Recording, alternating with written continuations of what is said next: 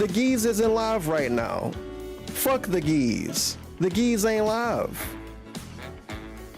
The geese have problems with his fucking archive channel too. My favorite Thomas the Tank Engine song. You have a favorite Thomas the Tank Engine song? That's nice. Oh, great. Well, thanks.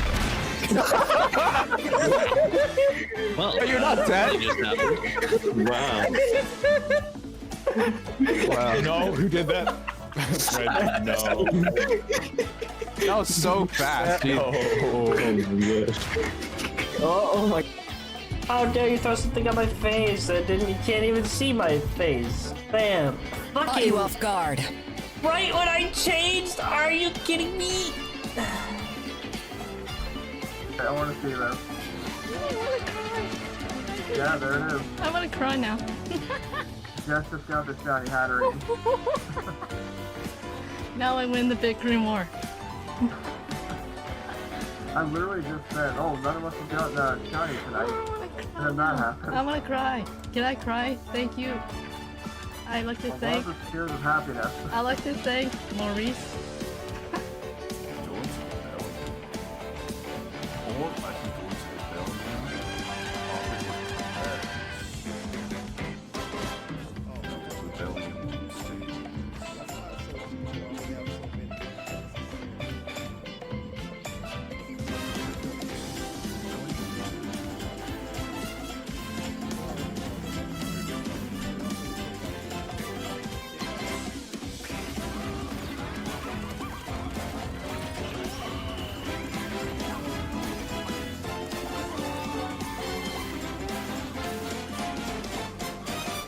Oh, we're going for the trick, Noel. They didn't even warn me.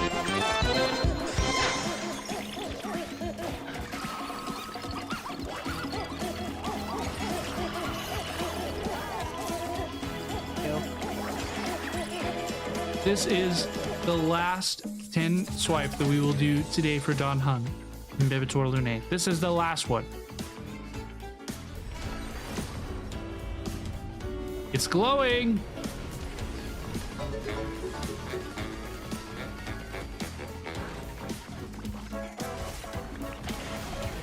Ah!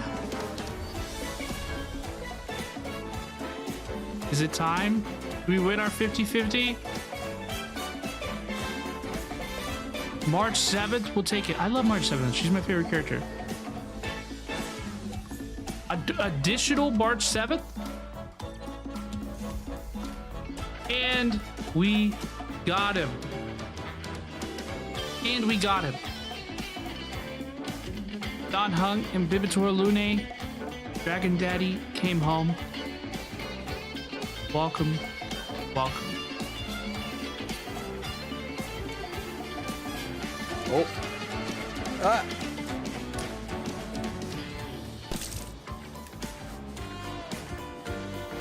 Ah. All right, get the gun. Oh. No. Put it away.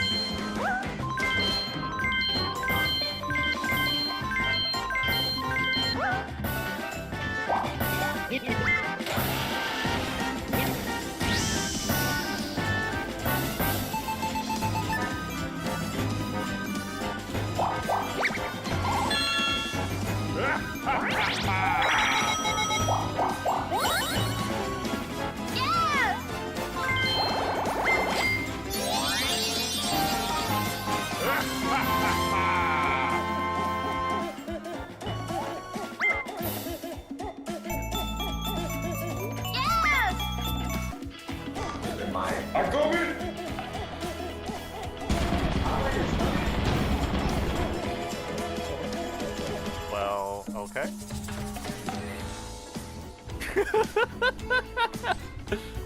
Ah! Fuck!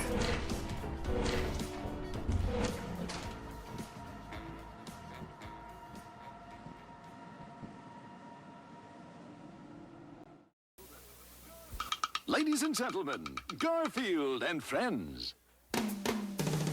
We're ready to party. We're ready. I hope you bring lots of spaghetti. I'm scared. Come on in, come to the place where fun never ends. Come on in, it's time to party with Garfield and friends. Dancing, fiesta, romancing, siesta, samba, la bamba. Ay caramba, disguises, surprises, and pies of all sizes. Come on in, come to the place where fun never ends. Come on in, it's time to party with Garfield and friends. Come on in, it's time to party with Garfield and friends. Garfield and friends. And pay attention. There'll be a test at the end.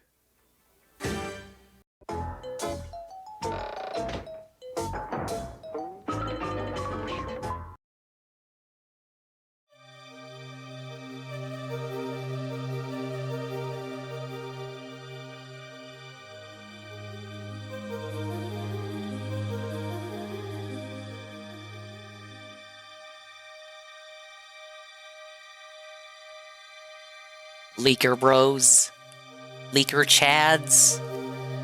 I got a Neil. I got a Neil. They were right. They were right. Big ups to all the dingers, dongers, and swollen __ ones out there. Big ups to all the dingers, dongers, and swollen __ ones who will be arriving in the immediate and far-flung future. Big ups to the people who are here right now, like Golem, Sea Snow, Rent Check, J Frosty, D Snife. I was like, I mixed your name up with Sneed, D Scythe, Aqua Saber, Flippy Foreman, Alpha Elite TV, UNFW1 with the successful job interview. Big ups, congratulations. Ice _ coffee. We got my Shasta. Riohan with the re-up out of nowhere before I even started talking. 30 months, it's tier 1 for 31 months total. Thank you, sir. And Mr. Pun. And anybody else coming in? Yeah, they got 20 million Switch 2s being produced. Hopefully I can snag one. Alright, let's not delay it any further. I got a Neo, I got a Neo, I gotta get on my hands and knees. Hey Blam. They were right. They completely nailed it. But there it is. This is the thing right there.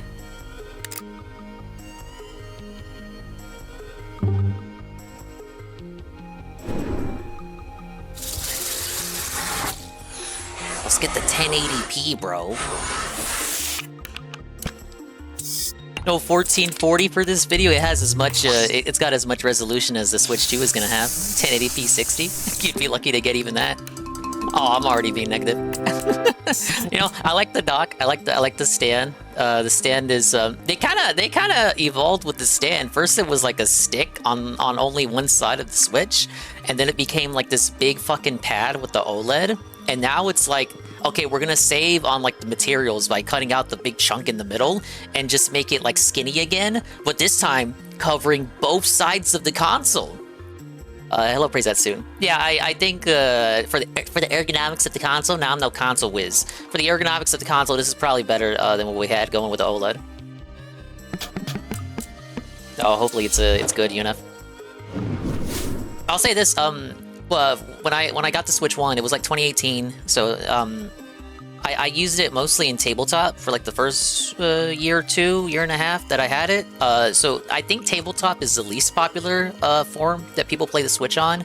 But I got a lot of mileage out of it because I didn't have a monitor for a minute, and then I got one, and then I switched over fully to TV mode. But tabletop is not that bad, not that bad.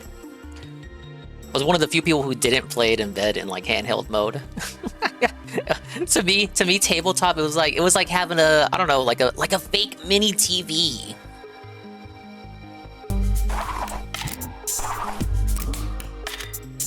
When Dave was reacting to this, he did not notice the additional button under the home button. It's pretty sad. Right there. Okay, so he looked at he paused it right here to look at the old Joy-Cons. He was doing like a compare and contrast. And then he failed to notice the additional button under the home button when it switched over to the Switch 2 Joy-Cons. Switched over to the Switch 2? Get it? he tried to do like a, I don't know, like a game explain analysis, and then he gets like an actual new button to comment on, and he's got nothing to say about it. Probably didn't even notice it, probably just thought it was the camera button or something. I don't know why he's upset with the coloring here. The red and blue aesthetic is no different than what the launch Switch was like. I guess it's a lighter, peachier kind of red. It's not as, what do they say? It's not as saturated. It's still the same general color, like a red and blue.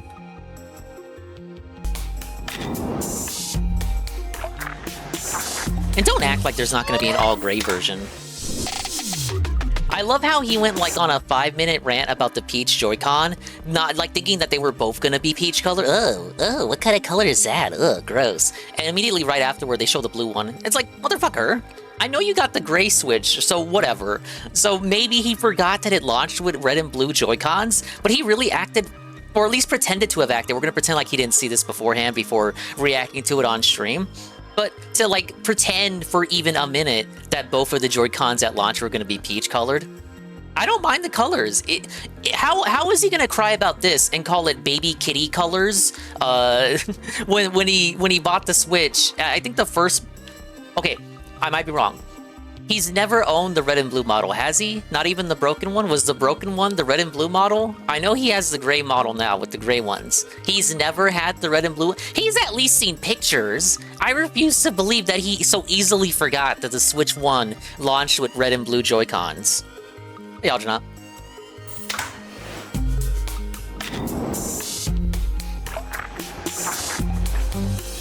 I like it. One of the major issues that most people tend to have with the Joy-Cons, besides the fact that they drift, but don't worry, according to the leaked specs, Joy-Con drift won't be an issue. Sasha was talking about that earlier today. But one of the other issues that people have with the Joy-Cons is kind of like the same issue people have with the DualShock and DualSense controllers, is that their hands are just too big for it. So making the Joy-Cons bigger is like instant big ups there. Yeah, they were small. Like, you know, mature, style, intelligent adults have big hands, dude.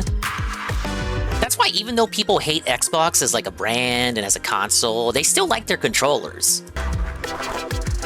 Also, I believe this is supposed to highlight right here the mouse functionality. That was like a very recent leak that the Switch 2 Joy-Cons are going to be able to use as mouse controllers. Kind of like a throwback to the SNES mouse. Dave had nothing to comment on when it came to this section. He just made like a joke about drifting. But I don't think he made the connection that this was supposed to imply that there would be mouse controller functionality. This is actually good. Imagine, I don't think anyone's made this comparison yet. Imagine a Mario Maker 3 with these controls. You know, so with Mario Maker 1, you had the Wii U gamepad easily allowing you to make levels with a stylus on the gamepad, very comfortable-like. You don't even need the TV, you can just do it on the gamepad. Mario Maker 2 kind of lost that functionality because it didn't have styluses built in at launch. You could get styluses for the Switch as a separate accessory, or if you worked at retail at the time like me, you got it as like a promotional item. But they never, like, I don't think they ever officially sold, like, from, you know, made by Nintendo directly, Switch styluses. The Switch screen was not meant to be like a touchscreen in the sense that, like, it is a touchscreen, like you can fucking around with it with your fingers, but it's not, it's a different, I forget, because I read about this once. It's a different kind of touchscreen than what they were using on the DS and the Wii U days, where the styluses that they made for those consoles would not work for the Switch. That's why if you do get a Switch stylus, it's kind of rounded near the end instead of being like pointed, like a pencil or a pen or something. Yeah, what Alpha Elite says, it's resistive, not capacitive. That's the word I was thinking of. Seems as though he didn't even realize Switch Joy-Cons already had buttons on top, connection side, probably. I like it though. I like the idea here. No, you just hit the L button, it's like your left click on a mouse. It even makes the sound effect like when you're dragging the mouse over on like a desktop. It just made no connection. Oh well. We'll talk about it in April. I thought this was good. Another complaint people have about the Joy-Cons and the system is that sliding it in never really felt as sweet as it did in the commercials. That click that you get in reality isn't as satisfying as it's depicted in promos and advertising. So I'm glad that they swapped this up. the leaked specs said it was going to be magnetic. It just seems to plug in. No, man, I don't understand the technology. Maybe there are some magnetics involved. DSP's take here was kind of dented too. Hello, King, Doo-doo-doo, Ian, Big Ben. Yeah, the plastic hooks. For me, the left Joy-Con, is it the left one? There would always be one side that never kind of stayed like snugly connected. It would always kind of wiggle and jiggle, and that always made me feel uncomfortable. Even from like the first days of owning it, I was like, oh fuck, did I already break it? But then when I got the OLED, it's like you basically have a whole new console. Still, the left Joy-Con would jiggle around just a little bit. If you nudged it a little bit, you gave a little bit of pressure, it would just wiggle around. But the right one would always stay secure. It's like, was that by design? Like that makes me think in my head that I did something like wear and tear, or I just did something bad and I broke it. Maybe I jostled it around too much when I was carrying it around. From place to place. But no, both Switches that I've ever owned have had that same issue. And apparently other people have had that issue as well. Yeah, I prefer this method wholeheartedly. And it's still, as long as it still makes the click. The click is like 100% of the marketing. It's gotta make the click. And there it is, they just dropped the logo. So a lot of people have been criticizing this on the Twitters. Now, of course, these are people with check marks who make money by making you mad with rage bait. So they make money by getting engagement. I think if it isn't broke, don't fix it, which isn't to say that Switch 1 doesn't have issues, obviously, but these issues can be fixed upon and touched upon. A lot of issues that I just mentioned seem to be issues that have already been fixed by this console design here. They've had an issue with the name in terms of like general innovation going from console generation to generation. It's like, oh, Nintendo used to innovate. Nintendo used to do new stuff. Now they're just giving you the same thing again. But it's like, bro, you always complain when they innovate. You call it a gimmick. You say motion controls are a gimmick. Oh, but when he was talking today, he said they were revolutionary. They revolutionized gaming. But whenever you want to piss on them, you say, oh, they fucking ruined gaming. They sent us all back. Everyone wanted to do motion controls. Sony wanted to do motion controls with the PlayStation Move. Xbox wanted to do motion controls with Kinect. Motion controls. But now when he wants to glaze Nintendo and say, why aren't they innovating? He glazes them and says, oh, it was so innovative that they did motion controls. They revolutionized the whole market. They were trendsetters, and now they're just doing what they already did. So he basically got what they wanted. And I think a lot of people are like that. The people who are reacting as though this is an underwhelming reveal. It's definitely a low-key reveal, for sure. The people reacting like underwhelmed or unimpressed, they seem to have not realized what they were asking for. Beforehand, when we had like expectations for Switch 2, oh, what do you want from the Switch 2? What do you predict? What do you want Nintendo to do? Most people already like the Switch 1. That's why it's the best-selling console ever right now, just outsold the PS2, which is a great console as well, no throwing shade. But most people, if you were to ask them what your expectations would be outside of like what games you want to see, most people just said, do the Switch, you just keep on doing what you're doing, just make it better, just up the hardware, keep that same philosophy, keep the iron hot, just up the hardware.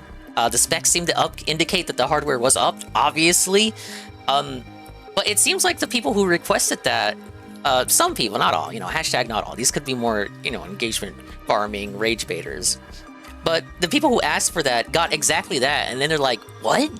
Huh? That's it? What? It's the same thing. What? It's like, well, what did you think? Like, the console, like, we knew it was gonna be called the Switch 2, right? So it's called the Switch 2. It's not gonna be too different from the Switch. It's like, I don't know. It's like you get the Wii, but you're upset. You're upset. It's a completely different thing from the GameCube. Well, it wasn't called the GameCube 2. It was called the Wii. So they call it the Switch 2, and you're upset it wasn't different from the Switch. Well, brother, it was called the Switch 2. I don't know what you expected. Yeah, it's basically a beefed up Switch, which again is what most intelligent, mature, adult-style people wanted from the device. It's like, all right, I like you. I like what you're doing. I like your exclusives. Not every game you put out is a banger. And you have some regarded business practices. Some of your business practices are regarded, like your copyright shit, you're striking people down, your thoughts about emulation, the fact that your games never go on sale. But I like your games. Just keep doing that. And just beef up the hardware, because the hardware you're using on a Switch 1 is like from 2015. Let me scroll up. People complain when they use gimmicks, and they complain when they aren't any new gimmicks. This is not exclusive to Dave. Dave is the epitome of that complaint, but there were a lot of takes like that I saw on the Twitters under the reveal tweet. What is revolutionary? What is revolutionary? Like, what are they doing different? Nintendo always used to do something different. And then it's like, I don't know, he lists things that, like, before he said they pit that, he lists shit, calls it innovative, and it's shit like on another day he would call it a gimmick that pissed him off, that held the console back. Like, if you asked him about the 3DS, what? The 3DS was so innovative, but it's just the DS with better hardware. But then if you told him that, he was like, oh, but what about the 3D? But then if you ask him about the 3DS on another day, he would be like, oh, nobody used the 3D function. 3D fucking sucked. It was just another gimmick. What about the C button? I still think the C button is going to be some sort of casting function. And that'll tie into maybe the DS getting like emulated DS games on NSO. So you cast it'll be like wirelessly docking your system. So you won't have to have it actually plugged into the dock. That's what I think at this time. Any other idea like camera or chat would be better represented by a different icon. It's like if camera would have a camera icon, chat would have a messaging icon. And what's going on, Pim Pam? Hello, I'm reacting to the thing. Seems as though he didn't even realize that Joy-Cons, oh wait, no, I already read that one. Big up Soldiernaut for telling me that. Nintendo Switch 360. Nintendo 720, man. I'm glad they didn't call it the X. I'm glad they did not call the Series X the 720. Don't give people what they want. You gotta shatter their expectations. I prefer a stupid name like Series X. Oh, they actually call. I saw one tweet that was like, oh, they actually called it the Switch 2. It's like, motherfucker, this is like the generation that like blazes the hell out of the PS2. I didn't know PlayStation had a patent on like sequentially numbered consoles. Like they're the only company allowed to use numbers in their consoles. It's okay for PlayStation to move up a number, but Nintendo's not allowed. Exactly, Mr. Pun. His take on the GameCube was dented and triggering. He really disliked the GameCube. Which is weird, because that wasn't... He tells us all the time, oh, that's not my era. That's not my... I was playing Street Fighter, dude. I was playing Street Fighter. I didn't have time to play that generation of games, guys. Yeah, big ups to 24-player Mario Kart Online hype. I'll get to that. Sorry, I want to appreciate everyone's messages. Big ups, Goon. Someone fact-check Dinger on Switch being the best-selling console. I saw a news report. It seems to be the case. If the news said, the news wouldn't lie to me. The only gimmick or USP Nintendo needs is first-party software. That's more than enough to push any hardware. True. There's a reason why Nintendo games are the most pirated and most emulated. It's because people want to play their shit, and whether they dislike their practices or not.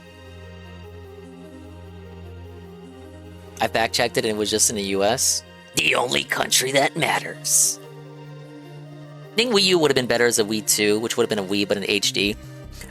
They couldn't call it the Wii 2 because 2 in Japanese is ni. It's like ich, ni, san, I believe. 1, 2, 3. So if they called it ni for 2, Wii 2 in Japan, it would have been called Wii ni. Get it? Wii ni. Star Fox Zero port for Switch 2 with the cast feature. Yeah, you know what? I want Star Fox Zero. Give that another chance. Dingus with the Arlo take. Man, you didn't even see Arlo's take. I didn't either. Do you want to see Arlo's take? I don't think you want to. Big ups Commissar Authority.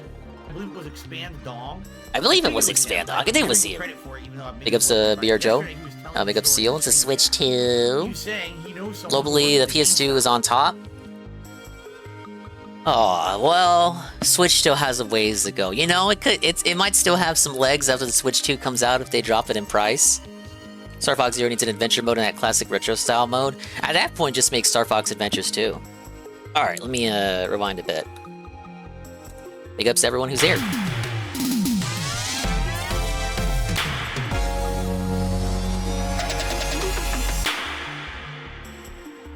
The logo's alright, but doesn't it look like some fan shit that you would see on Google or something? You type in Nintendo Switch 2, it's a bunch of rumors and gossip. That seems like some logo you would see on a fake report about rumors of the Switch 2. It's alright, I'll get used to it. Now, I wasn't exactly, you know, when I woke up to this, because I had to be up early, you know, I wasn't exactly pogging out or soy facing. I was kind of like bewildered. Like I accepted in my heart of hearts that something was going to happen. Because a lot of things were kind of lining up, like they were going to post something. The Donkey Kong launch trailer, which would have otherwise been posted on the launch day today, was posted yesterday, which Nintendo does not usually do. They usually wait to the launch day of a game to post the launch trailer, obviously. So that kind of told me in the back of my head. I was thinking about it after the stream yesterday. I was like, huh, man, that's kind of weird. And then I thought about it. It's like, okay, so they didn't put out the tweet yesterday announcing that they were going to do a reveal today. But the Switch Lite and the Switch OLED also didn't have announcements like that, and they weren't announced in a Nintendo Direct or at an E3 conference or presentation or whatever. They were just kind of dropped out of nowhere on Twitter. So it still could be a chance these leakers could be right. And I'm thinking that for like a good 5-10 minutes, and then it actually gets posted. So I'm kind of like I accepted that something was gonna happen, but I still couldn't really believe. Like I was processing it. I was computing it in my mind. Like I'm actually looking at it. Now, of course, the Chinese probably took the wind out of the sails. So maybe if I had not seen any of the leaks beforehand, maybe I would have been pogging out. It's a bit much with the icon, number, and word mark. Yeah, I see where you're going with that. Like, it really is just a Switch logo, but they kind of, I guess they made it smaller, moved it to the side, and then added the big 2. The thing is, people are dumb. Like, normies are dumb, especially American normies, and they probably need this, or they would not have realized that it was a new console. They really want to avoid another Wii U situation. They need that 2 to be as big as possible. It's, again, like Sony with the PlayStations, or even Apple with their iPhones. DSP faked another tip on the daily wrap. Yeah, he's only doing one stream today, so the daily wrap is already up. Usually when he does it only a day stream and not a night stream, he'll make us still wait until midnight for the daily wrap, but he actually gave it to us early today. Is today like the last Patreon thing, or was it something else? Thing is really cap and hard. How is that a cap? That's just me like acknowledging and accepting why they would do that. I'm saying like the logo for me is gonna get, it's gonna get some getting used to.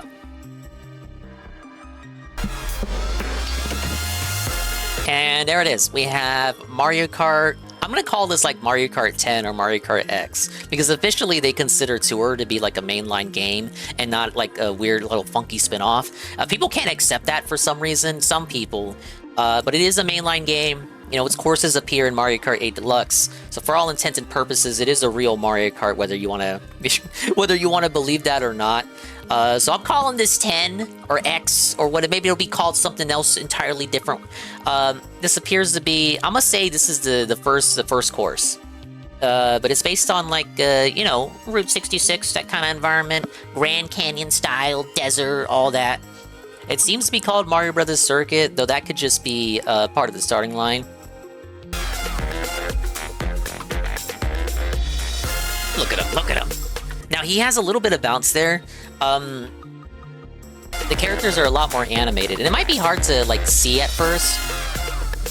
Notice that bounce right there as he goes off the bump there. It seems to be more in line with, like, the animation style of Mario Wonder, with a lot of inspiration taken from the movie.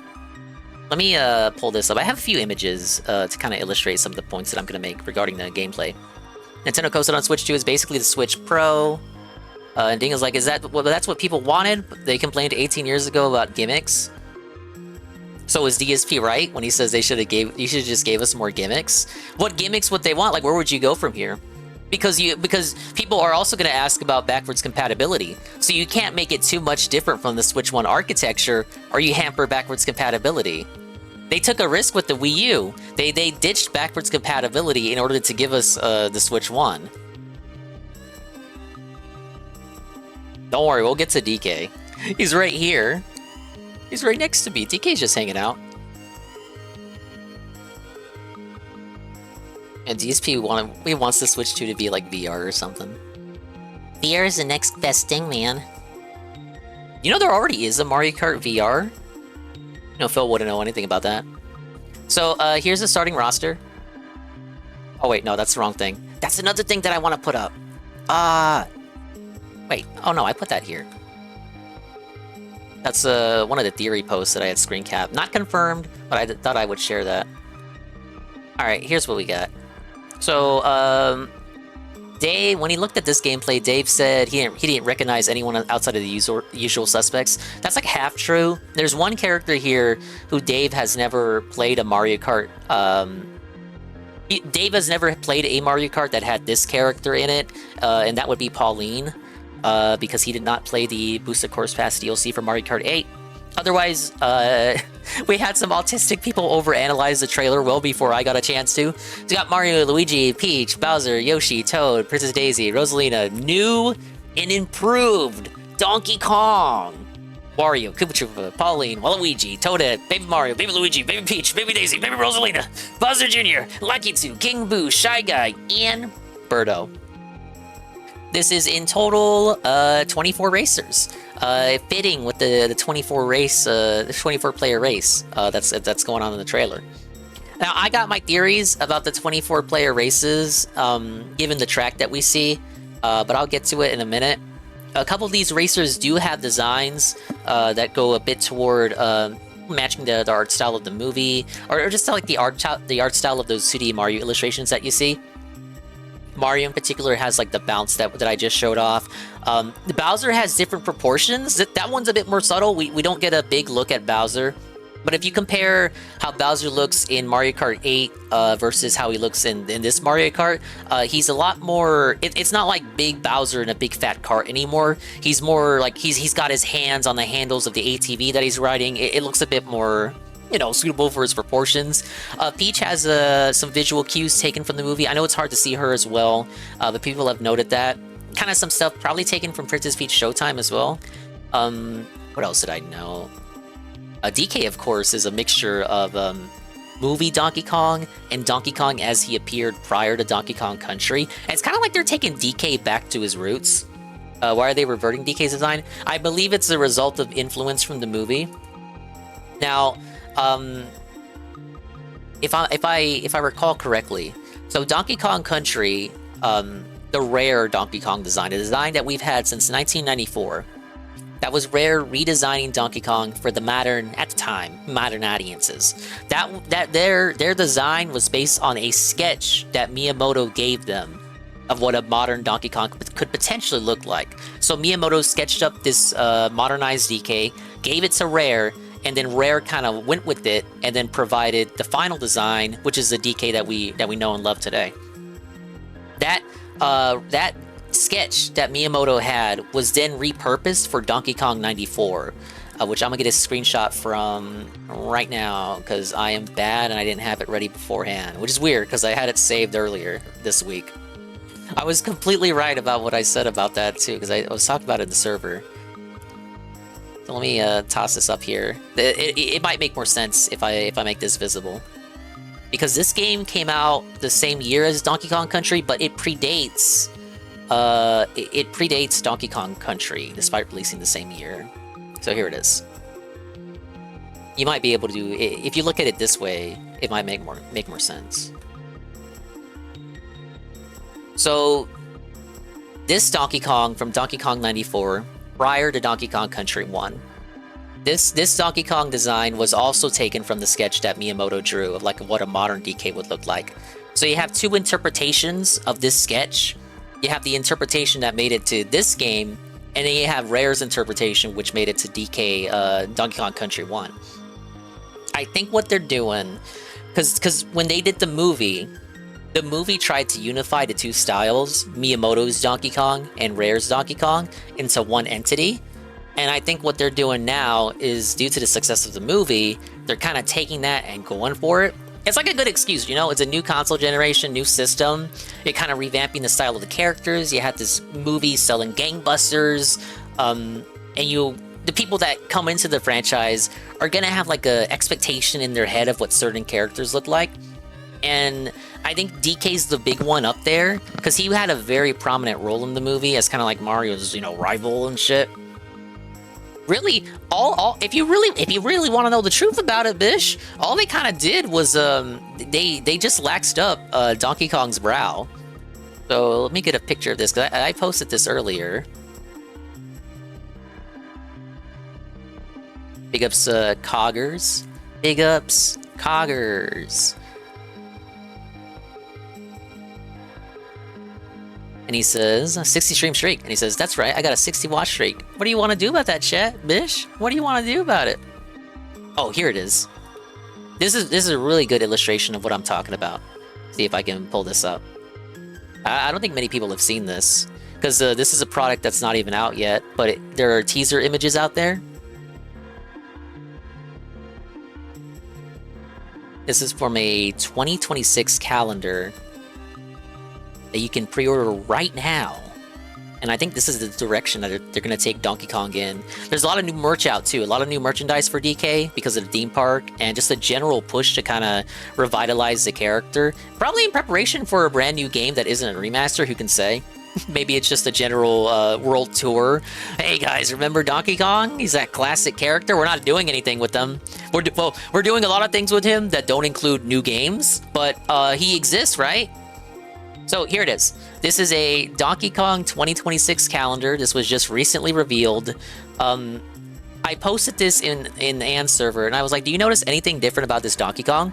He looks exactly like he usually does, except his brow has been waxed. That's it. 3D World art style. Well, the same illustrator who always does the 2D Mario characters. So this is brand new art. It's either brand new art or it's just like an edit of like an existing art with the new design. The new design, which is just trying to get closer to the old design. So compare this. See if I can maybe compare this to the Game Boy box art. The brow is rounded instead of rectangular like it was when DK was under Rare, or rather under the influence of Rare, because you know, eventually Microsoft bought out Rare. But I think what they're trying to do is they're trying to unify it back to this Donkey Kong while still keeping elements of Rare's DK. It's kind of like I look at it as a way of the unification, while also paying tribute to the movie and the people who are going to come into the franchise from that. And it also, in a way, is kind of like DK coming home. Because Donkey Kong's kind of been around the world if you look at it. If you want to know the truth about it, Donkey Kong's been under the hands of like British developers. Retro Studios is based in Texas, so he's been under the hands of Americans. It's been a long while since Donkey Kong has come back to Japan, to the Japanese, the people who have made him for so long. For years, DK has been in the hands of Americans. Maybe this is supposed to imply, maybe even, that in due time, DK will be coming home. We're gonna get a brand new Donkey Kong. It's gonna be a 3D Donkey Kong game, DK64 2. Hopefully it lets you swap out the Kongs anywhere.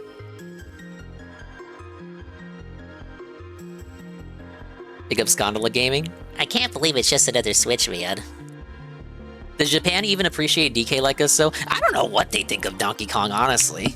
It's kind of weird, you know. I don't think do they like cuddly characters? Because like they don't like. I always hear that Japan doesn't like Sonic. Like Sonic was created to specifically appeal to Westerners, but as a result of that, he doesn't appeal to his own, you know, home country.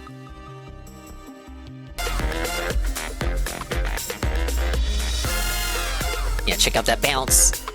He's bouncing. You get a really good look at that DK right there. Right there. Now, I'm not going to zoom in because, again, he's right next to me. You get a new look at the boost pad. All right, you see something right there. You see a little diner with Yoshi's logo on it. And then right there, if you look real close, you see like a golden box. Let's see. Can we get the dingus zoom in here? Possibly. Right there. See that golden box? People have made some speculations on what that could possibly be. And it's that tweet I accidentally showed off earlier. Well, let me go ahead and pull this up now.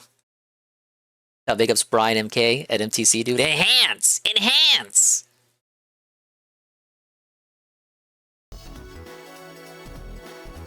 Ooh, DK Jungle Climber music. I only played the previous... the predecessor to DK Jungle Climber, King of Swing. Very underrated game, in my opinion. So, here's what the theory is. I haven't seen anyone else talk about this, but the gimmick of Mario Kart 9 is definitely a fuel tank. Karts have conspicuous fuel tanks now, and there's something on this track that doesn't look like an item box. It will be a resource you can use freely to boost. It's a lot like F-Zero for a comparison there. And they go on and say, I think fuel sources will be special item drops that are out of the way in the main course, but the trade-off is the trade-off of going off course is having more fuel to boost with. Also, the game's totally gonna be called Mario Kart Overdrive, not Mario Kart 9. Mark my words. Well, I don't know about that. It's possible they could just drop the number titles altogether and go for like a subtitle. But I think this guy's right. This person is correct. The fuel tank is going to be something like the gold block is something they're going to be able to use for like a free boost, and it's going to help people who like struggle with the game, and they're going to need to rely on stuff like that to keep ahead. It's going to be great for younger players and people who aren't just aren't used to Mario Kart, the franticness of Mario Kart. I think this guy's right on the money. 2026 is the year of the dong. We can only hope so. He's the foodie guy of the internet, talks about food every 5 minutes. I heard he had a sub today. Not any kick subs, just a Jersey Mike sub. DK for Switch 2, we don't know yet. We just know that they redesigned them. Yeah, so I think this guy's correct. There's going to be a boost functionality. It'd be interesting to see how that pans out. But that's what the gold block is supposed to be. How's it different from the mushroom items? Because the mushroom item is just a one-time boost with the button. I'm saying it's like... Has anyone played Speedpunks on PS1? Where you gather the tiny icons and then it filled up a bar, and then if you tap R1 or R2 or something, if you hold it, for as long as you hold it, you get a constant perpetual boost. For however long your meter is. So if you got like a full meter, you keep perpetually boosting until the meter is depleted, and then you restore the meter by collecting little icons on a track. I'm thinking it's going to be something like that. So you collect the golden box, it fills up your meter or whatever the storage is for it, and then you hold on to it, and then you just boost. You just continuously boost. Think of it like, for Mario Kart comparison, the golden mushroom. You get the golden mushroom, you can boost perpetually, but instead of mashing the trigger, you just hold it, and you just keep boosting. Maybe the trade-off is, like that person said, it's required that you got to go off course to get the gold boxes. It could also mean, well, maybe the trade-off is you won't be able to drift while doing that, or not be able to do any other kind of function. Maybe you can't brake while you're doing it. Yeah, like the golden shroom, you know. But again, it's just not forcing you to mash. And then lastly, I got this direct comparison for Donkey Kong, because a lot of people, again, might not notice just how big the difference is. Hey, it's my Shasta. But we're going to compare Donkey Kong in Mario Kart 8 versus Donkey Kong in the new Mario Kart. See if we can get this popping up on stream here. Yeah, big as my Shasta. Shasta is not bad. You guys got to try Shasta. They gave you like a 12-pack for like $2. Not that cheap, but it's still a good price. Okay, here we go. We got DK. So on the left is Donkey Kong in Mario Kart 8 Deluxe, and on the right is Donkey Kong in the new Mario Kart. Right away, you can see the difference. It's all in the brow, and I think they did a little stuff with his nose too. They made his mouth they made his mouth bigger, made him look more prominent. I like it precisely because it nails the concept of like how goofy DK is supposed to be. He's a big, stupid monkey. That is his concept. You know, I know people like cool DK, big, brash, boisterous DK, but at his heart, at his core, when he was designed by Miyamoto as he flipped through that Japanese-English dictionary for a translation of the word stupid, from the outset, DK is supposed to be regarded. He is big, goofy, silly monkey he's doing big, monkey, silly stuff. So big, silly, goofy monkey in a small little tiny cart like a fucking clown, that works for me. And, you know, this doesn't mean that he can't be still cool and make, like, cool faces and be, like, you know, the strongman type character. Because he does, for a few, like, milliseconds, you can see him emoting in the trailer, and he does frown. This one is capable of frowning. I think the worry is that people have to concern that they're going to make DK stupider or goofier or sillier and just break away from, like, cool DK. The DK that you would get from like the country games or DK64. Yeah, comic relief meathead. Oh my, you should be more worried if they have him like dubbed over by Seth Rogen. Now, I don't think they can afford Seth Rogen for the video games. But it makes me think what's going to happen with the voice clips, right? Because if you played Mario Wonder, you of course know that they recasted all the characters. Not all of them, but a good chunk of them. Like Yoshi kept his voice actor, but Mario, Luigi got recasted. Peach kept her voice actor, as well as Bowser. Daisy was recasted, Nabbit was recasted, Toad kept his voice actor. Yoshi was the same voice actor, but they re-recorded his dialogue, so he sounds different, and some people, you know, had to get used to that. But I wonder what's going to happen to DK. So DK's voice has been consistent since Donkey Kong Jungle Beat. People negative towards that voice actor tend to call it like Scooby DK because he sounds like Scooby Doo. You know, the voice that's like that he's got that voice. People negative towards that voice prefer the depiction that it was in like the N64 GameCube days, where he was like, okay, yeah, cool, whoa, banana. But I think this, again, if we're going to be changing up the designs and we got all these characters getting recasted, it could be a possibility that DK gets replaced too with the voice acting. You get like a new voice actor, new voice clips.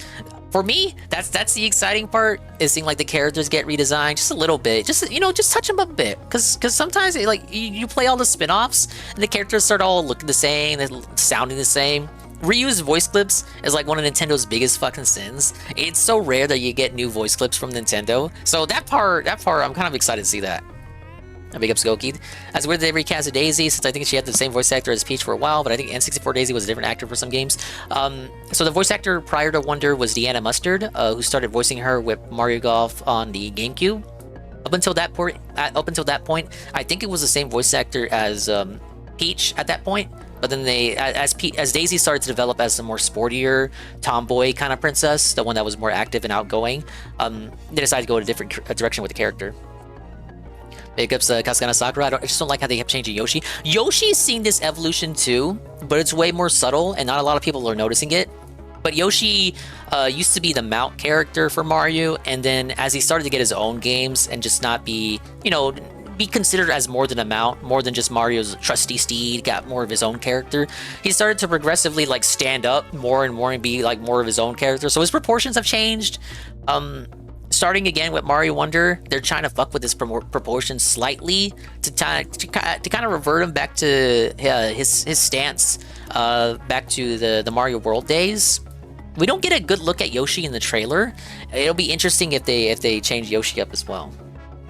But yeah, no, there are a lot of people that don't like what they've done to Yoshi over the years. I won't stand for this rare erasure. I don't see it as erasure. I see it as like, you know, remembering DK's roots and like the marriage of the two different styles. Alright, go ahead and put this away. There's really not much to the trailer left, but let's go ahead and finish it. My hot dumbass takes on this. 2025. Personally, I think the release date is going to be either June or July. I don't think they'll wait to the fall for it. If you're going to be doing the software showcase in April, that kind of tells me, okay, if you do, just kind of like the time frame between now and the software showcase, and then kind of thinking the time frame between software showcase and a potential release, I'm thinking between June and July. Arlo did give his opinion. Arlo has been milking this little reveal all day.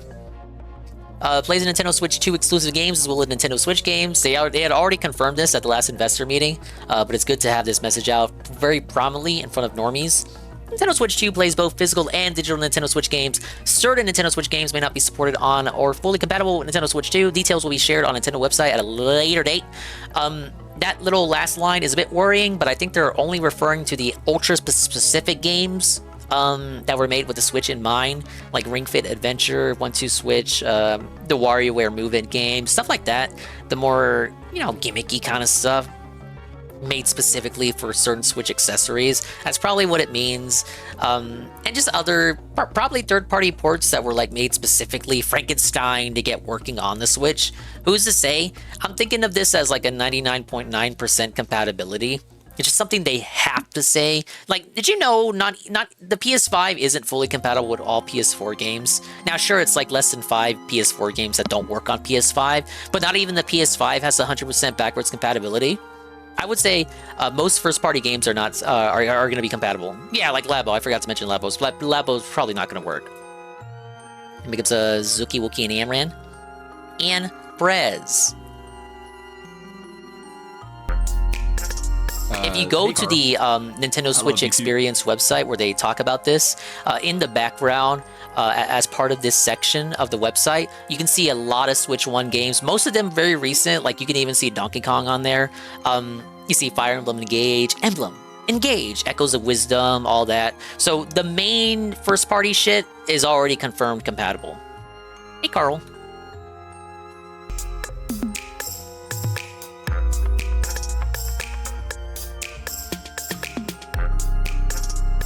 Then they announced the Direct April 2nd. So many people were coping and hoping that this meant February 4th. Like, brother, you're on the American page. You're not on the Eddie B Nintendo page. Nintendo Switch 2 Experience series of hands-on events held around the world. I went ahead and checked the website. So they're going to be doing like a series of events. Do I have this up? I don't need to put it up on screen, but Nintendo Switch 2 Experience, baby. Where are they doing these? Nintendo Switch 2 Experience. Register for a chance to attend. Tickets will be made available through a free-to-enter randomly selected drawing. Register during the registration period for a chance to attend. Registration open from tomorrow all the way to January 26th. Local time for each event location. Registrants will be notified of the drawing results soon after. It's like in Japan. To do anything or go anywhere in Japan, you have to enter a drawing. But we got some taking place in New York, Los Angeles, and Dallas. Yeah, it's not open yet to register for the thing.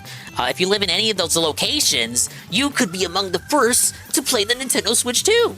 Now, if you live outside the US, we have looks like they got other events: Melbourne, Seoul, Paris, London. Whoa, Eddie B could do it. Mark 1 could do it. Berlin, Milan, Toronto. Derek could get his hands on the Nintendo Switch 2. It's not the only thing he wants to get his hands on, I bet. Tokyo, Amsterdam. Did I already say Madrid? Madrid! Alright, seems to be the world tour there. London, I'm not trying to get staffed. They're gonna do something in Los Angeles. Oh, I don't want to burn. I'm not trying to burn to death.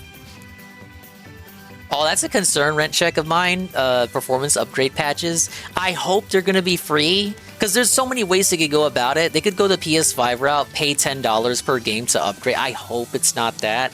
I hope it's not some monkey paw shit. Just playing the games on Switch 2 with the backwards compatibility, you should see some kind of upgrade just regardless playing it on stronger hardware, especially with games with variable frame rates. But for the stuff with capped frame rates, you do got to roll out an update. And that's my worry, is like, for the games with capped frame rates, are you going to charge for that? Or is it going to be free? If it's free, is it all games, all at once on launch day, have the patch? Or are you going to drip feed them like you do with every other fucking thing you do? Like with Nintendo Music and Nintendo Switch Online games? Like, what is the process here? And you know what? They didn't say. They didn't give us any deets on that. Makes me a little sussy. If the games run better on emulator, they might not need patches. The only raffle I ever won when I was like 14, it was for a PS2. You were so hyped. Oh, man. Little Carl pogging out for the PS2. He got Tony Hawk's Pro Skater 3 the same day. I want to know if Switch 1 games will run better on Switch. That's my thing, too. There are a lot of Switch games that I'd want to play. I might even consider playing some again if they had some performance bumps. Even games I'm playing right now, like Echoes of Wisdom and Brothership, have hiccups now and then. Like, you can really feel the age of the Switch 1 with some of these newer releases. I hope it's not, like, per game charge when it comes to the patches. I really hope not. Because I don't even know how good the sales on that are from Sony. Because I know Sony does that. But what's weird is they don't do it with every game. It's like the big ticket games they do it for. But how many people actually paid the $10 to upgrade the game? Oh, Mr. Pun, you should do a Mr. Pun Tries It. Alright, there's a Nintendo Switch 2. Again, a very low-key style of reveal. We did our best. Thank you, Egg Gang 1738, 18 months at tier 1 for 28 months total. They say Swallow 5. Swallow 5 pie. Thank you for the pie. What did you think of the reveal, Egg Gang 1738? DSP hated it. He was seething. You haven't had a game console in forever? I would say for the people who play mostly on PC, obviously you guys are like the kind of people that are like, well, you know, PS5, Xbox, you know, they're kind of both the same console at this point, especially now that Xbox is no longer doing exclusives. So you may as well just do a beefy gaming PC, because now PlayStation is porting all of their exclusives to PC, and Xbox's few exclusives are PC day one. I would say for you individuals, it'd probably be smart to do like a gaming PC and a Nintendo Switch 2 combo, so that you have the Nintendo games on one device, and you have the gaming PC for literally everything else. A lot of people were kind of already doing that as well. Just doing like the Switch and PC combo. And then you have like a portable tablet thing to take on the go. Now we do have Philium's reaction. He unlisted the stream, of course. But some troll, some dirty, nasty, disgusting troll by the name of Expand Dong went out of his way to clip the reaction. He was scorned and seething from Phil's reaction. And he posted it online so that people could laugh at him. How dare he? Yeah, he felt it. He felted him out. Well, you guys have probably already seen it, but... Expand Dawn, how you doing, buddy? Oh yeah, hold up. Hey, Expand Dawn, how you doing, buddy? Hey, Wingo. Okay. Oh my god. I forgot I opened this with the wettest snort ever. So, Alright, I don't want you here it makes forever. sense for us to now react to the Nintendo Switch 2 first look trailer.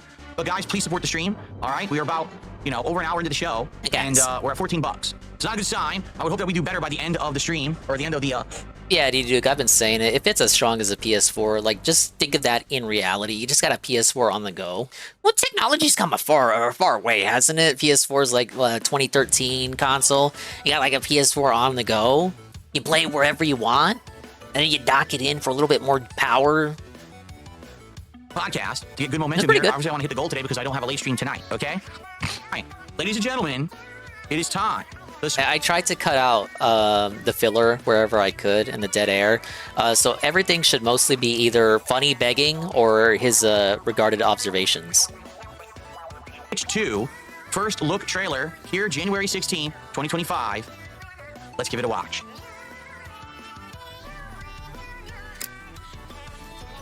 Look at him. Look at Carl, something about the way he's looking. Hey, GPM. Look at, it's like he doesn't even know what he's looking at. It's the Switch. Okay, so bigger screen. Okay. All right. It looks exactly the same. Are you forgetting? You haven't even seen it. The whole thing. It's still the Switch 1 right now. It's transforming. It's evolving. It still looks the same. USB port on the bottom. What, bro? He came into this wanting to be unimpressed. That's why I titled it "Dark Side Phil is unimpressed with the Switch 2." Oh yeah, he surely went in with it with an open mind. Oh no, that's the port on the bottom to put into the dock, perhaps. Probably. Yeah, he wanted to hit again. I'm telling you. If you compare this to what he says at the end, it really comes in like he wanted to shit on it. Because this motherfucker's like, oh, what? Where's the innovation? It's just the same fucking thing. But then he looks at it, he's like, oh, it's the same thing. It's the same thing as a Switch 1. So like going in, he was like, oh, I want it to be different. I want it to be different. Then at the end, it's like, oh, it's just the same thing. Why is it just the same thing? Well, brother, all you ever said was like, oh, give me a console that's strong. Just give me better hardware. Well, they just gave you better hardware, and now you're saying, but where's the gimmick? Okay, power and volume button. How revolutionary. Another port. Is that USB? I can't tell if it's USB or not. And a headphone jack. Not that that really matters unless you're using it portably, but okay. Lines. Oh, wait. Okay, so that's the stand. Bro, he's so sad. I didn't even catch that. Lines. Oh, yeah, lines on the console. What? But okay. Lines. Oh, wait. Did he think it was just going to have random lines? Just wait. Just wait. Just wait for them to reveal what it is. Lines. Yes, the console just has random lines for some reason. There's speed lines to make the console go faster. Okay, so that's the stand. So they're showing that it also goes almost flat. Okay, it's USB-C, so it basically has a USB-C port on the bottom to dock it, and then another USB-C on top. Okay. Yeah, the lines improve the aerodynamics of the console. Please, yeah, I was just gonna say, please tell me the Joy-Cons are done. Well, no, as you can clearly see, they are not done. It'll probably be big enough for your fucking fat, gouty fingers now, though. They've redesigned the Joy-Cons. Hold on. So that's... Oh, also, again, I said it earlier, but notice how he does not note the new button. That's clearly on the right. The old Joy-Con. As you can see, everyone hated those arrow buttons. Everyone thought the arrow buttons were atrocious. Such a Game Explain level analyst. Yes, they were. That's terrible for a D-pad. They never should have had that. I mean, how funny is it? There's a start button that is a plus sign, which is what you want for the D-pad, but they didn't make a D-pad on it, right? So let's see what they did with the new one. They still... I love how the mic covers his face constantly. Didn't put a D-pad on it. They slightly extended the size of it to fit the newer, bigger screen. A major complaint that people had was that the Joy-Cons were too small for their hands. So yes, they did make it bigger. They listened to you. But they still didn't put a D-pad on it. Okay. What the hell is that? Uh-oh, okay. So again, right here, he talks about this fucking peach color scheme for like, I'm gonna say 10 minutes, but in reality, it was probably like a minute. At this point, he thinks, or at least he wants you to think for the purposes of the reaction, that both of the controllers will be peach color. So he's gonna cry about this until he sees the blue Joy-Con. He just self-felts with the constant pausing. What is that supposed to be? A silly putty on it? What is that? No, it's yogurt. Okay, hold on. So, they added a whole bunch of buttons? Like, what the hell is that? Are they saying that you could use it to control a different way? Aw? That it's got different buttons on it or something? Different buttons? We have the same buttons that are on the basic Joy-Con. You have the port that plugs it into the side. You have what I presume is a release button, or no, a button to seek out the Joy-Con if you're trying to connect it to the system. And you have SL and SR, which appear to be much bigger than they were on the Switch 1 Joy-Cons. Another complaint when it came to Switch 1 Joy-Cons was that the SL and SR buttons were too small for most people's hands, and now they're made bigger. He just says they're identical. They're the same button. First of all, I don't even understand the color thing. Are they saying that you can get it in a two-tone color scheme or an all-black color scheme? Is that what they're suggesting? Yeah, C button slapping him right in the face. He doesn't say anything about it. If that's the case, why would you want black and peach? Black That's the and weirdest peach. color combination ever. Like black and blue, black and red. Hell, black and green, black and white. Black and peach is the last color combination I would think of for a console. And then I guess what they're showing is there's all these buttons, SL, SR, so it could be used as a standard Wiimote. It's because he doesn't use the Joy-Cons. He talks about how, oh, nobody uses the straps on their Joy-Cons. Like, motherfucker, first of all, you don't watch any streamers. You don't know what streamers play with their Joy-Cons. Second, you lost your Joy-Con, or you don't use them anymore. They're probably behind the TV with the system docked itself. He plays on Pro Controller constantly. So because his experience is constantly playing on Pro Controller, he has the gall to say that nobody plays with the Joy-Cons. Or like a Wiimote style controller, but also you could turn it on its side and it controls differently, I guess. I guess that's what they're getting at? I guess All you right. can turn it on its side. It controls differently. You could already do that. Okay, here's the other side. Okay, they're showing the blue colors. Wow, Phil, if you just continued watching, you would have known that they weren't both peach colored. I mean, I like that. Black and blue works. I don't like black and peach, but black and blue works. All right. I prefer black and yellow, It has buttons, that's cool. It has a thumbstick, that's neat. It has a thumbstick. It has buttons. That one, I like that. Black and blue works. I don't like black and peach, but black and blue works. All right. Yeah, it has buttons. It's so fucked, Carl, because it makes me think like he had to have seen something. If he didn't pre-watch the trailer, he had to have seen a screen cap. Because this dude had Mario Kart in his background for that super little screen he has where it like plays GIFs and shit. He had Mario Kart in the background. So he had an idea of what was in the trailer. Now, I don't know if he pre-watched it. If he pre-watched it, it makes this self-felt even funnier because it's him just pretending to be regarded. It's actually to his benefit if he did not pre-watch it. That's cool. It has thumbstick, that's neat. It has thumbstick, that's... This is the best commentary on the planet. Controller has buttons and a thumbstick. That's neat. Oh. All right. Doesn't note the implication of the mouse gameplay here. They got the straps, even though no one ever uses them. Did you ever see anyone? He makes a comment on the straps and said, "I think the straps here are supposed to represent like the wire on a mouse. You know, remember wired mice? Actually use the straps on like the Wiimotes? I didn't. Okay. Now wait a minute. What is that? Now hold on here. Wait a minute. So they no longer slide and snap in. You just push it in straight into a port like that? Now he's actually going to argue here. He's unironically going to argue, at least for a little bit, that this is worse than what it was before. Like, let me put it this way. Yeah, it was in one of the leaks scrumbles. Ease of use, that's good. But doesn't that seem like that could easily break? Yeah, you know, like it easily broke on when you slide when you slid them in on the rails in a Switch 1. Yeah, nobody ever had problems with that. Like, doesn't it seem like it easily it's gonna snap? To me, I don't know if that's a good idea. Like, I would say. I mean, it's a fucking tablet. I could like drop it from like this. I could go to the roof of the Dingus layer and drop it, and yeah, it'll crash. It's probably a fragile device. I could get your iPhone and chuck it across the street. It'd probably break. Yeah, this is something you gotta take care of. Ease of use, yes, but that would make me nervous that would snap off.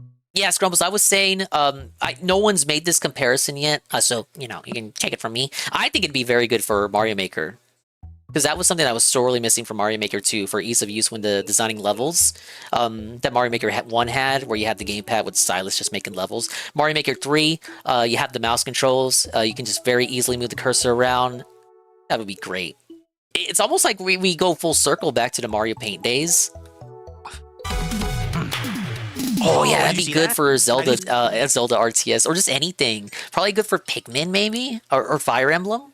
Magnetic. I think it's magnetic and it snaps in place. Now he had to have seen some leaks for him to say magnetic. Oh, did you see that? I think it's magnetic. I think it's magnetic and it snaps in place. Do you think it is, or did you read something that told you it was magnetic? So right off the bat, okay, the idea that the Joy-Cons are not these odd sliding, clicking contraptions is an improvement in my opinion. The idea that they snap on magnetically is good. An increased size screen, I guess for some people who use it portable, you'd like that. But realize this means it's now going to be heavier and more cumbersome. It's not going to be... God, he's such a baby. He's such a whiny... He acts like people were putting the Switch 1 in their pockets or something. Screen, I guess for some people who use it portable, you'd like that. But realize this means it's now going to be heavier and more cumbersome. It's not going to be... Heavier and more cumbersome. How much heavier is it really? Like... I'm gonna have to whip out the leaked specs at this point. It's so heavy and so cumbersome. I'm not gonna be able to put it in my pocket. Like, but you couldn't fit the Switch 1 in your fucking Zelda jammy pocket anyway. Compact as the Switch was. And quite frankly, when the Switch came out 8 years ago, this was a revolutionary concept. Is this a revolutionary concept? Okay, here's his big opinion. He was always going to say this if it turned out to be the same thing as the Switch 1, just better. But here's his big criticism about why it's a failure, why it's different from past Nintendo consoles. More means it's now going to be heavier and more cumbersome. It's not going to be as compact as the Switch was. And quite frankly, when the Switch came out 8 years ago, this was a revolutionary concept. We always got to mention like years ago. He always says like he measures everything by time. He's literally the time warden. And quite frankly, when the Switch came out 8 years ago, this was a revolutionary concept. Is this a revolutionary concept anymore? Now you have 10 competitors, right? The ROG. Name them. He's gonna name a few. The Ally, the Steam Deck. There's a million of these now. So I don't really. The Steam Deck, okay, I might be wrong. The Steam Deck is still exclusive to Valve, right? Like I can't go to Walmart and buy a Steam Deck right now, right? And I think that appeals more to hardcore gamers, people already on PC that are disappointed with the Switch's specs and, you know, how it's like underpowered and shit. I think that appeals to that like more specific hardcore niche demographic. It won't appeal to like, say, the family style, right? I feel like even if they did sell the Steam Deck at like Target or Walmart, it would be a hard sell to like a family just looking for, you know, something that appeals to their kids. Response says correct. Jay Frosty says correct. Tech Shop maybe, Walmart no. Okay. Really know if this is as special as it was 8 years ago. You know what I mean? Okay, let's see what else they've got. 2. Yes, Switch 2. Okay. 2. So wait, are they saying that each one comes with blue and peach? Like that's the default color scheme? Ooh, I don't know if I like. Switch 1 launched with gray at launch day. He knows that because that's the one he had. Like that blue and red are classic primary colors, right? Right. Peach and that weird sky blue. I don't know if I like that color scheme. Hopefully. Peach is Phil is the biggest Peach anti. You can get different color schemes than Peach that. Rose. Ugh. Okay, whoa, hold on. Let's analyze this. Can we go back? Here we go. So a new Mario Kart? I'm hoping, please tell me this is a new Mario Kart. And this is not Mario Kart 8 14th port, right? Very funny. Hold on, shit. Go back. Oh, wow, I wonder why, Scrumbles is right. Like, oh, I wonder why he paused and tried so hard to get back to this specific part of the trailer. I see Wario, I see Donkey Kong. They're too small to really see Bowser. Anyone new? You know, Phil, I'm actually surprised Phil didn't point out the changed Donkey Kong design. It's because the TV's halfway across the room. He couldn't see it. No, it looks like all the regular, there's Toad. Well, again, wants to be Game Explain analyst. Couldn't even see that Donkey Kong looks clearly different. Right, Mario, Luigi, it's all the regular suspects. I don't see anyone new. He didn't notice Pauline. Again, he's not played a Mario Kart that features Pauline as a racer, so Pauline would be new to him if he noticed her, and he did not. Wait a minute, hold on a second here. Are you noticing something? Do you guys see what I see? Oh, there's a big reveal here. Remember, he had like 5 or 6 hours to look at these reveals before going online to talk about this himself. He was, oh, I'm the big detective here, guys. Ooh, you see something? I don't see anyone new. Wait a minute, hold on a second here. Are you noticing something? Do you guys see what I see? Count the number of No, they were both lines. available, Pim Pam. There's 4 rows of 6. That means the new Mario Kart may have 24 players. That's going to be insane chaotic. Huh? That's wildly chaotic, I think. All right. Yeah, see, these are the usual suspects. No one new here. Talk about the animation bounce. Talk about the improvements to animation when Mario bounces. No one new here. Ooh, that's the new dock. Okay, now hold on. Now, hold on. I'm just going to say this. Hey guys, come on. It needs to have an Ethernet port. Oh my god. This dock does not have an Ethernet port at launch. The OLED has one. I'm pretty sure this one will. This is just, at this point, Nintendo nickel and diming the customer. You've accused them of doing that before. Because everyone wants an Ethernet port on that dock. No one wants to be forced to use wireless or buy an adapter. It should have an Ethernet. The Switch did not, and then years later they redesigned the Switch, and the later model had it. They need to have it in there by default. If not, that's bullshit. Let's find out. You were gonna find out that's shit, buddy. Exactly the same as the It's regular. not. No, it's not. It's exactly the same. I know that's not what he means, but motherfucker, addiction, language, exactly the same. Switch, how you can make a controller out of the Joy-Cons. He doesn't notice the golden box by the diner. He doesn't notice the difference, the DK design. He doesn't notice the small redesign to the zip pad, the booster. He doesn't notice literally in the background of this desert course. You see those what do they call them? Yeah, the buttes. They're mushroom shaped because it's like Mario. It's a Mario desert, so it's mushroom shaped buttes. Buttes. Is this it? That's literally it. Wait, Unimpressed. What? That's it? What? Where's Metroid? I think it's Mario Kart 10, Amran, because they count the mobile one as a mainline game. Is this it? That's literally it. What? Wait, what? Plays Nintendo Switch 2 exclusive games as well as Nintendo Switch games. Nintendo Switch 2 plays both physical and digital Nintendo Switch games. Certain Nintendo Switch games may not be supported or not fully compatible. Details will be shared on the Nintendo website at a later date. All right, that's good. That I will applaud. That deserves applause because with the Wii U, right, that was the biggest problem. The Wii U was backwards compatible with the Wii, but then when the Switch came out, you couldn't play the Wii U games on the Switch, so they ended up porting them all. So it was a way to get money twice. Any game you had bought on the Wii U, which got the phone. Oh yeah, those games flopped on Wii U. Right, became obsolete. You then had to buy the new version on the Switch in order to continue to play the game, which was really stupid. Like I owned Zelda Breath of the Wild on Wii U, but couldn't play it on my Switch. They had 2 versions of the game. So Safa. That's a good thing. Now, this is not every game. Hopefully, most first-party games. Okay, that's a good thing. And since it says digitally, that's a good thing because I bought pretty much every single game on my Switch digitally. So this was confirmed at the last investor meeting. Phil really went in thinking that he'd have to rebuy everything all over again. Fucking Nintendo, man. I'll be able to download them and play Switch games on the Switch too, if I so choose. That's great. Okay. However, the Nintendo Labo will not work on the Switch 2. So all of you that spent hundreds of dollars on cardboard, I'm sorry, you're just gonna have to throw it out. Okay, oh, I'm so felted there, bud. Okay, anything else? Or is that it? Anything else? Is that it? Okay, there will be a Nintendo Direct for the Nintendo Switch 2 April 2nd. Is that April 2nd or is that February 4th? Because in the United States, it's month, day, year. April 2nd is a long time. It's like you know what Nintendo channel you went to look at this. He really thought it was gonna be. He thought he was like on the UK channel or something. Wait, 3 months? What? You really want us to wait 3 months to have concrete information on this thing? Where's the concrete information? Is it confirmed April 2nd? It's confirmed it's April 2nd, not February 4th. Wow, that stinks. 3 months to wait for actual concrete information. So let's hope that on April 2nd, this is going to blow us out of the water. We're going to get all our first-party game announcements.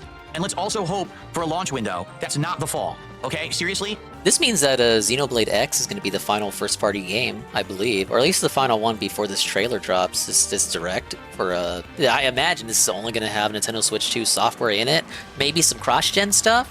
I would like this to be like June, July. Why? Because the summertime is usually... That makes me curious too, like, okay, if it's a cross-gen game, and they're both using the cartridges, will it be like you have the Nintendo Switch 1 physical version and the Nintendo Switch 2 physical version? Will it be like the 3DS where 3DS cartridges were like DS cartridges, but with a little plastic nub on the end so that you couldn't stick 3DS games into a DS? Maybe the Switch 2 will have a little nub as well, so in case you try to stick a Switch 2 cartridge into your Switch 1, so to prevent that from happening. Or maybe it'll just be like a unified thing where it's like one physical version, and it doesn't matter if you have Switch 1 or Switch 2, it'll be able to detect what system you're playing it on, and it just works. Like Todd Howard says, it just works. Be interesting to see how they deal with that. It's not the fall. Okay, seriously, I would like this to be like June, July. Why? Because the summertime is usually dead for games. That would be the perfect time for them to release this and get tons of attention and get a lot of people to drop a lot of money on it. This would be the whole summertime of gaming. Would be playing on your Switch 2, all the amazing... Motherfucker said if he was forced to buy the blue and peach one, he was gonna buy another pair of Joy-Cons. Already, they're nickel and diming him. You accuse Nintendo for nickel and diming and you fall for their scheme? Why are you falling for bad business practices? First-party titles, it looks like starting with Mario Kart, but man, I would like them all. Give me a new Donkey Kong, give me a new Mario, give me all this stuff. Got one today. What are you talking about, dude? Whatever happened to Metroid? Bro, they had like a new Metroid game coming out. Hopefully we get big announcements in April about all of these games coming up. Okay. Metroid's more alive now than it was 10 years ago. PC, I'm such a dunce. Okay, is that it?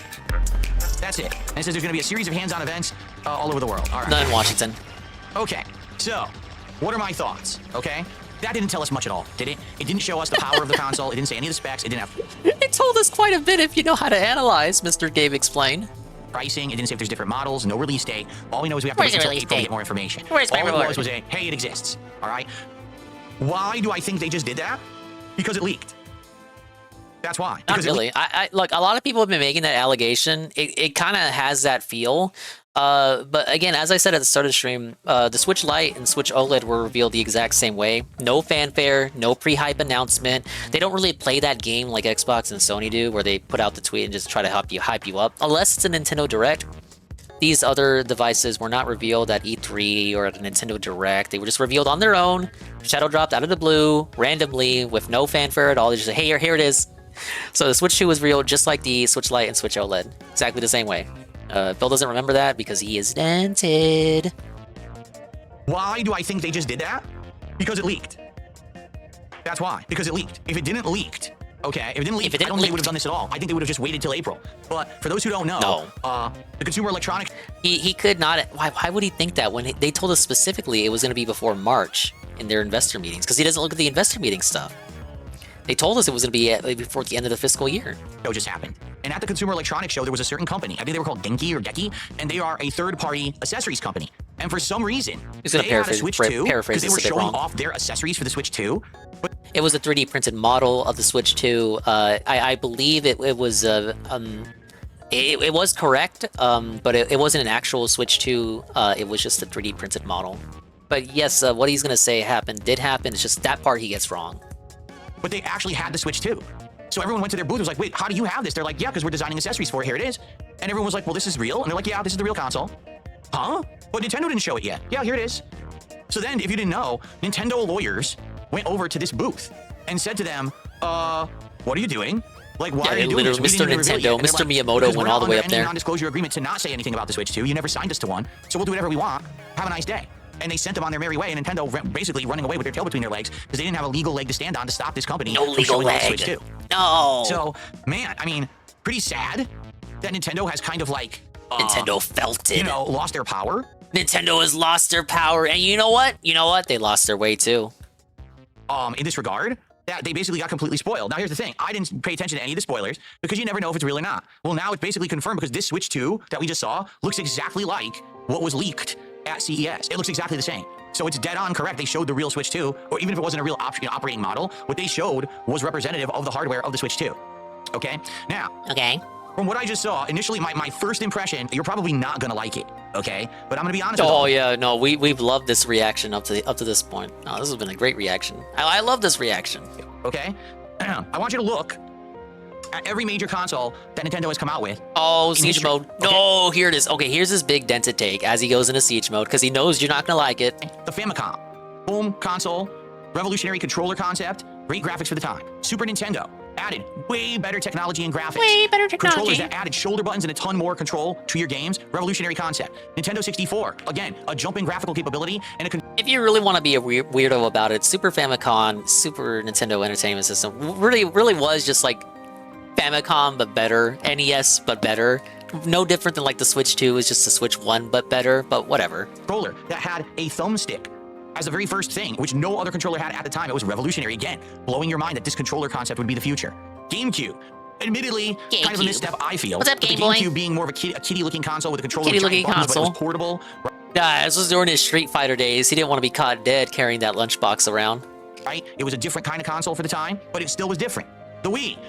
It's weird because how he's so dented when it comes to the GameCube. The GameCube is like what he wants when it comes to just like being a straight Nintendo console, no gimmicks, no nothing, just a straight console. It had the hardware too. It was very competitive when it came to the hardware, but Nintendo didn't see a return on that, and so we just got the Wii. We got the Wii coming out with its revolutionary gimmicks.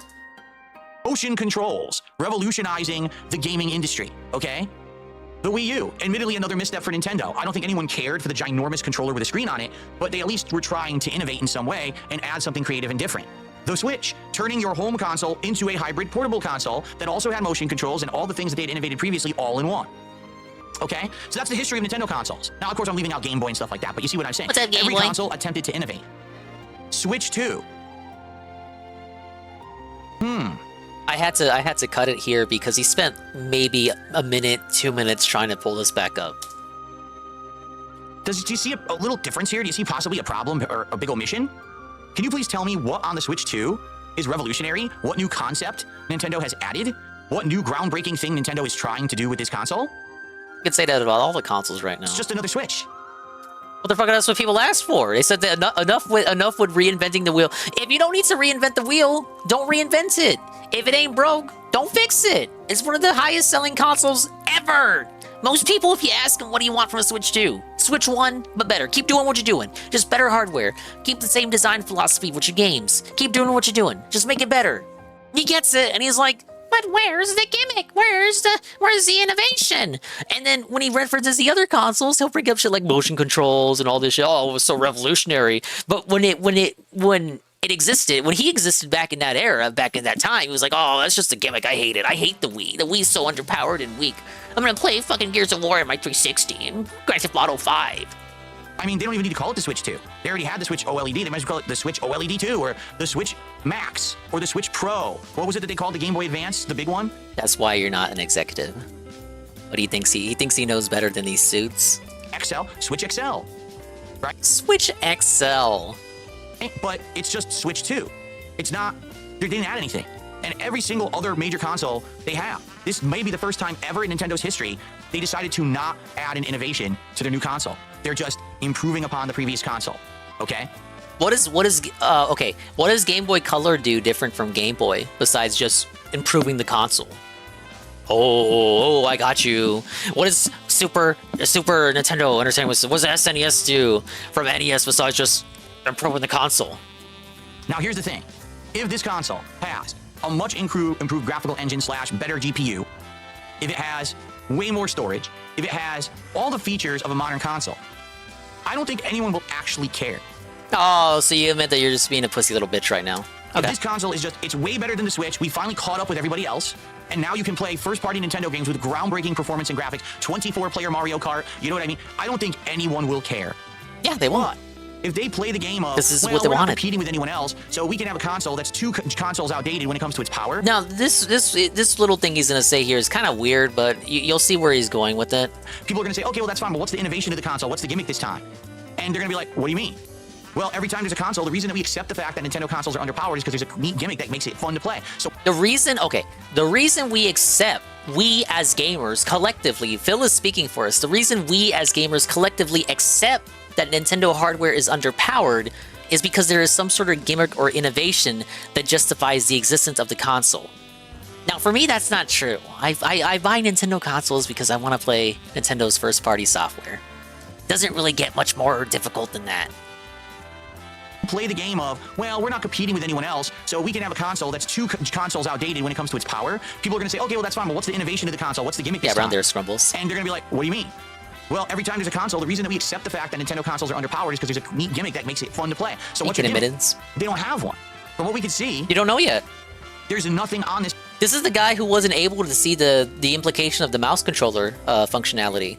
Can't we say the mouse controller functionality? That's something different that the Switch one didn't offer.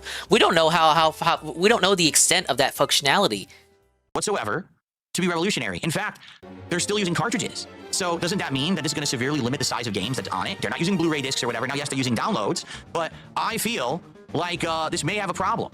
This may be, again, the first time in the entire console history of Nintendo they're not innovating. And will the market bear a console that is underpowered but doesn't have a gimmick to hook you? I don't know. I do believe that every Nintendo fan will run out and buy one in droves. They'll buy every game, every accessory, everything for it. That always happens at launch. That, you know, for me, do I want it? Again, this is the guy that just literally said, if he has to get the one that's blue and peach, he's going to immediately buy another pair of Joy-Cons. And you know him too. He's probably going to buy a Pro Controller on top of that. Yes. Why? I love... How do I feel about the new DK? I love them. Hey, Knock.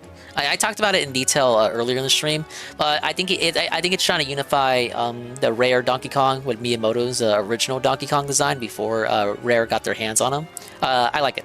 It's got some inspiration from the movie too, which was kind of the same thing. The movie had the same idea going there, just unifying the two DKs. Accessory, everything for it. That always happens at launch. That, you know, for me, do I want it? Yes. Why? Yeah, of course you do. I love first-party Nintendo games. Those are my favorite things about these Nintendo consoles. I'm craving craving played one Nintendo game last a new year. Mario Kart. I'm craving all of these games, and I would love to play this on my new setup, showing you exactly what this looks like. Because you know this probably won't do 4K, right? What do you think? Actually, that's an interesting question. How many people actually think that the Switch... And then he turns into a graphics whore again. Because you know this probably won't do 4K, right? What do you think? Actually, that's an interesting question. How many people actually think that the Switch 2 will do 4K? It goes back to what he said earlier. Like, will Nintendo fans ultimately care? Like, will the audience that this is directed to ultimately give a shit if it doesn't do 4K? Like, will they ultimately care if it doesn't have a unique gimmick or innovation? They honestly won't. I don't think. I wonder. I really wonder. Because I'm not sold that they're going to go for 4K. You know, I'm being honest. We don't know yet. We don't know. There's no information yet. I would say 1440p. I don't know about 4K. So, you know, it's going to be limited. But I'd love to cover the games for you guys in whatever the best quality I can. You know, I could do 1440p. That's what I said, DD Duke. That was the one Nintendo game that was talking about. He only played one Nintendo game last year. 60 frames. That's going to be awesome to actually represent these games as good. He was too afraid to play the Princess game because he was afraid that 672 would make fun of him. A guy that's not even there in his chat anymore. As they can be on launch day. I hope I can get 14. You know, it's going to be limited. But I'd love to cover the games for you guys in whatever the best quality I can. You know, I can do 1440p, 60 frames. That's going to be awesome to actually represent these games as good as they can be on launch day.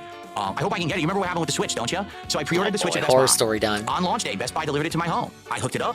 We downloaded or we got Tears of the Kingdom on it. No, excuse me, Breath of the Wild on it as a launch title. And we had it all set up that night. We unboxed it. We hooked it up. Everything was good. No problems. It charged overnight. Next day we went to turn it on. Bricked. It bricked. And then I couldn't get a Switch for like 3-4 more months because they were out of stock everywhere, sold out. So I hope that... The horror stories of Phil Burnell. I'm not allowed to do anything. I'm not allowed to have anything because I'm Phil Burnell, right? Because I'm me. I'm Darkstar Phil. They will be able to live up to demand. From what I read this morning, Nintendo is trying to give something like 20 million, I believe is the number. They're trying to produce 20 million consoles in the first year. So I hope that's true. I hope that they are able to produce 20 million consoles the first year, because it would suck if there's a drought and no one can get it. Obviously, I want it. Okay, I do. I want it at launch. I want to cover it for you guys. I want to play all the big games. It would be great. We haven't done a console launch in many years. So it'll be something hype for 2025 for sure. But like I said, we don't know anything yet. So let's play casual optimist. That's what I'm going to say. I'm not going to get casual optimist. Okay, I'm going to be real, and I'm going to wait my time. I'm going to be see real. What more information releases about it, but I'm definitely interested in it. I would like to have it at launch, and I would like to cover it for you. Okay, let's see what happens. But I'll be honest, I don't like the colors. I don't like baby blue and like peach as the colors. Red and blue made sense. Even if it was black and white, that would look sleek.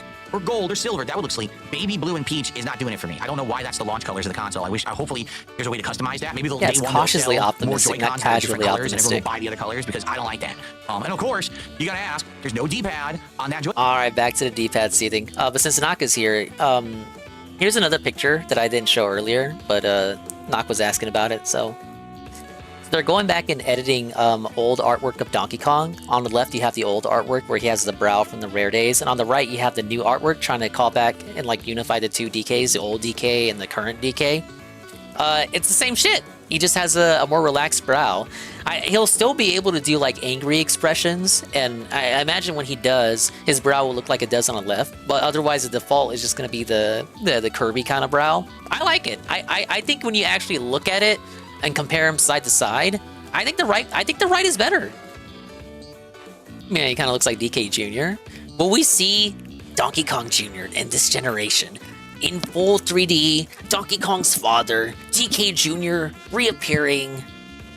Probably not. Con. So are they going to sell a Pro controller with a D-pad? Will the D-pad work? What accessories are going to be day one? I'm curious. But anyway, yeah, I am excited. It looks interesting, and I want good first-party games. Many years since I've used my Switch, really, right? Like maybe once a year, I plug the thing in and play something on it. Nah, right Diddy's now, not related to my DK wife, with that. She's actually playing it downstairs. She's been playing Mario Kart and stuff on it. So, So we knew about this. He has Mario Kart now. He still has it online with it, so he has access to the new Booster Course Fast Tracks, but he still won't do community nights with his community. Very shameful. Shameful. hopefully, it ends up being good. You know, casual optimism for me moving forward this year. Casual optimism. Fair enough. Okay. Outlook says you get to enjoy playing all the Switch 1 games on it until Switch 2 games come out later in the year. That is true. I wonder if Switch 1 games will run better on it. Much like when you play Xbox One on Xbox Series S or X and they run better. I mean, Marine X says, I think the colors are targeted to kids, not us. Yeah, but we're the consumer. I'm sorry, I'm a lifelong gamer. I'm a consumer. I'm a content creator. It's got to appeal to me. And I don't think that Peach and Baby Blue is very appealing to me. I want some other colors. What about me? If they sell other Joy-Cons at launch, I'll buy another Joy-Con that's a color scheme that I like. I'm okay with that, but I just want that customization option. I don't want to be stuck staring at ugly colors. The bottom line is says he likes the look of the new Switch. The old one had a skinny, feminine, weird, childish look. This one has a slick Steam Deck look to it. Well, that's what I'm saying. You know what? You're like, right. He doesn't pay for the competitors expansion that look like that. You know, when the Switch came out, nothing really looked like it. Now this is like there's many competitors. Maybe that look he does, like but that. he hasn't told us. So how are they differentiating themselves? I don't think they really are. Indicator says, what do you think the Skyrim Switch port equivalent will be for Switch 2? GTA 5 or Red Dead 2? Yeah, I don't know. It's a good question. Will they actually have some ported games out of Switch 2 that will run decently? I wonder. What's up, Game Boy? How are you? Good to see you. Yvonne says Peach and Baby Blue are marketed to women. There are more women on Switch than any other console. Yeah, well, I don't care. I'm a dude. I don't give a shit. I'm a guy, and I like women, like. man. I don't care what they put on that thing. They can cover that thing with sparkles and glitter, rainbows and unicorns. As long as I can make it look nice for me and my tastes, I'm okay with it. But if they limit me to that, I'm gonna be upset. You know, I want it to look appeasing to me. I'm a male, and God damn it, I'm a male. I'm a guy. I'm the one. Ivana says, well, I'm a woman. I prefer this color combo, so get over it. You're not a woman. Get out of here. There's no women on the internet. There's just dudes pretending to be women. You're not whoa, buddy. Oh. And I prefer this color combo, so get over it. You're not a woman. Get out of here. There's no women on the internet. There's just dudes pretending to be women. You're not a woman. I don't believe that for a second. Stop lying. Okay. The Nintendo Defense Force is out as usual. Well, I mean, there's always going to be people who will blindly defend it. You know. On your screen, it looks more red than peach. It looks pure peach on my screen, and mine's you know, really good color scheme Sony here. So I don't know why it looks red. It looks really peach on my screen. All right, so guys, this is the finale of the show. Thanks for chilling. Last chance if you want to ask me something or talk before we set up for Stalker 2. Again, it would be great to get some more support, so we got a good tear to the goal. This is my only stream for today. But remember that after Stalker 2 is DSP Tries It, Jersey Mike's new spicy chicken Italian sandwich, which I cannot wait for. It sounds great. And there it is. That's his reaction. That was so bad. Okay, as a reward for you and me enduring that, we'll play the daily rap, which is already up, while I eat pizza, because I have it right here, and then I'll play DK. Hello everyone, Phil here, and welcome to the daily wrap. 8 minutes? You only did one stream. Day, Thursday, the 16th of January, 2025. Now you may wonder, number one, why am I filming the daily wrap so early? And number two, why do I have the leaderboard scrolling below me? Well, both of those questions will be answered when I explain about what a weird day it was. Today I only did one stream. Why? Tonight is the finale of me doing private React videos. Basically, the private React stuff has run for about 2 years, where people could pledge $50 to my Patreon to get like a 20 to 30 minute private React video. Some people pledged way more than that, where they get 1 to 2 hours of private reacting each month. But right now, with the way things are going, all right, the popularity that I have, people liking the content I'm putting out, the level of support I'm getting, it makes more sense for me to be streaming more than to be doing private videos. You might say, but wait a minute. It's like $50 for a half an hour. You're making like $200 for $2 of recording. Isn't that good? Of course it is. But if you take a look at the stuff that I'm doing, a lot of the stuff that I'm doing, I'm backlogged on. You know, games that maybe I should have beaten a month ago, and I'm still playing. And the reason is because I'm being pulled in so many directions to do so many projects and so many different things. You know, I've got my gaming content, my podcasting, my new wrestling commentary show. I'm being invited on various different places for interviews and the like. And with all that going down, basically it's taken up a lot of my time. So I don't really have time to be taking entire nights off to do private react videos anymore. I think it makes more sense for me to continue to do the streams and put out the content people want, especially with people asking me, hey, when are you going to return to doing your weekly throwback streams? When are you going to return to doing this style of content? Like, you know, fair enough. I need time to do it. So the era of the private reacts is over. I'm not going to be doing them regularly anymore. There may be, you know, extreme case here or there where I still do one, but for the most part, I won't have to take time off moving forward to film them. So I do have the final slew of them tonight, and therefore that's why I can't stream later tonight. So that's why I only did one stream today. Okay, now the streams today were great. First stream was a Level 1 podcast where we talked about various different topics, but of course the highlight of note was talking about the Nintendo Switch 2 announcement, and I did a live react to it, and I am going to make an edited video as a highlight about that I will upload to the channel later tonight. So if you're interested in seeing me react to the Switch 2, well, you could watch it in the Raw podcast, or you could wait later tonight and the highlight will be available on the channel, okay? Then we played Stalker 2 for about 2.5 to 3 hours. And guys, man, today the game just frustrated me to no end, to the point where it's like, I don't know if I want to continue. Allow me to explain. You know, I'm getting to points of the game now where the game is essentially forcing you to fight insurmountable odds. You know, there's a staircase where there's 5 to 6 monolithian soldiers, which are the toughest ones yet. They're all like tanks. You'll shoot them point blank with a shotgun shell. They don't die. You have to shoot them like 3-4 times. Yeah, if they shoot you once, you lose your entire health bar. It's ridiculously unbalanced and broken and just not a very polished game. You know, it's just not fun. There's a lot of walking around that's super boring. I mean, I know how to fast travel, but even then, that's still not fun to have to cross half the map on foot. I'm being told now I'm basically entering the final third of the game, but no exaggeration. Just listen to this. I was told today, yeah, you probably got about another 20 hours left. 20 hours left of this game. I don't know if I can do it. It's just not that good of a game to warrant me playing it another 7 to 8 streams. You know what I mean? Like, I just don't foresee myself having fun, having to trudge through this game for that much more gameplay. Currently now, we're already like 30 hours in. Like, no lie, we're about 30 hours into the game. You're telling me I have to play another 20 hours to beat it? I don't know. Here's the deal. If you like the playthrough, please watch the gameplay from today. Please share with me your thoughts in the comments. I need to know if you want me to continue with this game or not, but it's just painful. It's like pulling teeth. It's like someone coming up and you're trying to enjoy Fallout, and just when you're starting to have fun, someone takes a giant 2x4 and smashes your testicle sack as hard as they can while you're trying to enjoy a game. That's the Stalker 2 experience. It's just such a tedious, poorly designed game. And I get it. You can still have fun with it, which is fine. If you like a wonky, unpolished game, more power to you. For me, it's just gotten to the point where I'm just annoyed at how the game is playing, okay? I've even been told that in this final 15 to 20 hours coming up, it gets worse.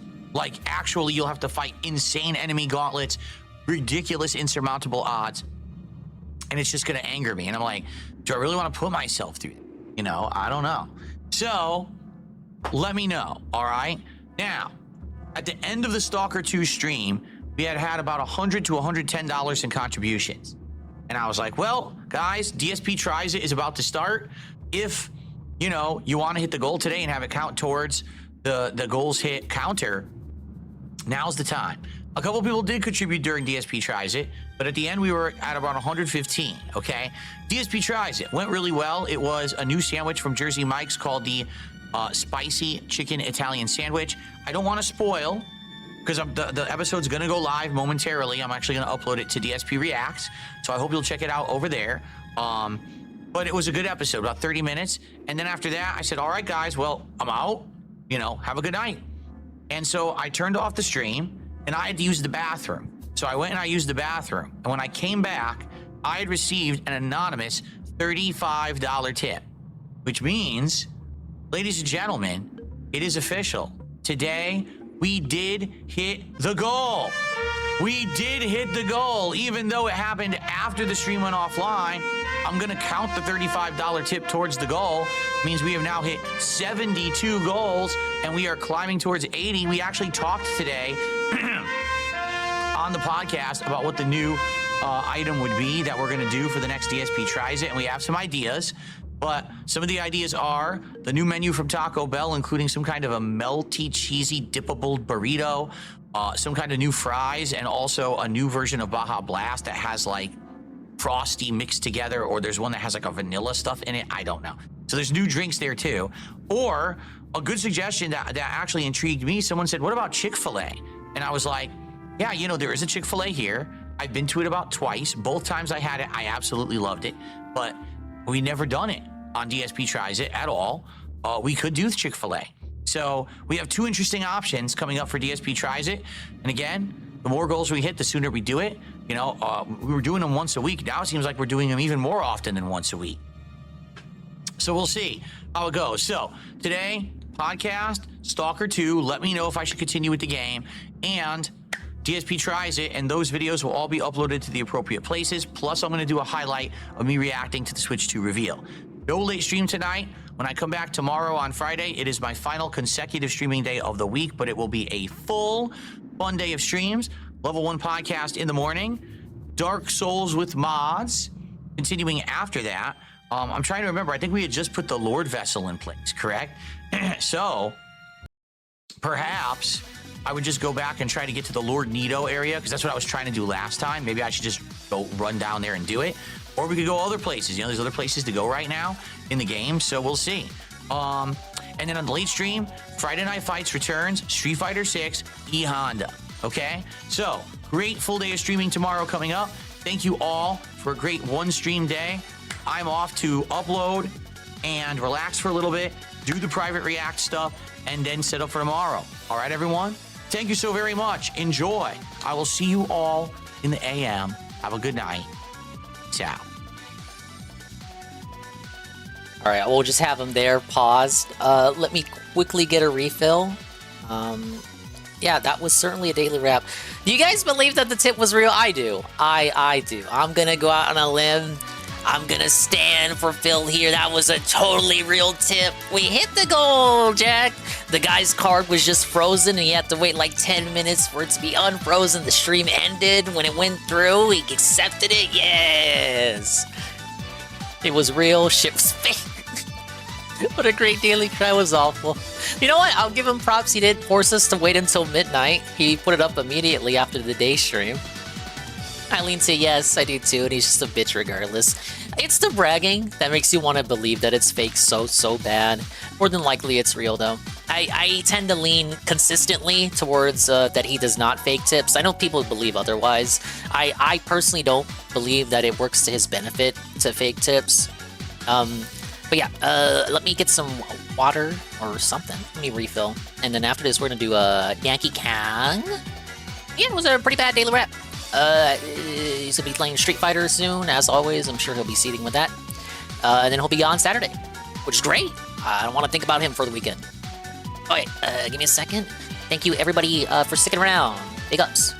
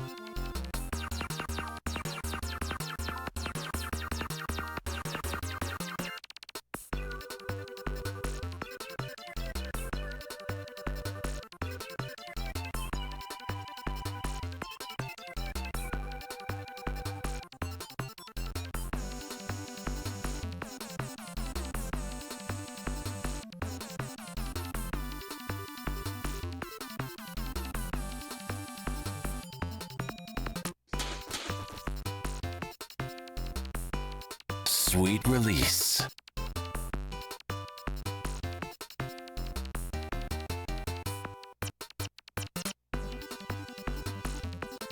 All right, I'm back. Apologies for impromptu stepping right here. I got some water. Got my final slice of za here. We got some za. Stingus was A-logging me again. Yeah, I want some pizza. Oh, but we can't get her cheese pizza. We gotta get her pepperoni pizza. We gotta pick off all the pepperonis. Why is she like that? Who raised her like that? Oh, thank you, Kazakana Sakura. Prime, 9 months. Congratulations. You can get the ads felted and enjoy positive, cool emotes. And big ups to Gears fan for the win. And we just finished the wrap, actually. It was completely worthless outside of his anonymous $35 tip. Just needs the pepperoni essence. I think that's what it is. She doesn't like the actual pepperoni meat, but just the essence left behind, like the oil left behind by the pepperoni having been there. That's what she like. It adds that flavor to it. I don't know. I can't fucking say. Yeah, just the grease, please. Just the grease. That can't be healthy for her. Oh well. She's so she's so shy about it too. She's a real shy girl, very reserved. I guess comparable to me when I was growing up. All right, well that's enough for Dave. Daily rap bad. His reaction horrendous. If you want to see that reaction again, it's on the Dingus channel. Yes, but it's time for some monkey business. Hopefully I don't perform too bad in this game. I know Phil played this back in the day with Rambo. I'm sure he had fun with it. Why didn't he play it today? He could have did that rather than rage at Stalker 2. Who? Oh, I was just talking about niece Dingus. My little niece. No longer my youngest, but one of the youngers. Youngest one is like a little baby. A little dumb babby. Just starting to walk and shit. Alright, that's enough about me. Let's get to the game.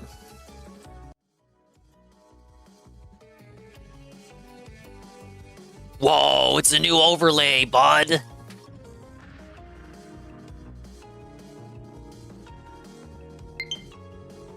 Oh, I have 9 online friends.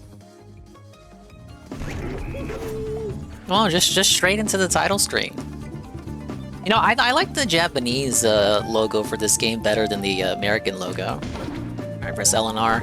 This is the only Donkey Kong Country game I've not played on stream. It's like during Expand on December, I skipped it on purpose because I knew they were remaking it. So you're gonna see me die a lot, or maybe not. This game was a remake of DKC 1 until today. No, it's just a bunch. It's kind of like the safest one. Whenever people rank the Donkey Kong Country games, this one's always at the lower end. Like, I'm pretty sure people even rank Donkey Kong Country 3 above this one, which in my opinion is my personal favorite. Tropical Freeze is kind of like Tropical Freeze is like an improvement, straight upgrade from this one in every way. But it's not a bad game. I played it on the 3DS. Alright, we have a new mode. Donkey Kong has 3 hearts by default. There's a more variety of items available at purchase Cranky Shop. Can't change modes after starting a new game. We're gonna do original mode. 1 player, 2 players. Whoa, extras. Extra. Kind of like the same extras that Tropical Freeze had. It's been a while since I played this. I hope you can play HD Rumble. Yeah, give me full sensitivity. Alright, subtitles on. We gotta know what the monkeys are saying. Hello, Nurgle.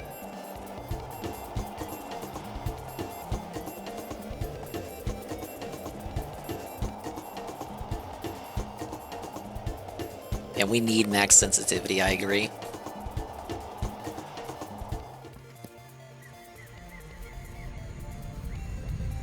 Got Donkey Kong Island before the Snowmads took it over. Whoa. It's the Tikis! They were here the whole time? People don't really like the Tikis. At least beloved antagonists of the DK franchise. They needed bad guys that weren't the Kremlings.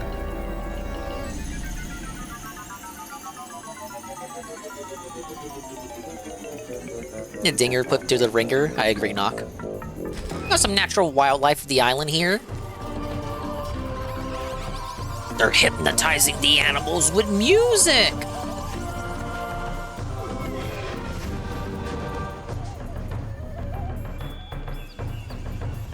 I like how the elephant's moving here. Look at the look at this stupid elephant. There's something about his walk cycle. The giraffe too. They're hypnotizing them. Ooh! Watch out!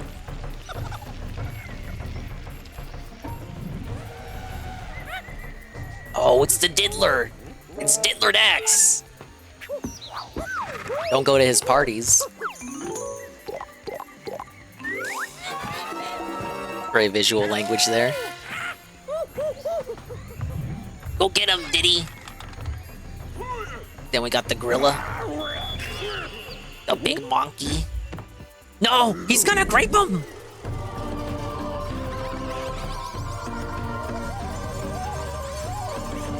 DK's too stupid, it doesn't work on him. DK can't be hypnotized. Suffer. Suffer, Bill.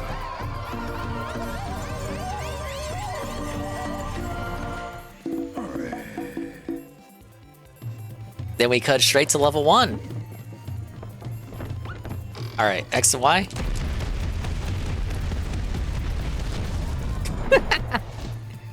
Alright, that's the boss of the first world.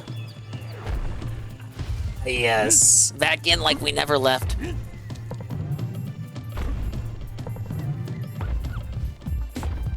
Alright, you can still go into his house.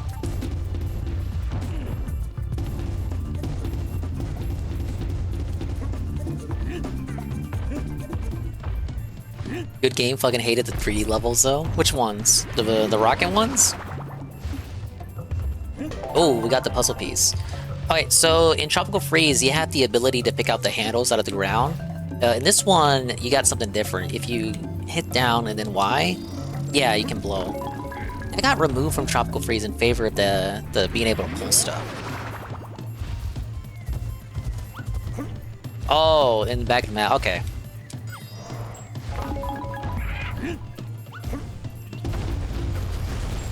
On Tropical Freeze, in hard mode, you get to play as Diddy, Dixie, and Cranky Kong separately. I wonder if you can do that with Diddy here. In Returns, this game, you only had Diddy as an extra, as your helper Kong. Dixie and Cranky aren't in this one. Well, Cranky is in this one, but only as a shopkeeper. Are we able to play as Diddy as the single player?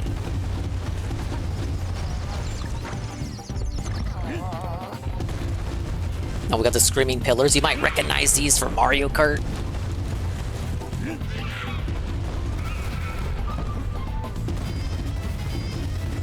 Fuck you, Miyamoto. We got these dumb puzzles too. Oh my god, it's the Tikis. Taking my bananas. Pick up some Korean ramen. I got 9 puzzles to find.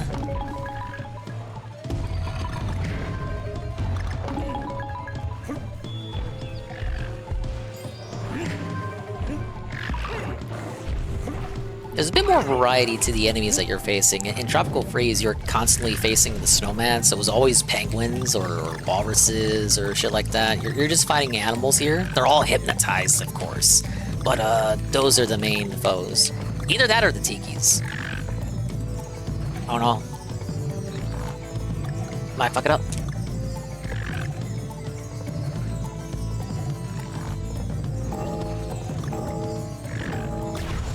That was a close one.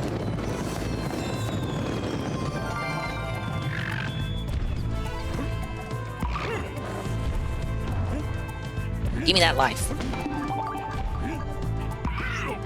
This game was your first DK game? I played this on 3DS. It was also, of course, originally released on the Wii. Let's teach you the super jump mechanic. This won't be as suffering as the Tropical Freeze run, because at least I'll have checkpoints to deal with here. Though unlike the Tropical Freeze run, I'll have to look for the puzzle pieces. Alright, we got the Diddler.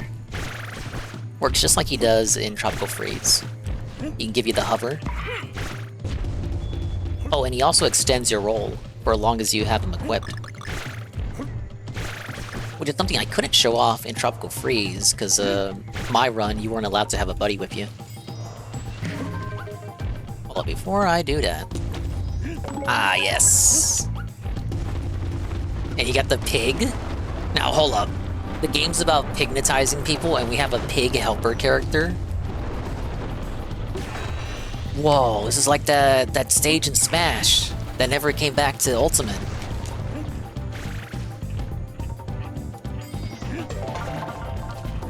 Ooh!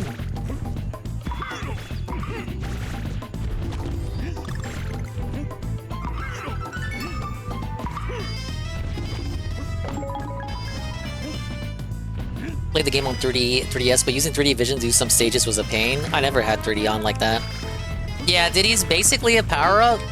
If you play co-op, you can play as Diddy as a second player, but you could never play as Diddy as player 1. I wanted to take you to make an overlay, and did you watch a YouTube video to get better at making them? Experience. I made this one early in January. That day, if anyone who was there remembers, that day that Chester Cheetah went on his kind of like crash out, that was the day I made this. I make them on days that I'm not streaming. Oh, Nintendo was such an innovator when it came to 3D. Flashback to 3DS days. Fuck 3D, it's a fucking gimmick. No one ever uses it. Why the fuck does it exist?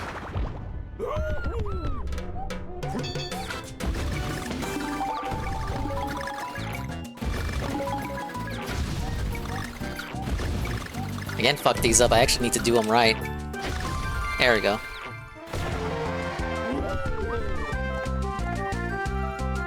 I was kind of careless with the bonus rooms in Tropical Freeze because I had already gotten all the puzzle pieces. I gotta do them right now. We need a 100% success rate. Oh, I can blow these. Blow me, man.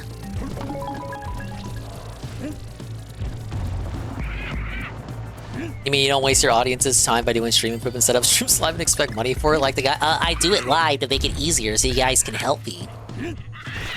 Nice layout, thank you, Goki. I got a variation for the bird enemy. Yeah, so as I was saying, as long as you have the diddler, you can roll infinitely. So you got an incentive to not want to get hit. You also got 4 hit points as opposed to Tropical Freeze hard mode. I only had 1 hit point and then I would go down and have to restart the whole level. But that was hard mode to be fair. I get hit up to a total of 4 times. I don't know why they felt like they had to give you fucking 6 hit points on the new modern mode. This game isn't that hard. Ooh, hold up. No! Did I fuck up already? I missed the puzzle piece, didn't I? Yeah, it was at the very end. I like this loading screen. It's kind of like the silhouette of the world you're in. It wasn't my fault the flower bounced me. Let me do that real quick.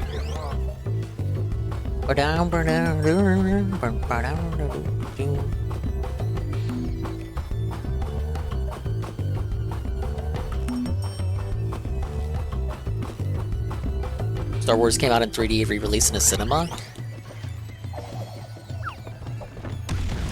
Hey, the Diddler's there with me. No, I didn't watch Star Fox. I was gonna say Star Fox. I'm thinking about I got Star Fox in mind. They needed to make a Star Fox game for Switch too. But I didn't watch Star Wars in 3D. In theaters, I've only seen Force Awakens and Rogue One. And Force Awakens destroyed Papa Dingus so much that he didn't want to see Last Jedi. Alright, let me just get to the end, because that's where the puzzle piece is. I won't waste the audience's time. No! Did he know? They arrested him.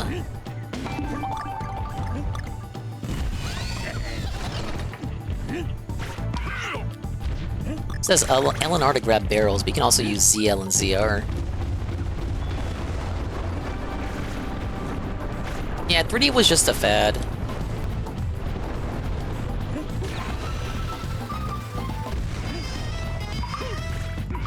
Thank you, Nurgle, the 5-stream streak. Kill them all, Dingus. I certainly will try.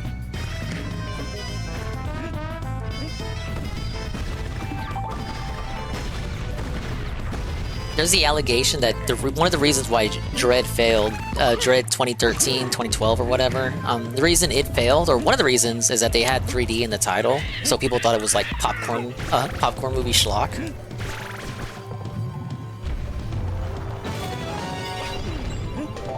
All that for that.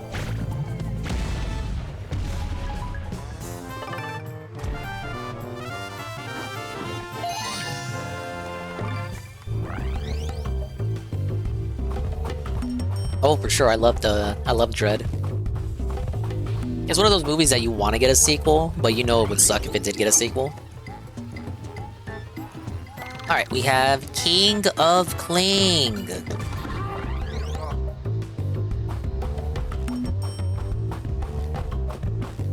Dreading. If Dreading existed in the Dread universe, he would call himself that.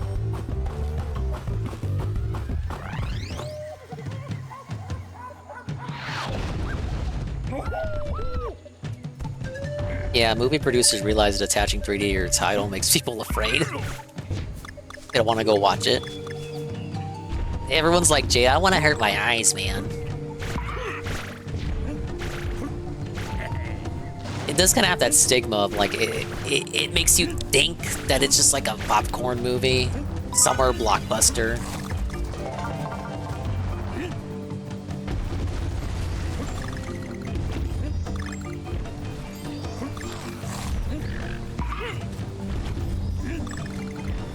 There's something over there. Yeah. Depending on a level, you either gotta look for 5, 7, or 9 puzzle pieces. Usually dependent on the level length.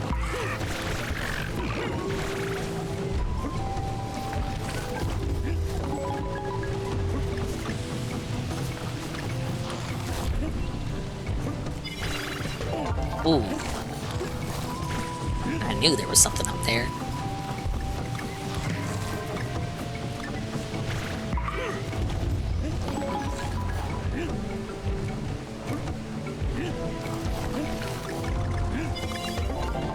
Well, I'm nailing these puzzle pieces. Don't worry, the game gets harder later on.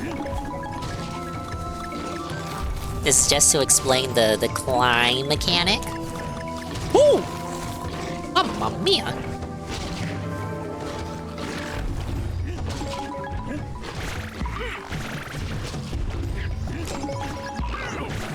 Oh yeah, you can make the enemies dizzy by ground pounding near them.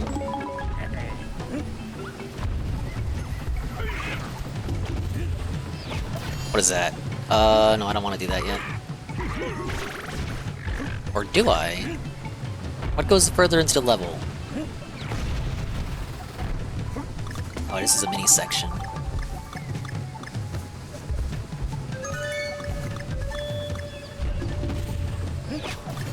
Okay, that returns you back. Let me go up. The Dread comics are probably longer than One Piece, started in 1977 in a weekly magazine, still going to this day with spin-offs on top of that. Is this a bonus? It is. Yeah, I haven't read any of the comments. Comments? Comics.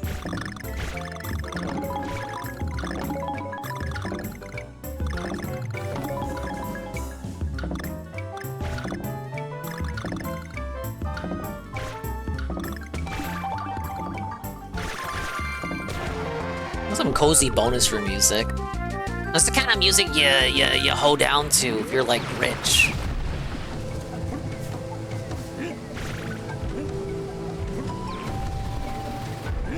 Oh, they almost sent me to the bird.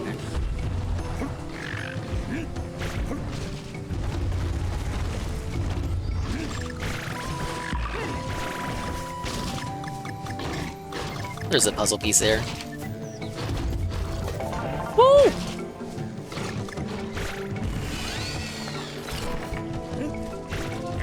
Does this refill health? It does.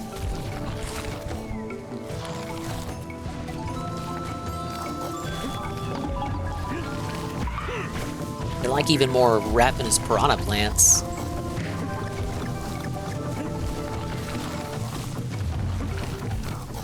Oh, bro!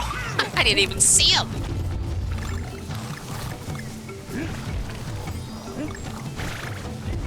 Wait, what's over here? Yep.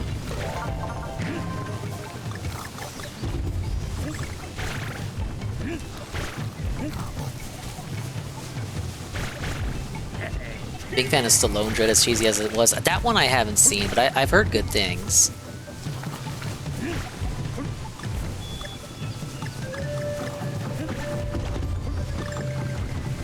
I think the actor they got for Dread 2013, the new one, the new quote was like a decade old. I think he did a good job. Really understood the character.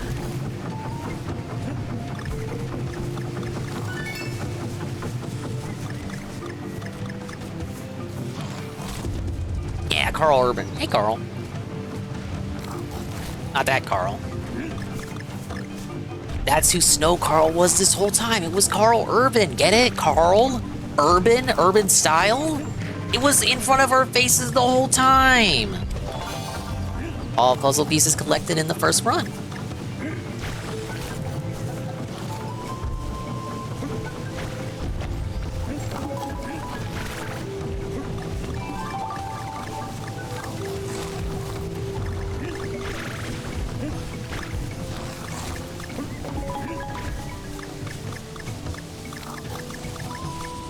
Oh, hold up.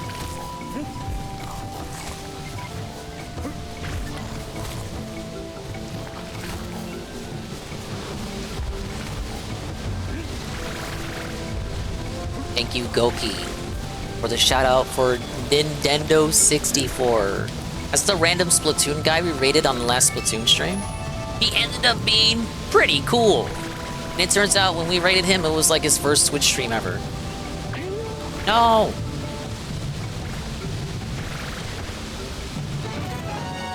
Alright, that was pretty good.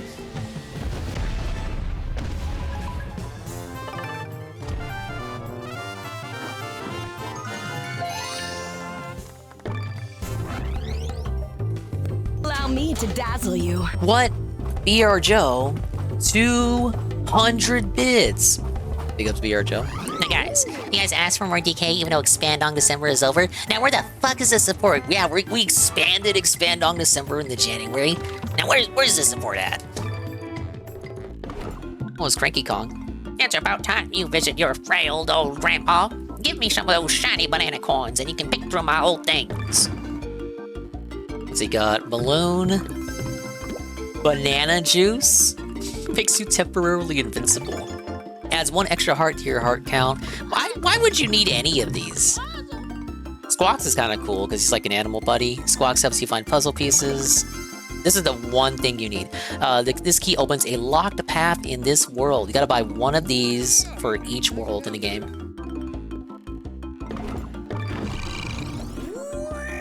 What, I need a key to bust through some flimsy lock? Now, unfortunately, you can't play as Cranky in this one. Now up you go. See if you can't finish this quest without my help.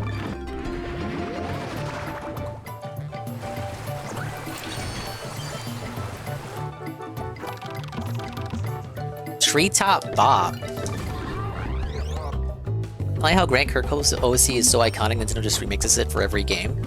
Yeah, there is original music here, but a lot of levels it is just remixes of music from Country 1. That's because the music is so goated. You almost don't even need new music. Nuts and bolts, I don't know what you're talking about. It's nuts that you want that game. You don't know what you want. You think you want nuts and bolts, but you don't. You know, that game's like 30 hours long if you want to do everything. Banchoary was always advertised as the good Banjo games. The ones that don't make me want to cry at night. Carl would love Nuts and Bolts until like the 5th stream of it. Let me get up here.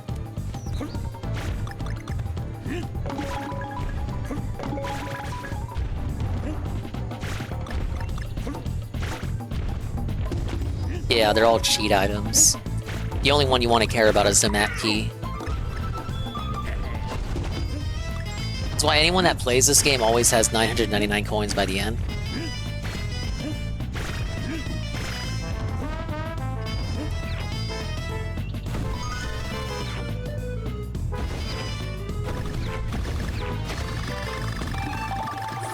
Oh, for extra life. Bounce. Whoa, a new frog. He's yellow, but he moves, unlike other frog. Whoa. Was very close.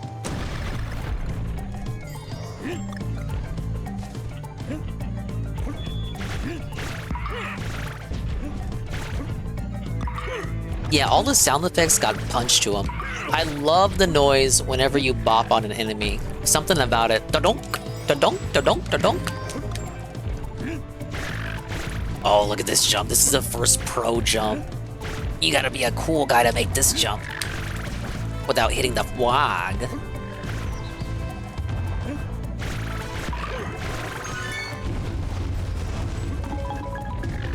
Isn't this a bonus? Interesting. Looks like there's something under there.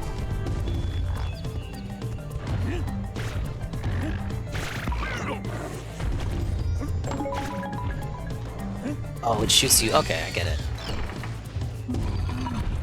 Or don't I?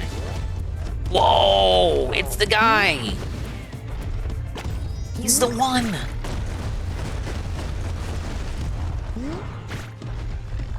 Wait, I think I know. Yeah, you step on this, and he can break the spikes.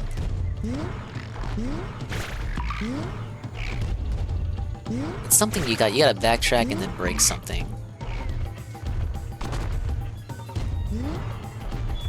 Right here.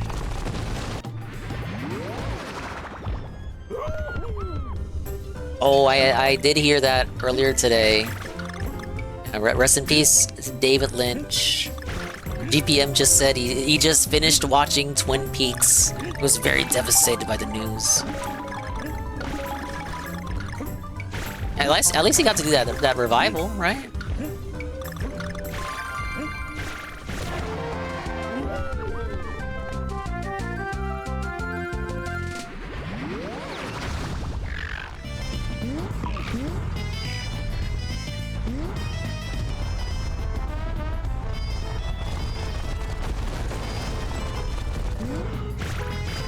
There wasn't anything back there, right? There was.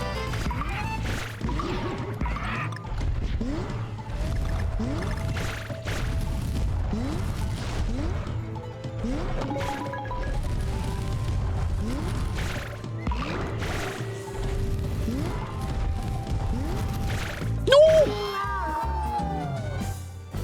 That's the first step. So bad. Where's this rhino at?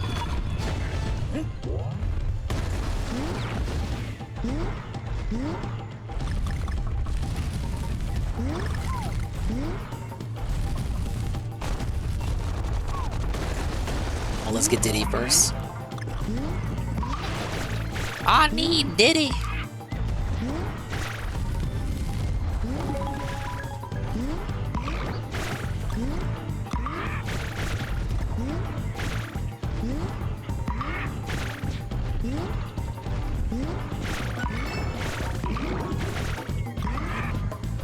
Oh, the first flaming tiki. I don't think even Rampy can touch him.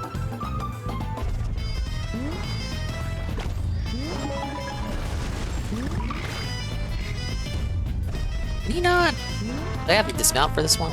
Yeah. Alright, there's nothing in there. Fingers, what are you doing here? This is a secret stream. You made me lose the bonus! I'm blaming you. Watching Monkey, of course you are. I heard you were very toxic and negative to Nintendo today. How dare you? I'm crying downstairs right now because you didn't automatically suck off Nintendo.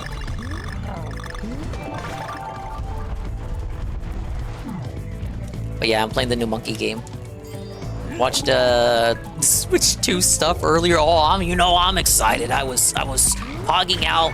I had my soy face on. I was in my Labo gear. I had my Labo backpack on while I had my amiibos out. I was like, oh my god, Nintendo did it again.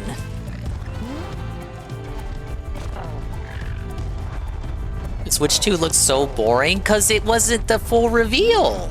The leakers were right. It was just going to be the hardware and nothing else. You tricked yourself into thinking it was going to be more than what it was. They didn't set any expectations either. They didn't say, "Oh, we're going to totally reveal it tomorrow. It's going to be epic. It's going to be great." It's like it just completely shadow dropped it out of nowhere. I missed 2 puzzle pieces.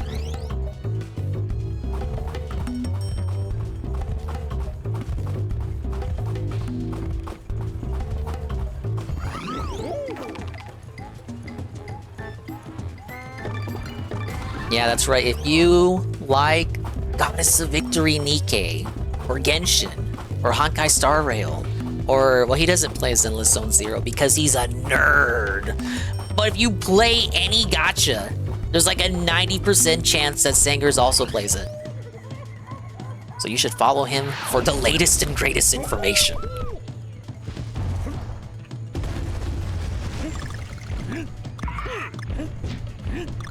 Yeah, there are more Nikkei players in the audience here than even I realize. That's a game that's better to watch than to play. That's a game that seems to demand a lot of your time. 100% of my time needs to go to playing Nintendo games. I have no time for gachas. Oh, we watched DSP react to the Switch 2, Sangers. Guess what? He hated it. He was like, "Is that it? It's just the same thing as the Switch 1. Even though that's exactly what he wanted. He wanted them to do just the Switch again, but just make it stronger. He said no gimmicks, none of that gimmick shit. And then they do exactly that. And he's like, "Well, it's just the same thing, but stronger. Where's the innovation?" It's like, well, they gave you exactly what you asked for. Very, very contradictory there. Very annoying style. He didn't like the peach coloring. He said it was a feminine color. It made him feel weird. He said if he buys it and they force him to get that color, he's gonna buy an extra pair of Joy-Cons that aren't that color day one. He's gonna pay pig and wail out. Disgusting.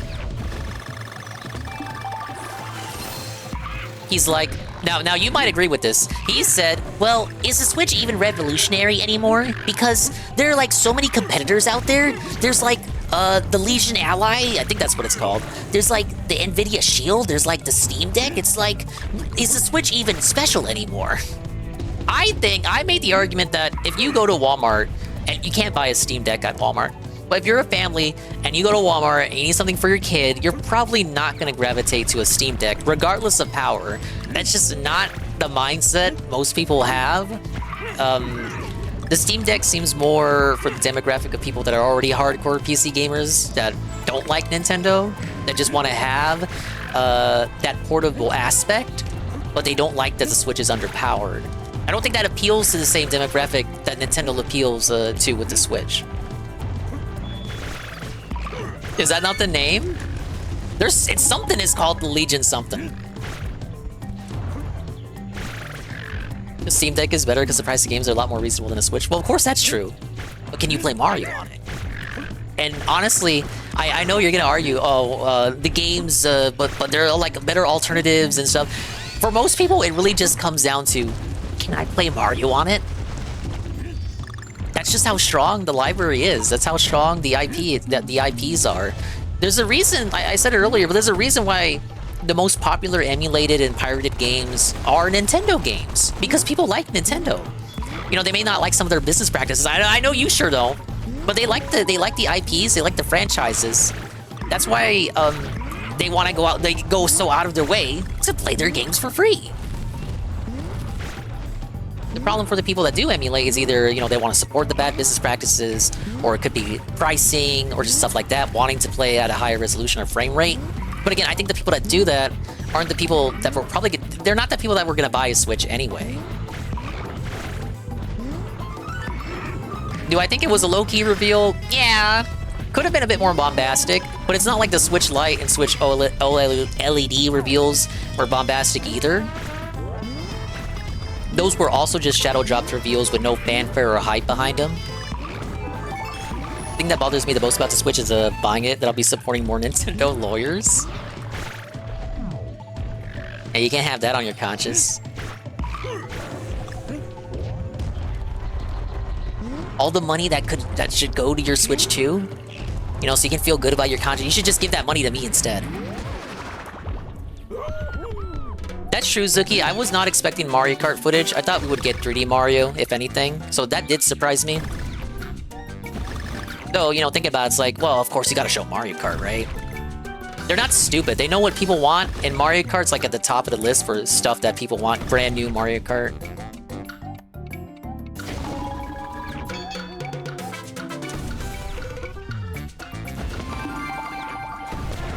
Alright, all puzzle pieces got. Rather buy a hat made by a cool and know that I'm supporting Lucifer, that I'd feel better supporting Nintendo. It's okay, it's okay. We understand you don't like supporting the devil. You know, we won't think any less of you for it. DSP said the same. He's like, oh, I know I'm gonna have to buy it, but like Nintendo is so underpowered, it's so evil. It's okay, we know, we get it, we understand you have to do it because you're a content creator. We understand.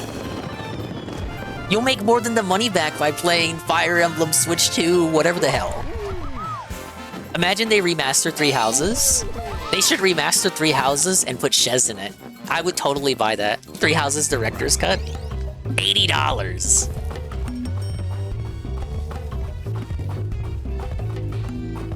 What do we get when we do a Sanger shout-out? Check this clown out. Blast. Ancient clip. Alphonse, is everything alright? No, he's a Gen 1 hero. Everything's dangerous for him. Things are fine for me at the moment, but... Oh, no!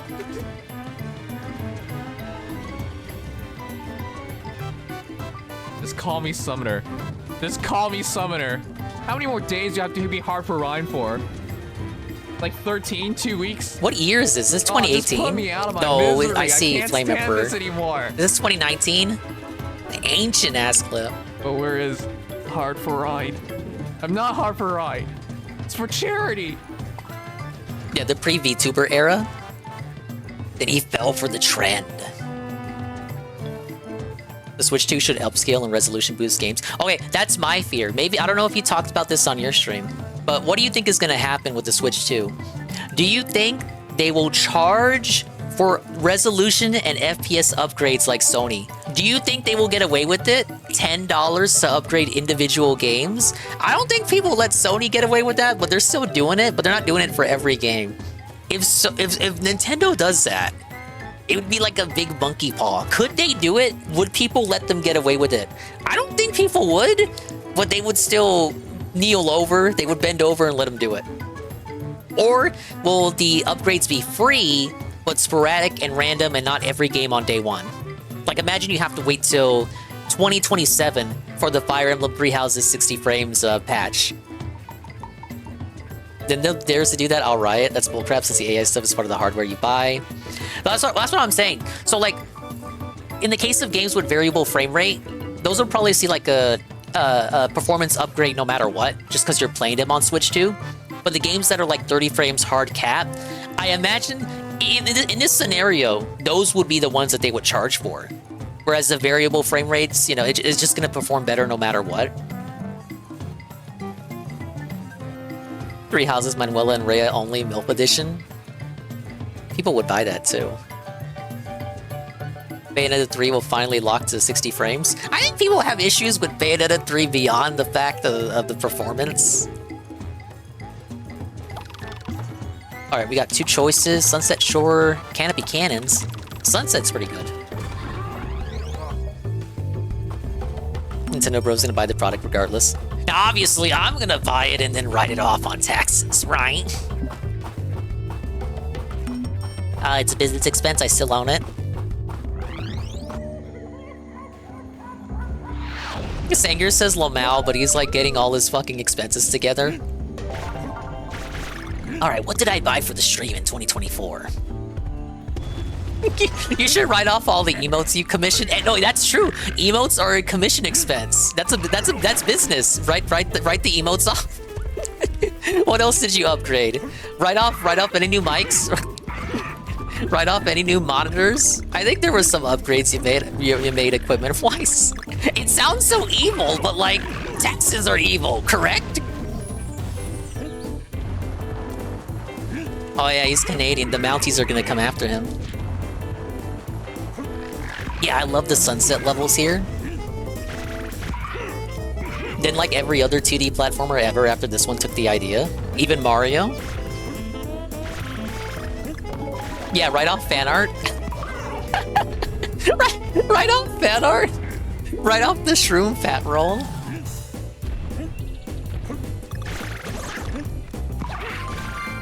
Yeah, this level's nutworthy. This level was everywhere in the marketing before the game came out. And for good reason. I love the music.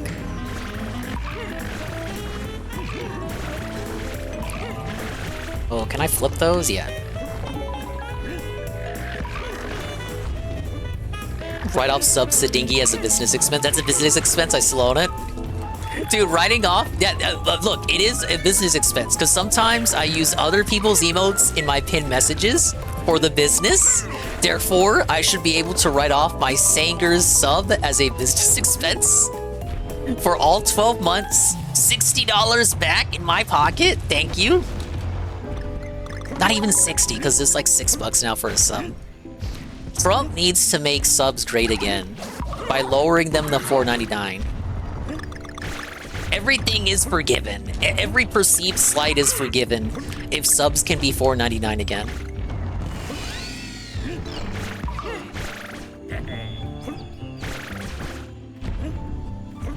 Would I do a lifetime sub? Don't you have to...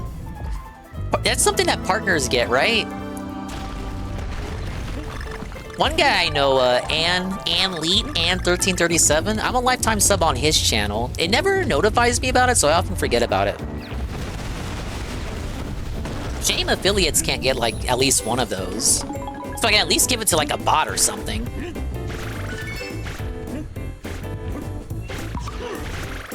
No, we don't, lol. But Ann got 3. Are you sure? Check the FAQ. He got 3. He just had to send out some emails. It took like a week for communication, but he was able to get 3 lifetime subs.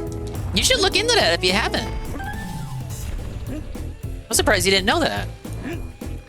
This was very recent too. This was like last year.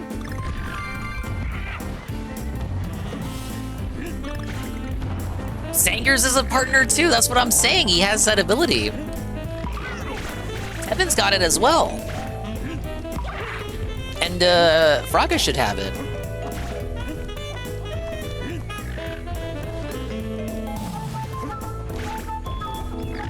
Only certain partners do? I don't know why. I don't see why Sangers would not have it if Ann has it. I just looked it up. None of this makes any sense to me. Are you on the Twitch page that talks about it? It should have like an email there for someone for you to talk to.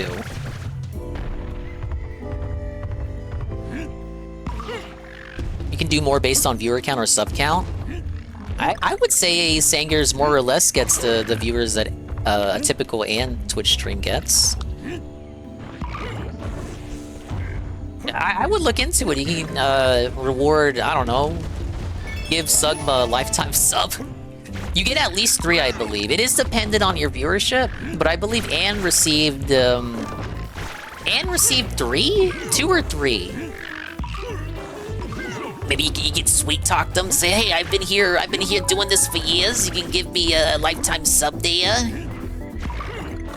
I've been a partner since 2017, blah, blah, blah, this, that, and the other. I did not know this was a feature, and I believe I'm the one and I deserve 3 lifetime subs to give to my most dedicated viewers. It's been a thing for years. That's what I thought you meant when you said that, but no, you just meant buying one? I was like, well, shit. You didn't know about it? Oh, you're welcome.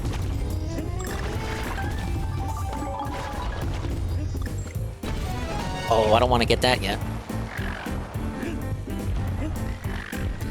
Wait, did I fuck up? No! Oh, wait, hold up. Here's how we save it. Wait for that guy to drop. He doesn't drop. Carl, it's over. Yeah, the last one is up here.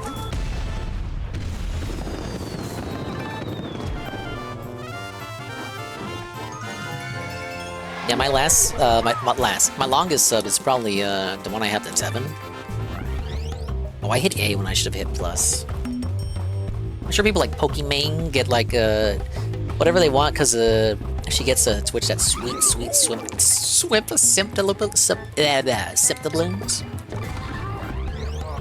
I will lifetime support Dingus in a heartbeat. Thank you, Carl.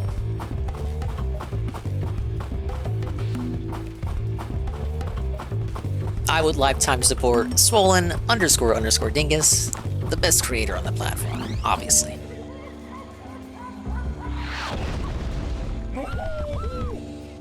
I stopped subbing to anyone personally after my credit card got hacked, I guess. Don't trust no social channels no more.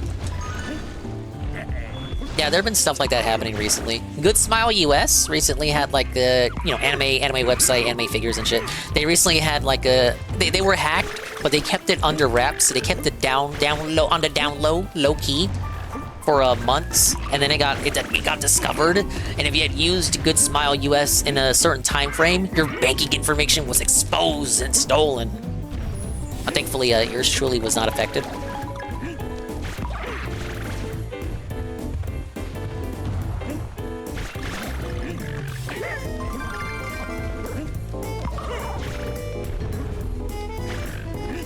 Ooh. Oh yeah, I just gotta make it to the end.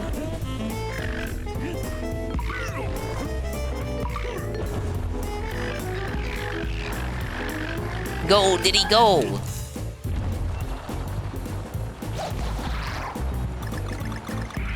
Is this how you do time attacks in this game? You just roll with the diddler?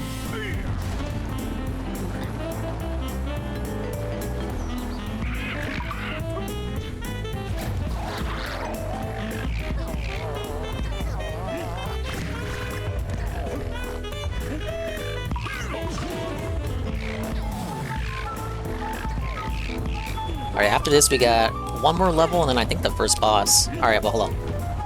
In here! Woo!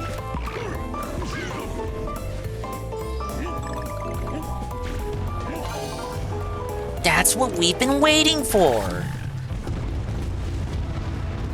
They were trying to hit me beyond the 350 they had already got back in the day. And thankfully I've never had that happen to me. Sister works for Good Smile, she says they were being really weird about the situation internally. They should have just owned it! Own your shit!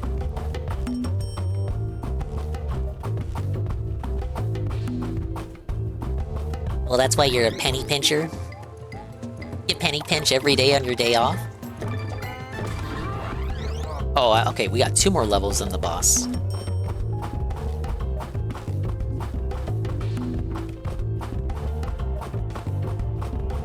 This game's longer than Tropical Freeze as well. I think it has at least, like, maybe 15 more levels? It certainly has more worlds than Tropical Freeze.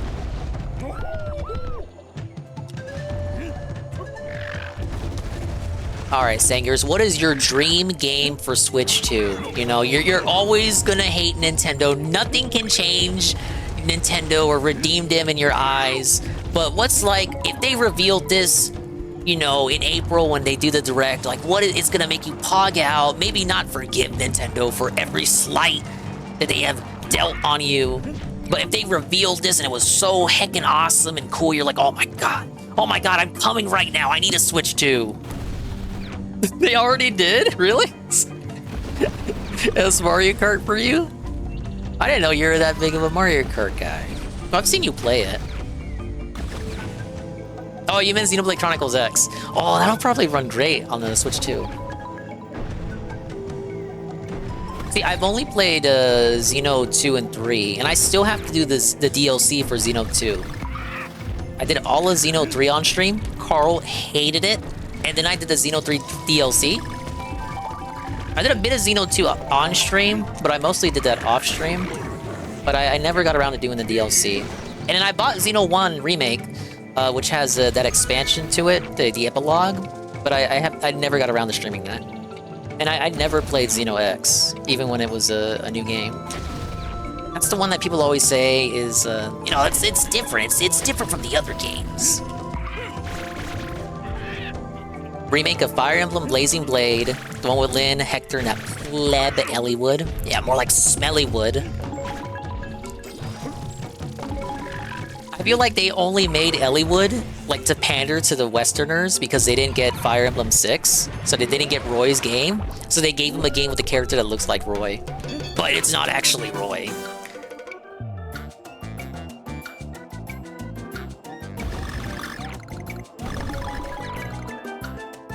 Watch me fuck this up. It'd be interesting to see what they do with Fire Emblem on Switch 2. I don't think we're getting a game this year. Might be a bit hard to believe, but just the notion that it's like, if you really think about it, for the first year, they want to get the big IPs out first. I'm not saying Fire Emblem's not big, but we're talking like Mario Kart, Pokemon, Metroid will probably be ready this year as well. It's a 2025 release. I'm thinking Fire Emblem will be saved for like year 2 or something. Be another breather year for IS. Because I got it in my head how like the release date windows are gonna look like. I think they're just better off saving Fire Emblem for next year. I mean, like Fire Emblem wasn't year 1 either on the first Switch. It took till 2019 for 3 houses. And sure, you can say Fire Emblem Warriors, but you know that shit probably started development on Wii U.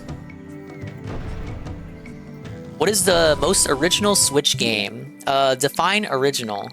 Because you could say a lot of these games are based off the backs of Wii U games. Kirby and the Forgotten Land was good. That wasn't based on anything off the Wii U. But you said single most original Wii U game. ARMS? I don't own ARMS. Well, I own the demo for ARMS.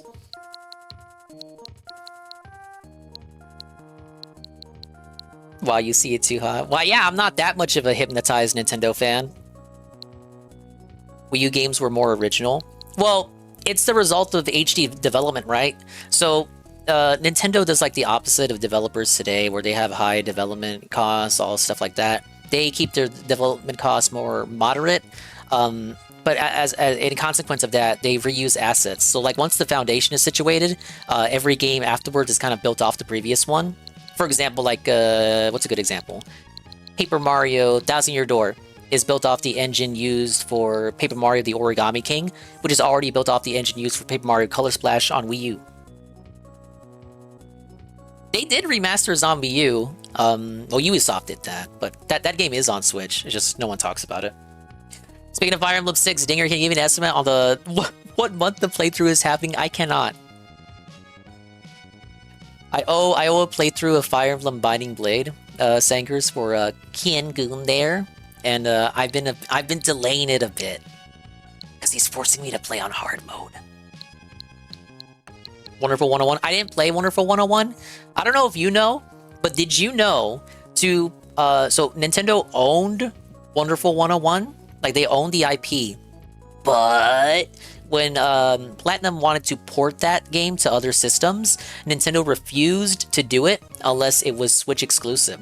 Platinum wanted it on other consoles, so they cut a deal with Nintendo. Nintendo was like, you know what, fine, we don't like this IP anyway, we own it, but we don't like it. We'll give you the IP, Platinum, that you developed for us in exchange for Astral Chain. So they cut a trade. So now Nintendo fully owns the Astral Chain IP in exchange for Platinum owning Wonderful 101 IP. What? No? You didn't know that? That's the sacrifice you had to take for that game to be on, like, PlayStation. It's a good game, too. I 100%ed it. I even did the super secret hard final boss. Played on easy mode to new hard mode then. 2 playthroughs will be less than 1/3 of your Xenoblade playthrough.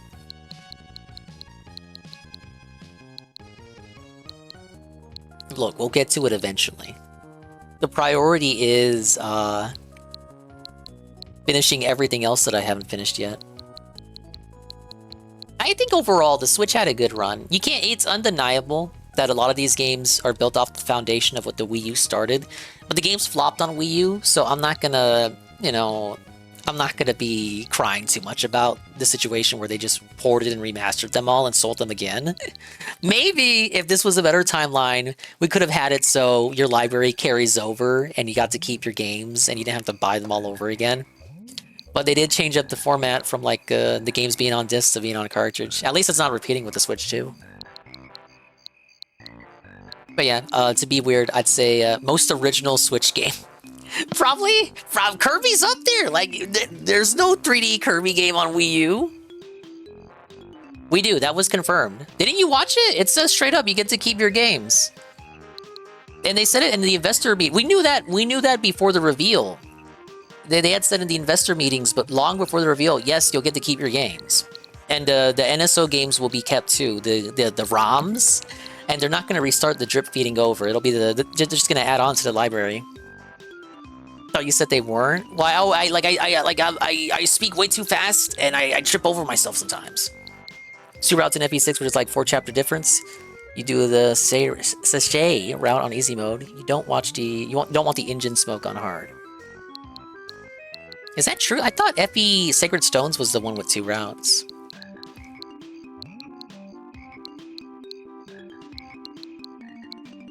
Ultimately, I am pleased with the console. Maybe now that we have like the foundation set for a lot of these franchises, there's only like a few games. There's only like a few franchises that did not get a game on Switch to where, you know, there would probably be a wait for a game from that franchise to come out on Switch 2. Like Star Fox, for example, didn't have a game on the Switch. So if they were to make a game for Star Fox on Switch 2, it would take longer because they would have to develop like the foundation for it, you know, get the engine running and all that. So that would probably be a longer wait. But any of these other franchises, as long as they just keep the assets in the engine and make new shit too, but like as long as the skeleton is there, the framework, I could see us getting like more games in a shorter time frame because they do like to keep their budgets modest. 100% jump rope challenge. That was a fun little game to play during the COVID times. Yeah, a fun little experiment with some devs like indie passion project that they decided to publish. What are my thoughts on incest? What were DSP's thoughts? He said incest was incest. It's like totally I don't have any opinion on what people do in their private time as long as it makes them happy. As long as it makes them happy. DSP's thoughts are my thoughts? No, I just deflect to them when I don't want to tell you what I actually think. Incest should be illegal, and anyone who commits it should go to hell. Are my thoughts on the matter.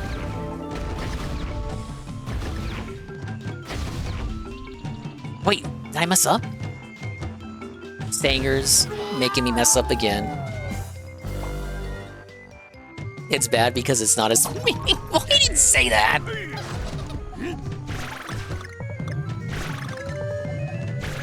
Did you know all Shy Guys are born of incest? All Shy Guys are born as a result of dreams by people in the world of Subcon. I will not accept this lore slander. He did? He literally did. So that shit was like a year and a half ago.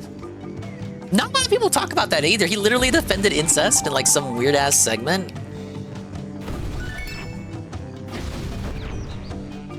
He may as well have been defending Derek.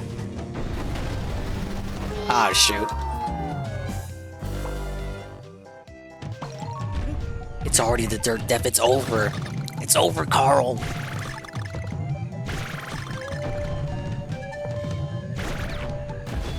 Okay, Sangers, if we get the rumored FE4 remake, FE4 Genealogy of the Holy War, Goon's favorite Fire Emblem game, are they gonna unironically allow you to do Seliph and Julia romance? Will they do it? Will they actually do it? Because you could do it in the original, but only as a glitch. But due to the popularity and success of the characters in Fire Emblem Heroes, will they actually let you do it for real? No, they won't. Yeah, I probably think they won't let you do it either. But what if they did? They read out all the incest altogether since Nintendo is PC now. Yeah, like how they really messed with the Engage translation. Yeah, what Goon says, Seliph and Julia have negative growth. Okay, up here. There you go.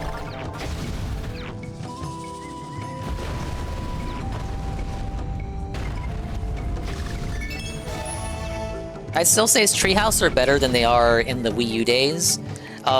Maybe you might have an opinion, Sangers. I don't think Engage's translation is as bad as Fate's in regards to like the script and all that.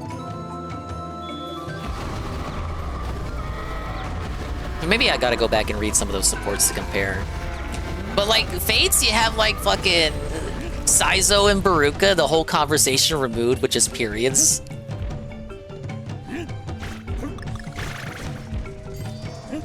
Of course, you guys don't know, Sangers is like a Giga Coomer gooner, so whenever they censor anything,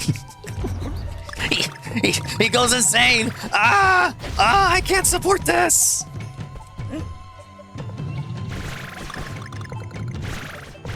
No, I was really disappointed back in the day.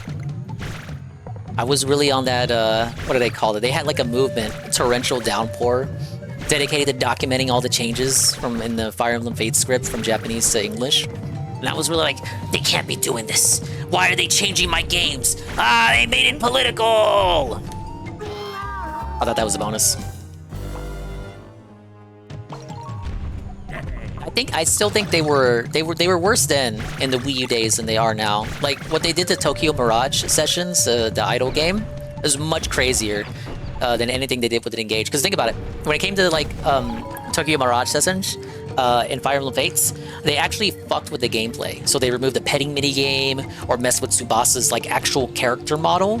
In Engage, all the changes are text-based with the script. You know, there were no actual gameplay elements of the game removed. So just by that, I'd say it's not as bad as back in the day. Yeah, American moms hate everything from Jesus to incest.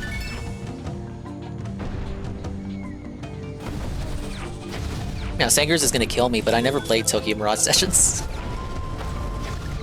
They released it twice, I didn't play it either times. It's like a 100-hour Persona RPG. I don't got time for that.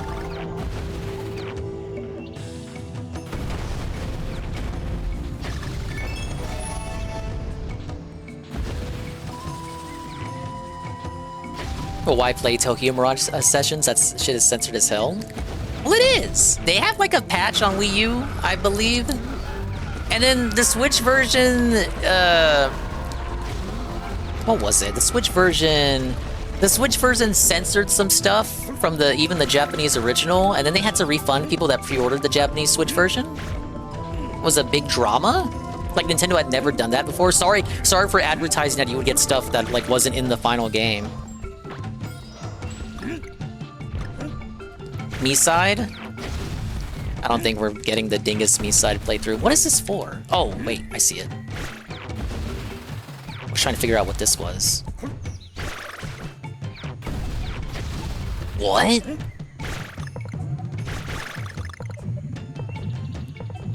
I'll buy whatever Fire Emblem they release.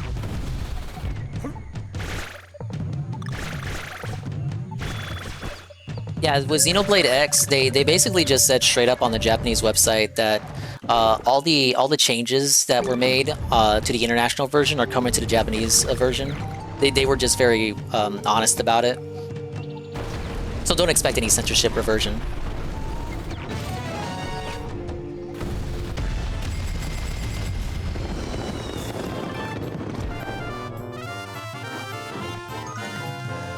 Yeah, you got Anne for the me-side playthrough. You don't need me.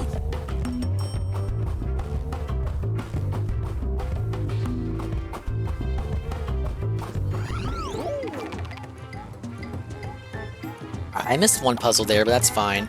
Crazy cart?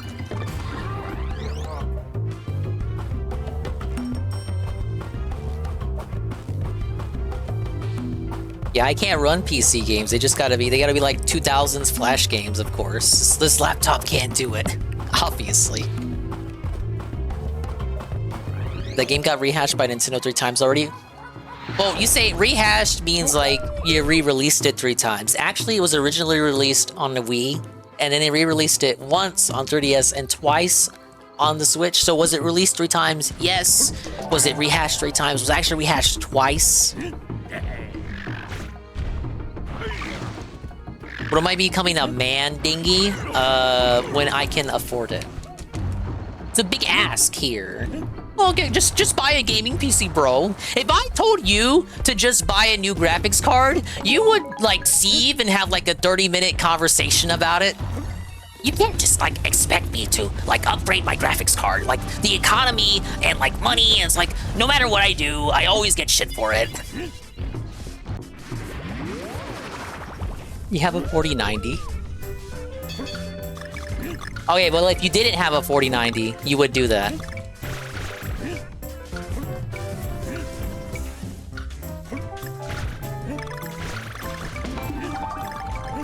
Tax return time, get a PC. I want to get a desk first. This desk is way too tiny.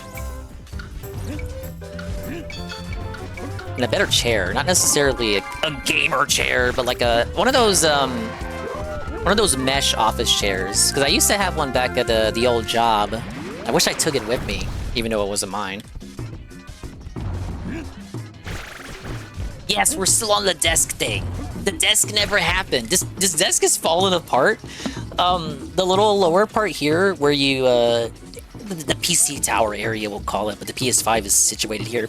It just fully disconnected from the screws. Like, it's still, the hole where the screw goes into just became loose, so it doesn't even stay connected anymore. I love IKEA. Carbon millers for cheap if you buy parts and assemble it yourself. Okay, but you're talking about me, though. Get the PC, do a fundraiser for the desk, one of those electric standing desks for like 140. I would feel bad about doing that, though. It shouldn't be on anyone here to, like, do that. It should be on me, working my ass off.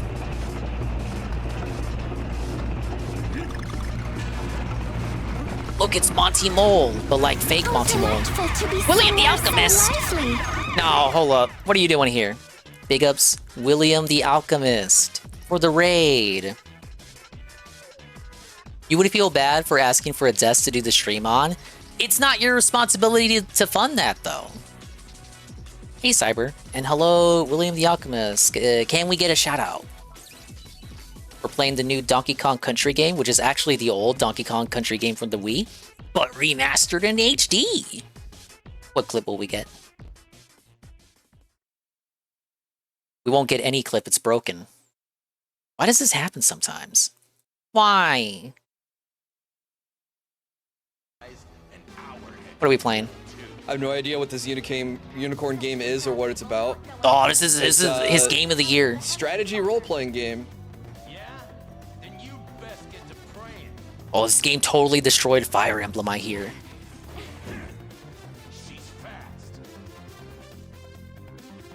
Can we get one more?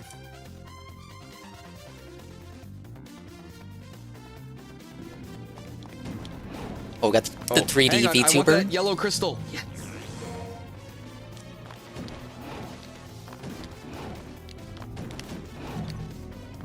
Vanillaware hates putting their games on PC because, and this is true, they actually said this. They hate putting their games on PC because people will look into the files and, like, get the assets and shit. So it's your fault. You look into the game files, and you look for those assets, and you leak everything, and that's why they don't want to put it up. Excited for the Switch 2? Yes. I'm excited that you're excited. 24 player Mario Kart races with Will and the gang? No longer will, like, viewers have to... Oh my god, I missed the thing. Alright, I'll die. No longer will viewers have to vie for spots in the lobby.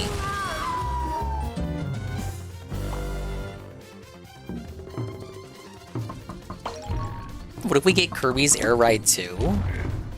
You know, I never played Kirby's Air Ride. I'm sorry. I'm a fake Nintendo fan. A lot of Kirby games I have to play, a lot of Zelda games I have to play, a lot of Metroid games I have to play. The list is never ending.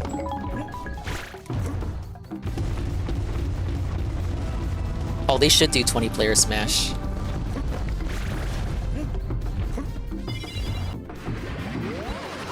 Metroid Fusion? That's what I want to play.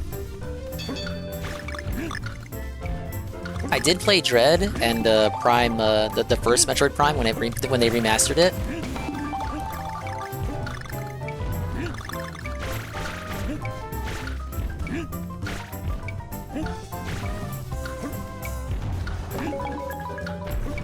Play Fusion. Fusion's pretty tough. Nah, eventually.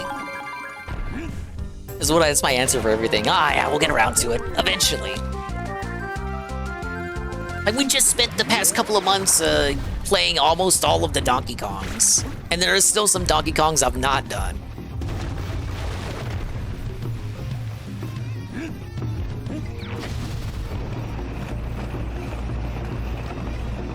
I'm not saying it's bad. I'm just saying, yeah. First of all, I owe stuff from the charity. That'll be my priority.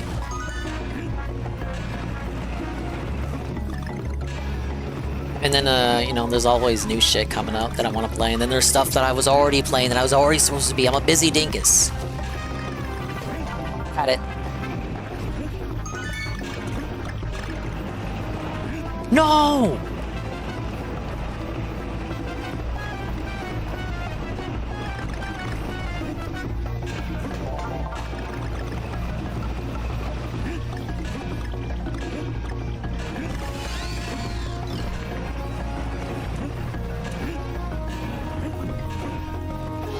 Whoops. NSO released GameCube games. I'll believe it when I see it. I feel like once you start hitting GameCube, the games get good enough to where they would rather just remaster or remake them.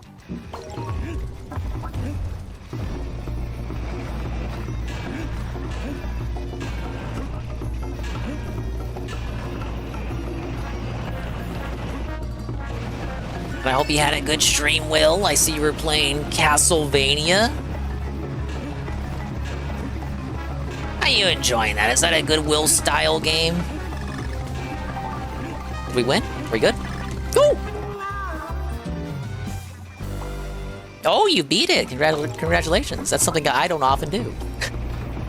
Beating games. What's next on the docket there? Hey guys, I'm really enjoying Castlevania, but like there's been almost zero support since I started playing the game. Right, he said the Switch 2 doesn't innovate. But when they do innovate, he calls it gimmicks. What does he want? He doesn't know what he wants.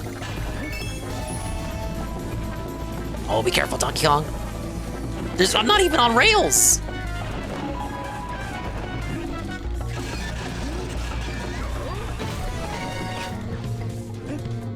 Alright, I'm suspicious.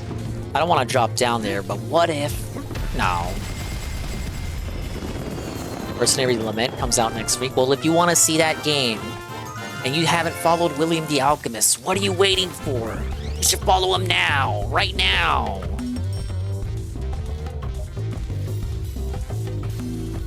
Yeah, I beat myself every day. Oh, the secret level. I said nothing.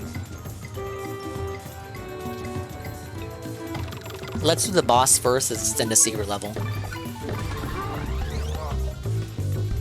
Dave hated Switch 2. He officially said he was casually optimistic. I clipped it on the Expand Dong YouTube channel, the full supercut of everything he had to say about it. But he basically said, like, think of all the Nintendo consoles, right? All of them innovated, they were all different. This is just more of the same. It's like what is different here? Where's the innovation? But then if you go back in the day and look when he talked about those consoles, the ones he called innovative, he instead lambasted them for being like filled with gimmicks and shit. Yeah, I don't know. I think he meant to say cautiously optimistic. First boss. It's some big yellow thing. Oh my god. You can't have bananas. We're the only characters in the game allowed to eat bananas. Then there's the Tiki. Using his musical powers, he hypnotizes the boss.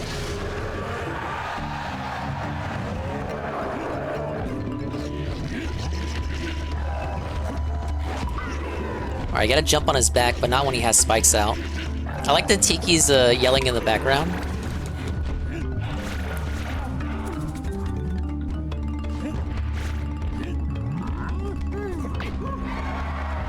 No, they cheer when you get hit.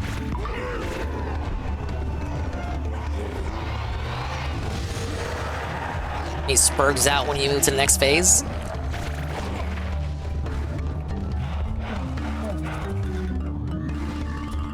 Alright, wait for the next jump. No! Diddy!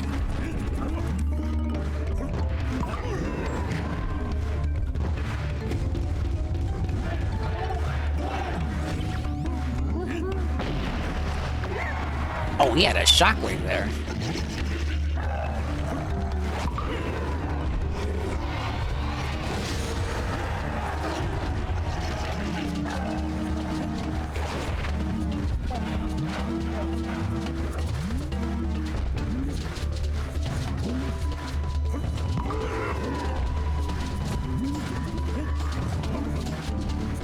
Wait for him to turn around.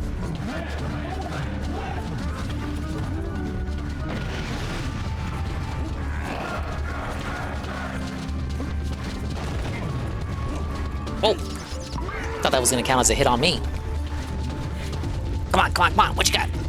I gotta be careful. Oh, I got one hit left. Oh, I got it. That wasn't too bad. I got hit more times than I care to admit, though. Thank you for the lurk, William the Alchemist. Defeating the boss confuses Satiki and throws him into a super long enough for us to throw the finishing shot. Oh! And he's out of here.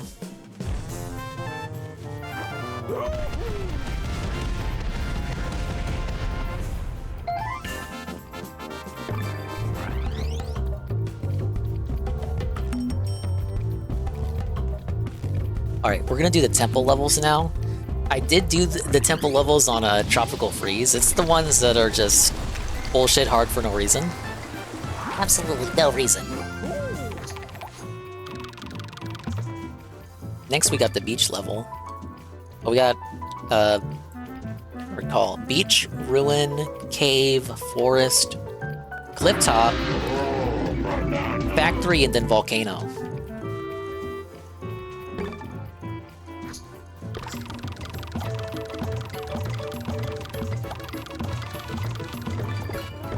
Platform panic. And thank you for the bananas. I need banana, tasty banana.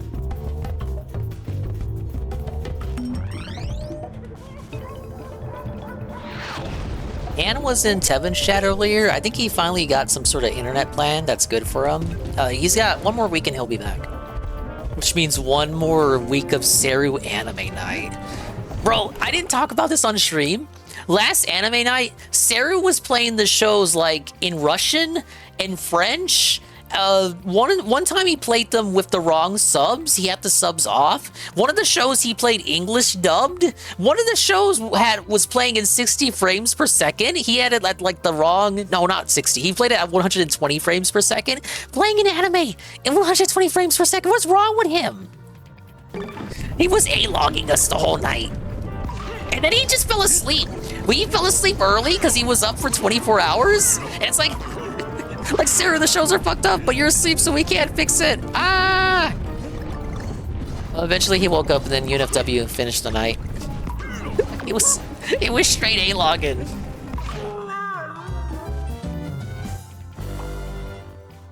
Dude, Carl, it was ridiculous. That was 5 times the cinematic, I agree.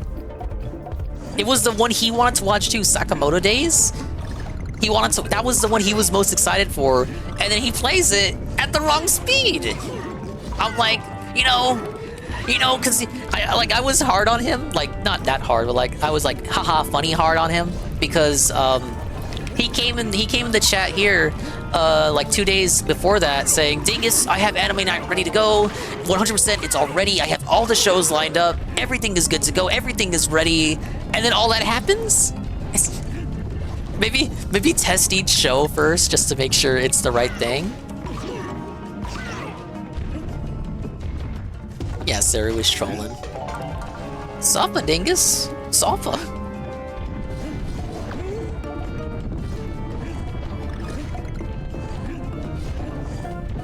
Well, hold up.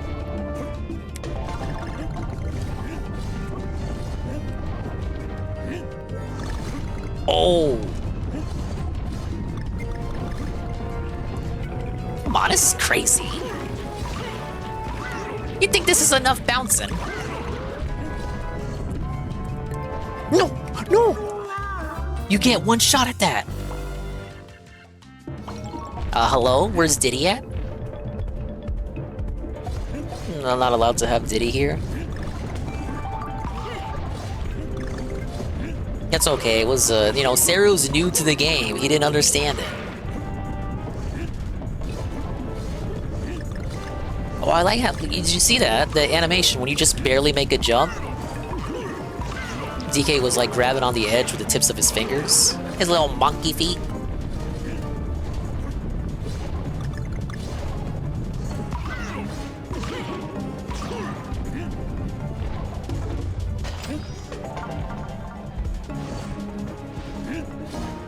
Not that, did he?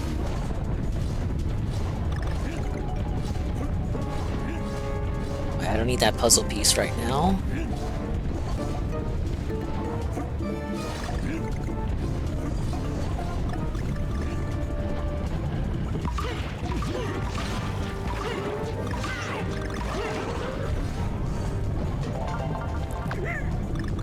Okay, you gotta take a hit there or just jump better.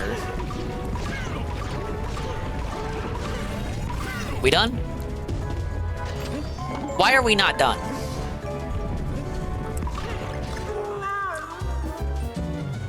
That was a bad jump. At least I don't have to do the tire again. You don't have to get the puzzle pieces in one run.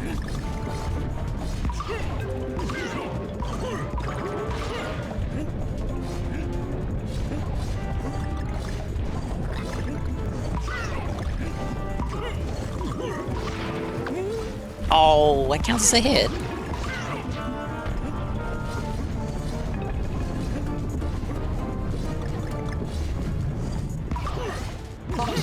Xander?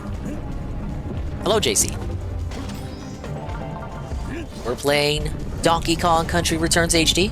I have completed the first world. I'm just doing the bonus level in the temple. We reacted to the Switch 2, as well as DSP reacting to the Switch 2, and we already watched the daily wrap. There's nowhere to go but up from here, baby. JC, what are your thoughts on Mario Kart, the new one?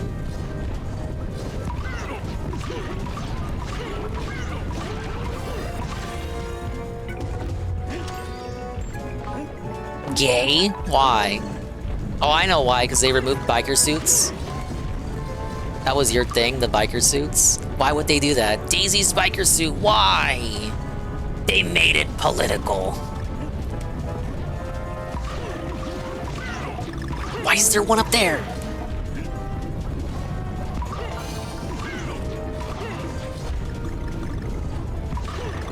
Maybe they're just doing skins, and the biker skin will be like an alternate outfit. We're done. That's how it's done. He got a $35 tip on a daily wrap seal. Now, I'm not one to ever accuse him of faking tips. I just don't think he does that, so I'm willing to believe he did it. Maybe the guy got his card froze because he's a dent that tips all the time. So it came late once the card unfroze.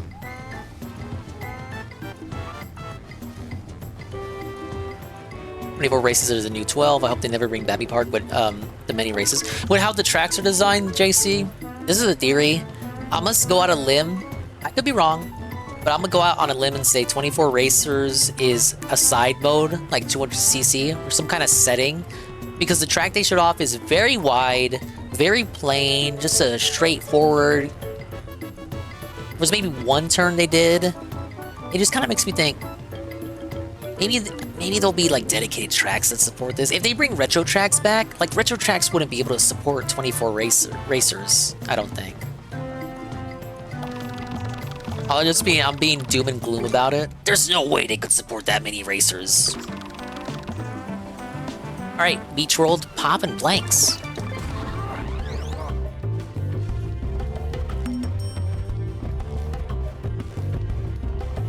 And JC getting it day one to mod it, obviously.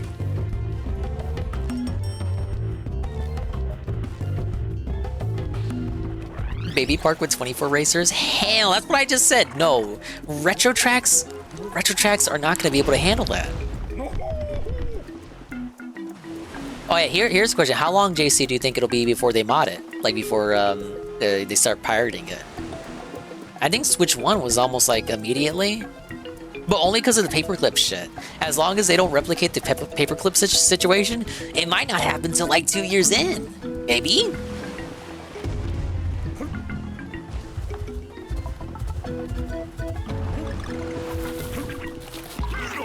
Whoa, we have new enemies. It's the Pinchy Crabs.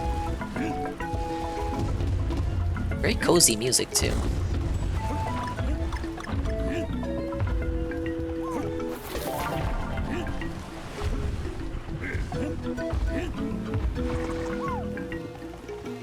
You laugh, Knock, but the 3DS, well, they didn't hack the 3DS until 2013. That shit came out 2011. The first Pokemon game, I think, by the time of X and Y, the 3DS had been finally hacked. Remember when they made you buy, like, Cube Ninja, or whatever the hell that game was called? Yeah, like, I remember the paperclip. He literally got lucky because of a hardware flaw. That's why they made the revision so quickly. Is this not a bonus? There's no bonus music. It's the random area.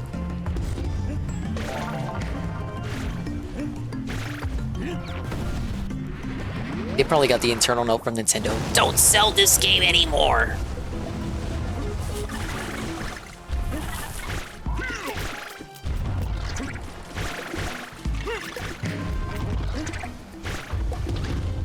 Nah, Nintendo's not playing this time around.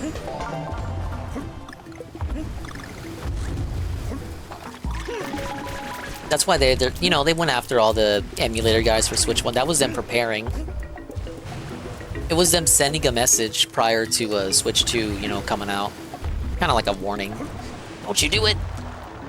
Let me blow these weeds. You mean I have to buy my games this time, dude? Fuck this game. $60! $60 and it's not even 60 frames? Oh, that's another thing, the price? Bro, $70 for Nintendo games? Oh, mamma mia.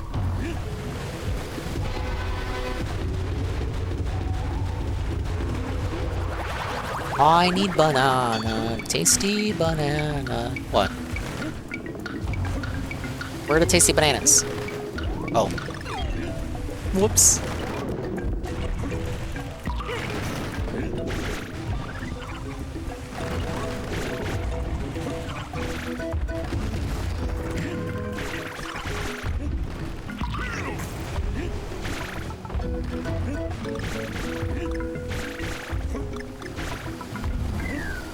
Oh, mamma mia.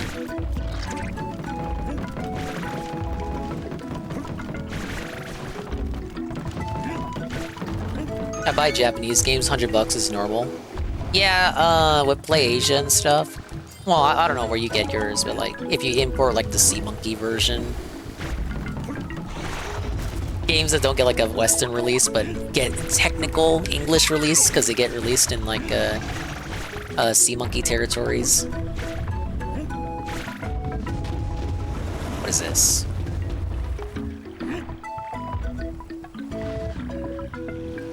But also just straight up importing like the actual Japanese version is also a thing, obviously.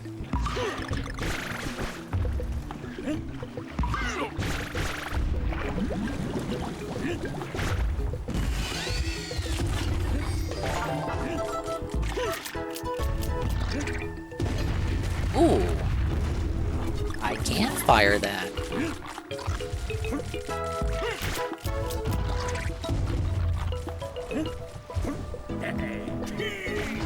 I like this world. The music is very subtle here. There were no beach worlds in Donkey Kong, the older games, really. So the music here is original, but it's got like a cozy vibe to it. It's a lot more subtle. They're jamming out, but it's very quietly.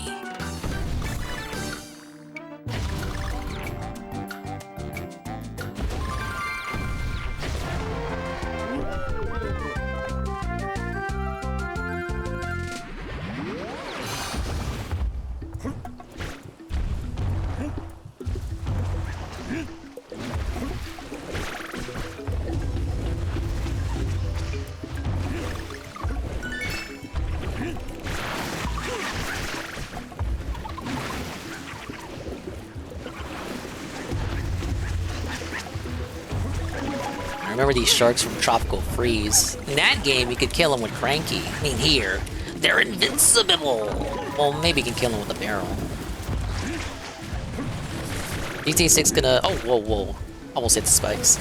GTA 6 gonna raise the price of games, base games to $80, and we're gonna start seeing that be the norm. Well, maybe people can cry about it, and mention how every game doesn't really justify it in the way that GTA 6 does with its production value. I don't know.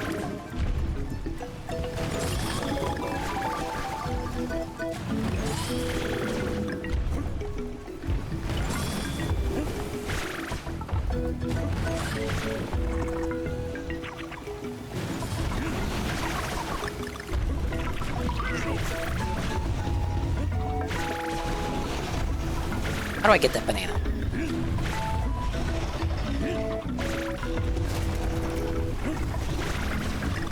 There we go.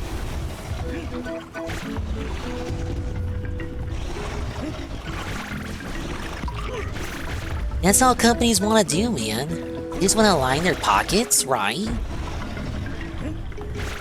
Anything for this.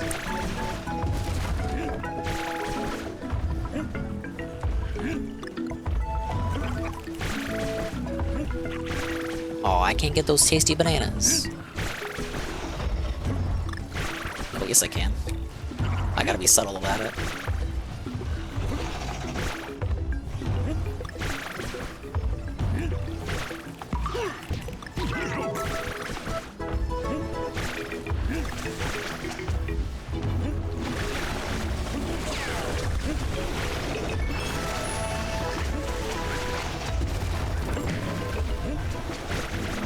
I still don't think games should be $70, but that's where it's at. 60... It's just because games have been 60 for so long, it kind of hurts to see them go up like that. I get all the... I did. I understand, you guys. I completely... Because it's a budget of games and all that, you guys. Then you take into account inflation and all that jazz. You know, $60 for games in the 90s was like the equivalent of like $120 or something today.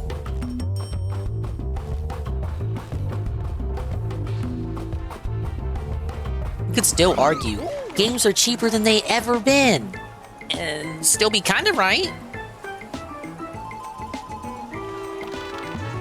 We got Sloppy Sands. Oh, I like how the world music has variations depending on what world you're in. Ba-da-ba-dow.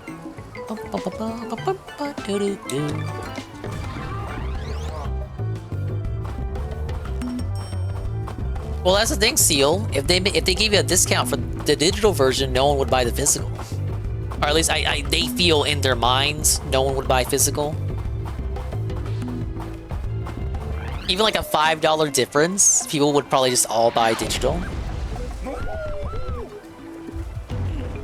I understand and agree, but they're scared to do it. And if they don't have to do it, they won't. Alright, we got a secret.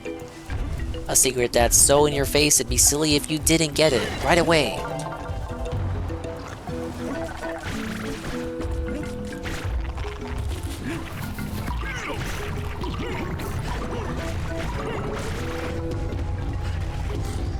They've been kind of fair about the price of the $70 game this gen. Not every AAA is $60, even though they're trying to make that the standard.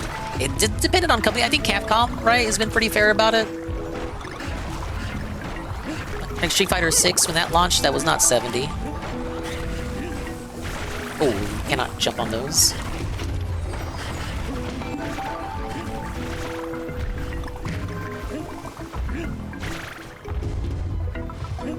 Hello? Oh, wait. I think I know what to do.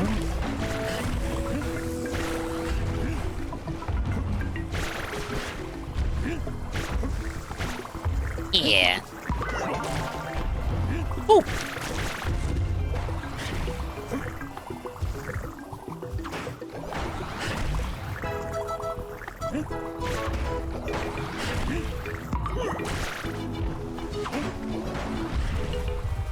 Yeah, nothing will change. People will Bend over and accept it. And then they'll pay for bad business practices, like the guy. They'll buy the deluxe editions, the day one DLC, the pre-order bonuses, the battle passes, the season passes, the loot boxes. Well, they don't really do loot boxes anymore. That became successfully toxified.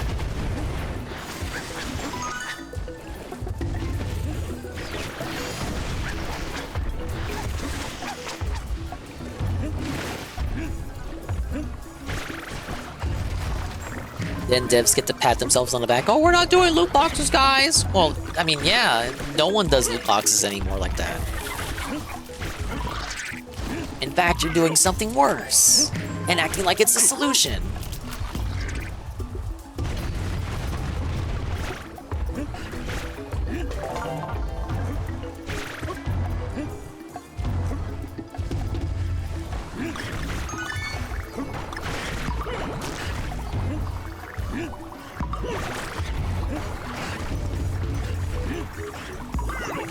Oh yeah, pay extra to play early. Can't believe I forgot about that. People did it with the recent Dynasty Warriors release. I'm sure it was a great game. But that's something that's still happening.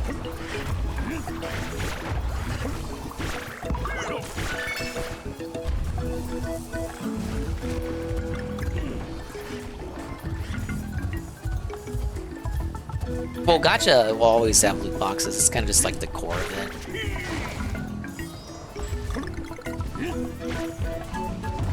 Gotcha. That's the end of the level. What? How much did I miss? You can't go up there.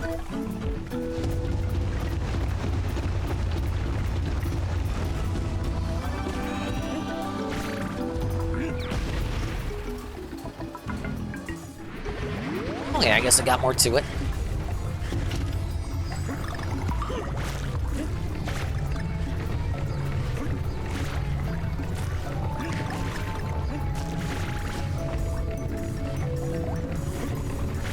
Yeah, it's literally the name of the genre.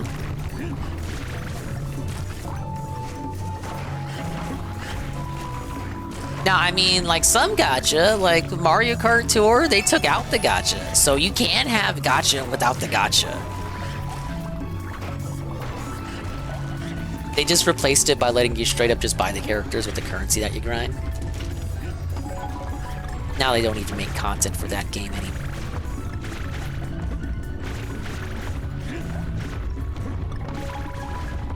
You can't really do gacha with a Mario game anyway. Although waifus would just be Peach and Daisy and Rosalina on constant rotation, it doesn't really... Like, after a certain point, you're gonna be asking for, like, new girls. But it's like, Mario doesn't have any girls. Like, Mario's not a waifu franchise like that. You can't just make up new girls like Nikkei.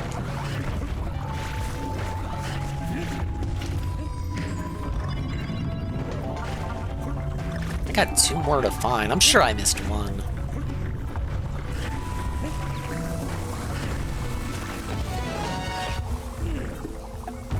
Some of these are pretty well hidden.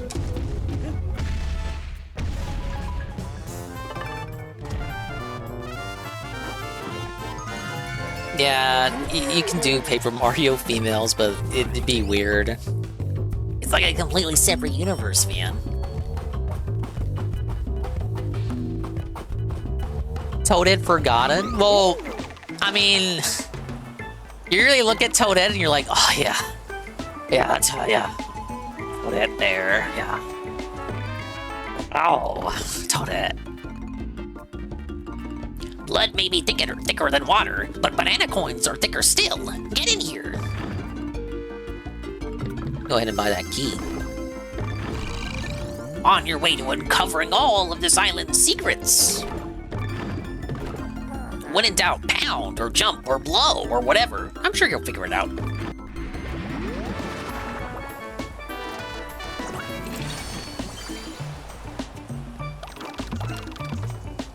This is Peaceful Pier.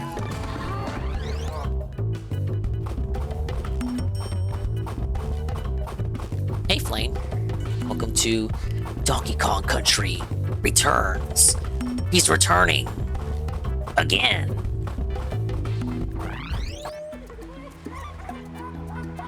For the third time.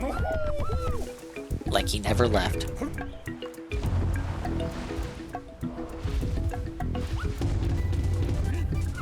Oh, you gotta blow him out. Ah, yes. What's the gimmick here? You know something's gonna happen. Oh, no. It's one of these. You like how they give you a extra life at the start?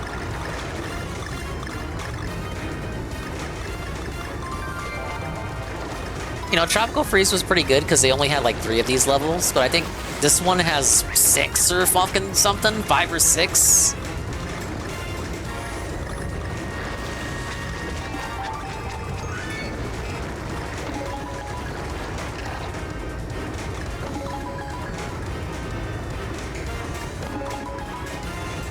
Okay, they're gonna come at me with that ship later. Checkpoint. Here they come. The cannonballs have delayed explosions, right? Yeah, they do. Tell me how that works. Make it make sense.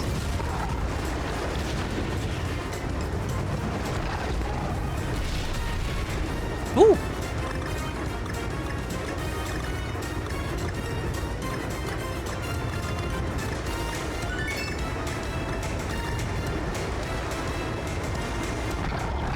No! Shut up, shut up, shut up. Got it. Don't you do it. Ooh! Ooh! Shut up, shut up, shut up, shut up. Oh, that's the world. Yeah, that is the world boss. We'll fight him later. No!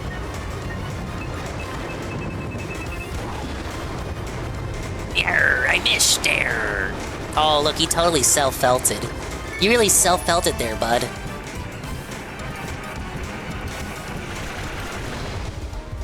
There's much more where that came from. Alright, secrets? Secret.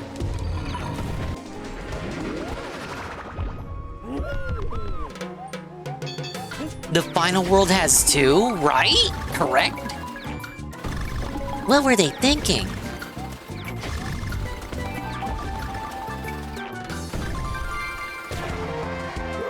We already watched the rap, Goki. He put that shit up right away. He didn't wait till midnight. He doesn't have a night stream today. He has to do secret Patreon React videos? It was nothing. All he talked about was a $35 tip he got. Missed one. It's probably at the start.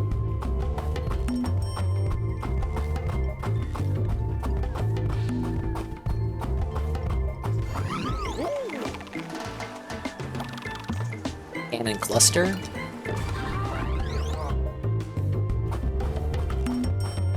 I like these kind of levels. Hate these levels.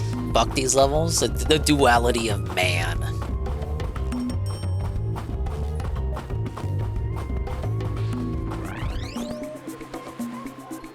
Oh, I like the bongos here. No, DK's always been about them bongos. Don't gonk.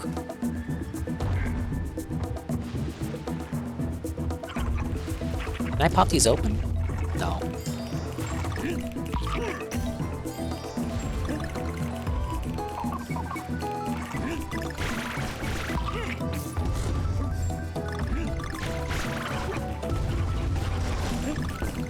Did I just kill the crabs that were in there? Oh well. DK will apologize later.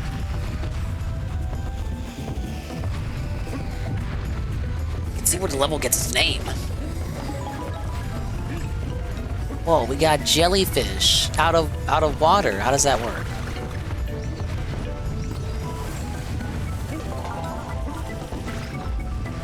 Oh, jeez.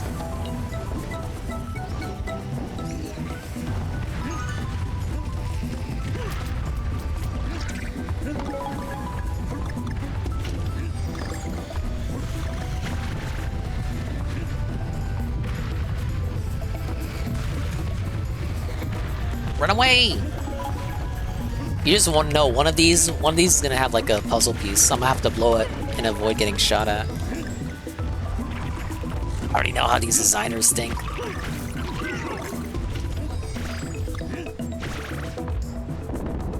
How would I get up there?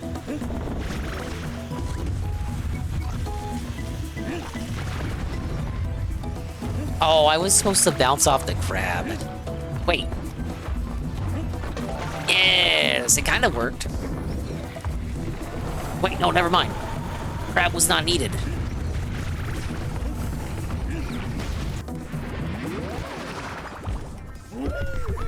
UFC 5.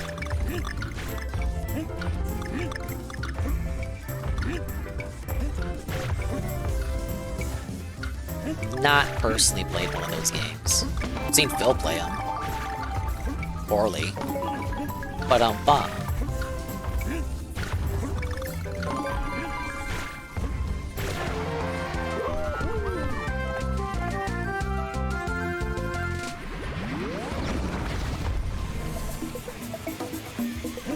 We at Swollen__Dingus LLC highly support the spreading of crabs.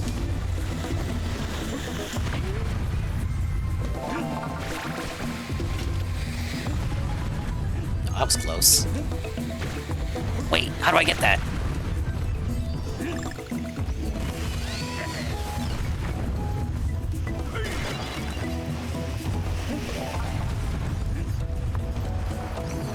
Ooh.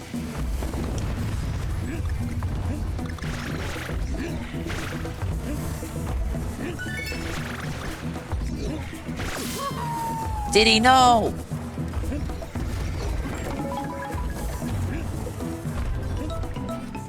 Alright, I don't need Diddy. I didn't like that guy anyway.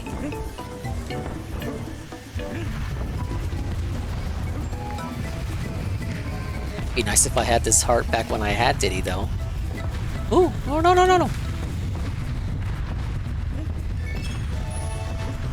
The player is taught. The player knows to avoid the boxes when the cannonballs are coming nearby. The player knows and understands. The player is rewarded.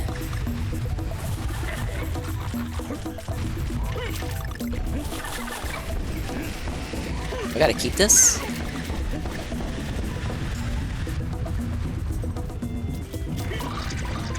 Oh, nice roll.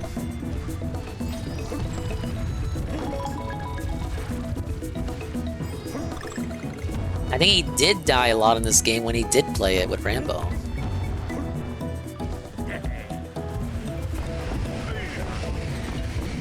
This game does get challenging later. This is by no means an easy game. It is deceptively easy. Or no, deceptively difficult. It starts out deceptively easy.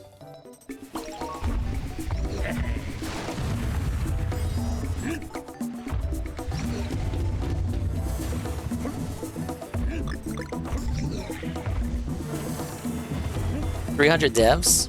I'm sure it had a lot of come on. He doesn't really say it like that anymore, does he? He's miserable now. Miserable.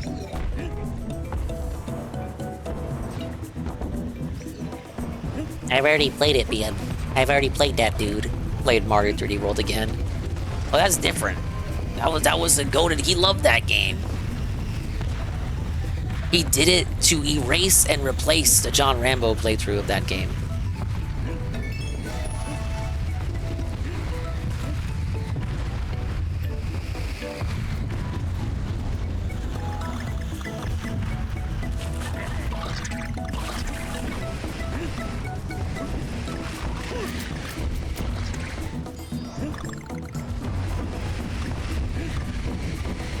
Yeah, he did on a Wii U plane.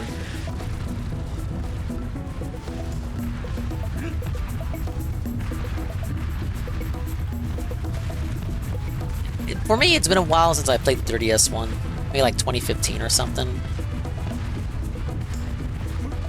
I like that it exists so that you have the 3DS levels in HD, which is not something you had before. Oh wow, you're right. did have to carry this barrel over here. Well, that's crazy. Well, all right there, bud. Let's see if I can do that.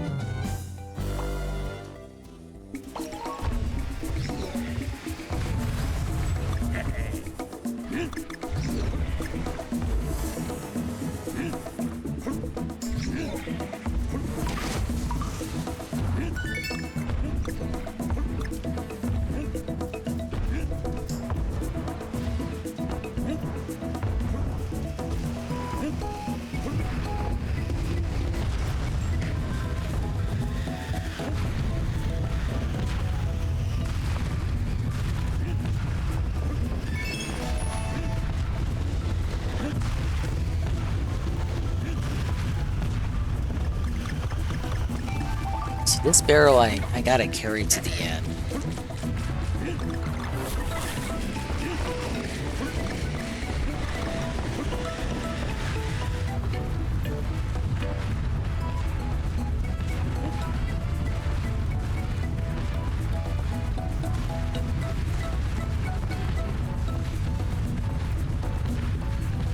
You gotta gamer mode it.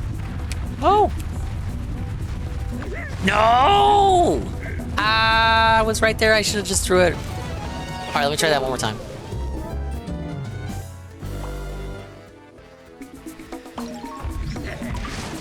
I will only rack up deaths in my endless efforts to search for secrets. Not because I'm bad at the game. I suppose you could say I'm bad at the game if I keep missing the secrets. Shut up! It's different for me because I'm not Phil. Obviously. I'm not allowed to just do what I want because I'm Phil Burnell. Oh yeah, because you're you, Brew. And just like you said yourself, life's unfair.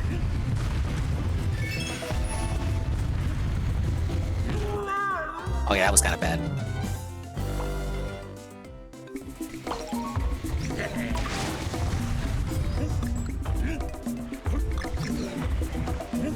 This wouldn't have happened if I had the diddler with me.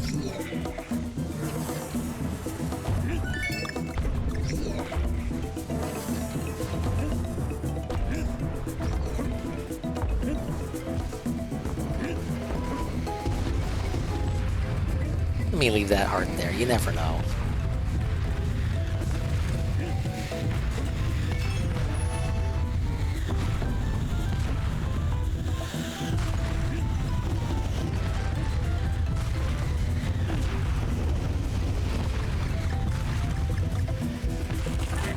Let's give this one more try.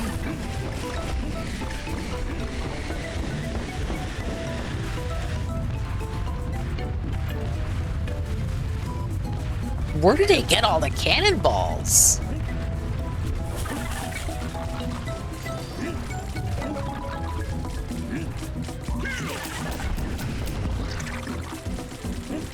The barrel does respawn, that's good.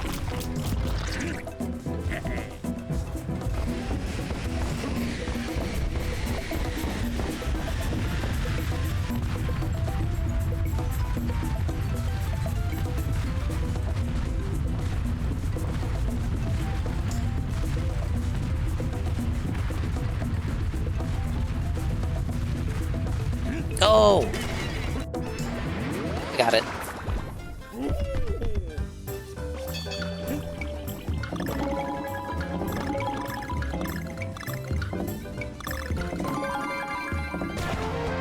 Was that easy on purpose to reward me for doing that? Of course it was. I still ended up missing one puzzle piece anyway. They hide some of these pretty good. What the?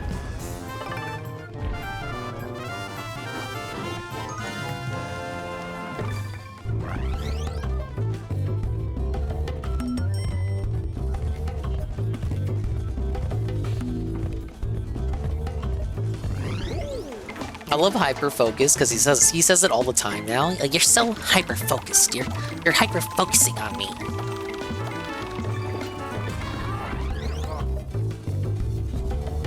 It's very strange, this like hyper focus you have on me.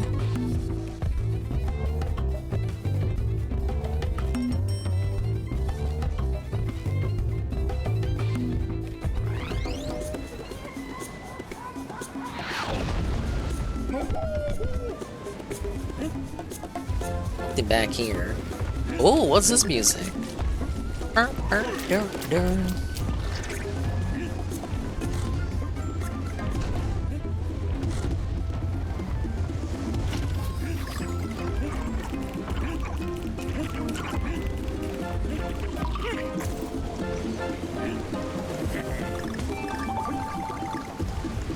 There's a jumpy thing up there.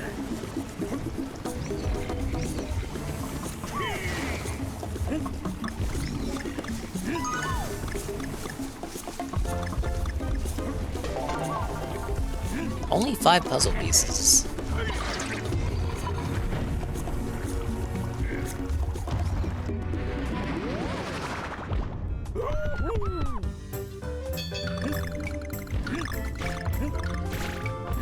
Oh.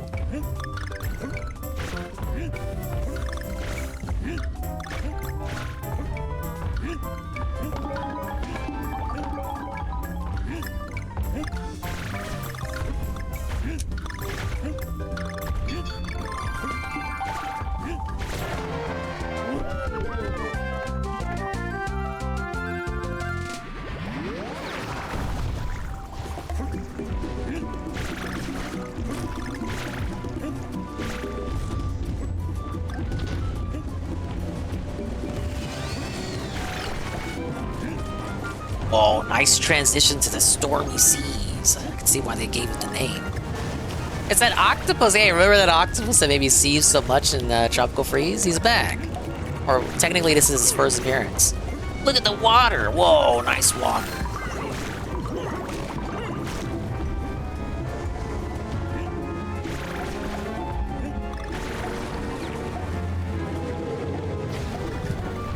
Oh, a puzzle piece up there.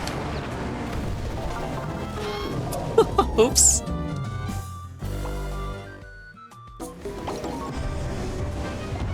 Wait, let me go back for Diddy.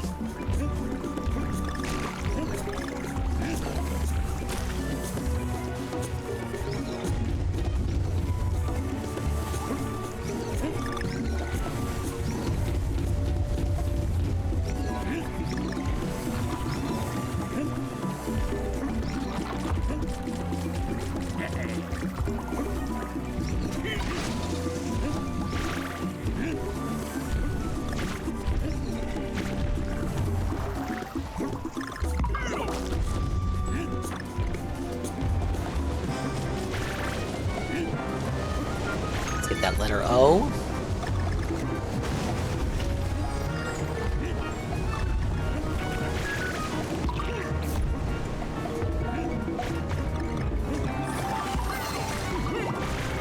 Oh, where's the extra life there? Had I only been a bit faster.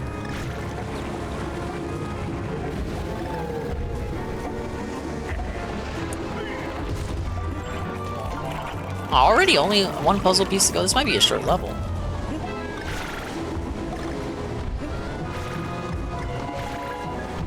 Oh, he's gonna destroy something.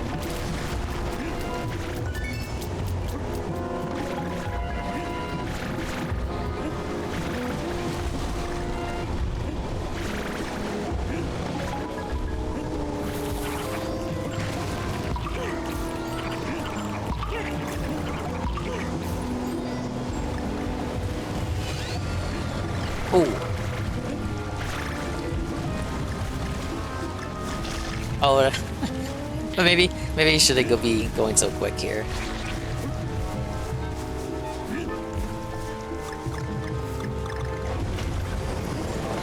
Oh, that's all the puzzle pieces.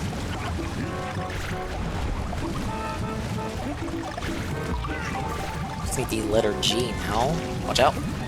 How does he have so many tentacles?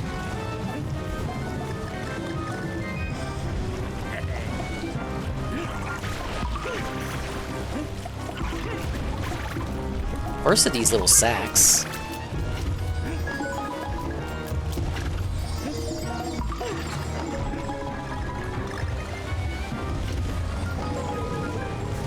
They're a lot more prominent in Tropical Freeze. No, did he?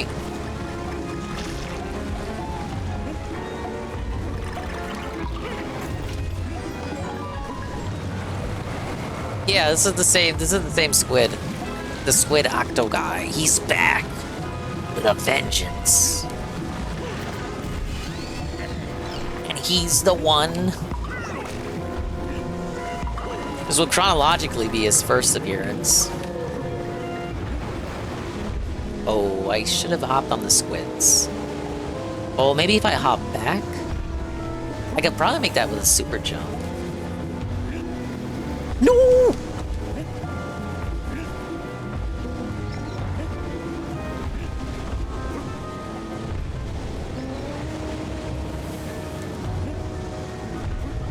Hold up, it's not over. Don't make me go back.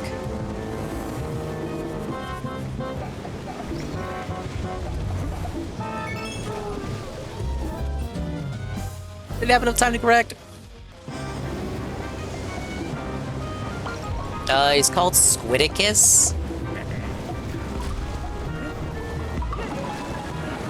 Oh yeah, I gotta bounce in that third one. Bounce on the first one, then just keep bouncing. Or bounce on the second one. Alright, something like that. It worked out. Oh, that's bad.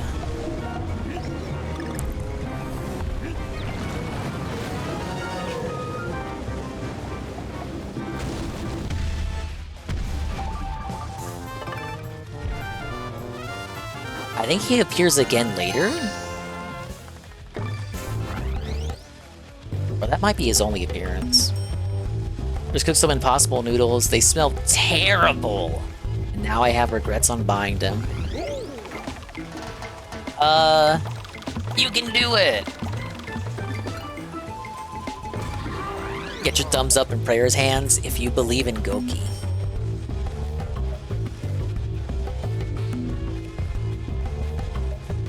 It's just a bunch of noodles. What's the worst that could happen?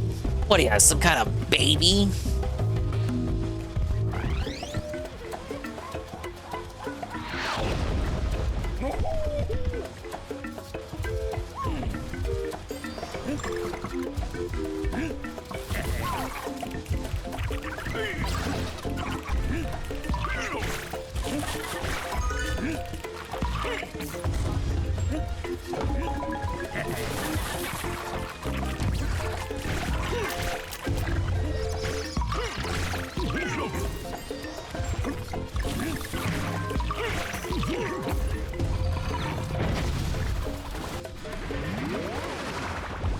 They taste awful? Nah, they're Wouldn't this be on you for cooking them poorly then?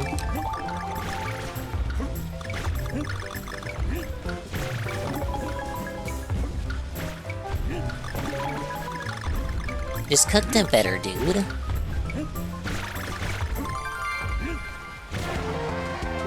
You cooked them correctly, sir? That's what you think.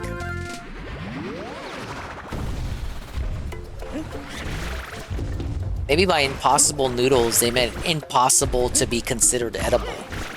Impossible to eat.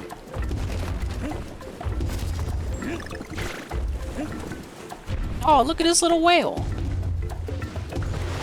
I have freed the whale. Oh, it's Aquatic Ambience. You know, that song we always gotta reference. Even though we're not underwater.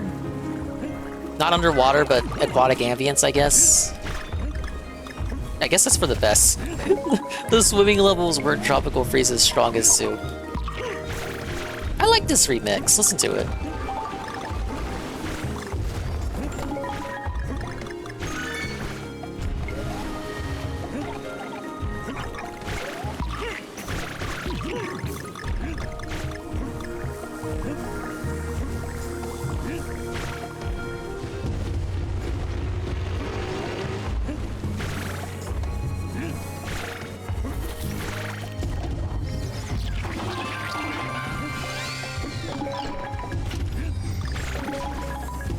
Feels like it's kind of going for that synthesized chiptune aesthetic of the NES as part of the reference.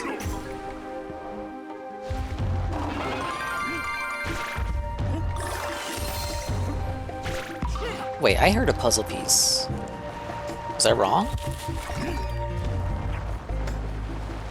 Yeah, it was.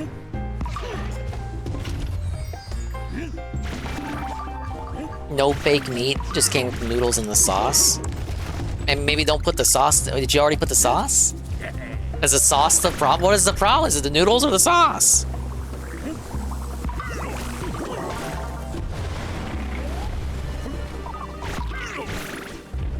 Do do do do do do.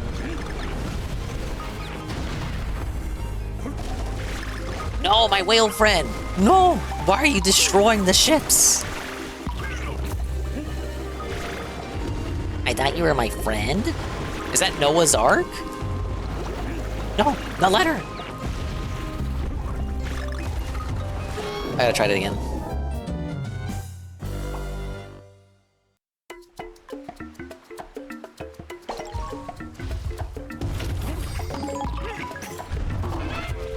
Can't believe Iron Chef Sakai would do that to me. Is this because I shat talk him last month?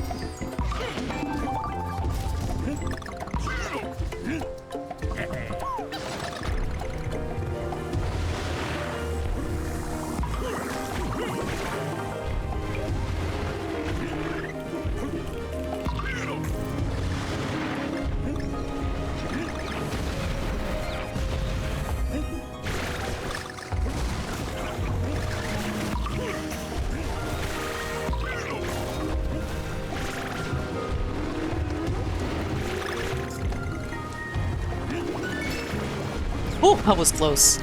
You're supposed to just get that with the blowhole. I got. Oh! Stop! I thought he was my ally!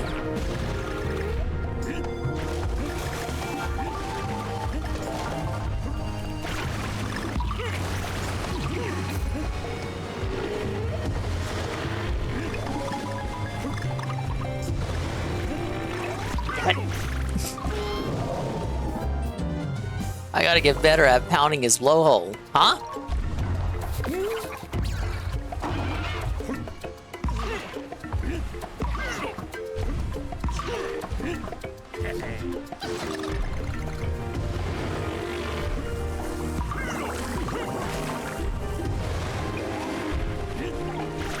I think it's gross. We're never beating the allegations.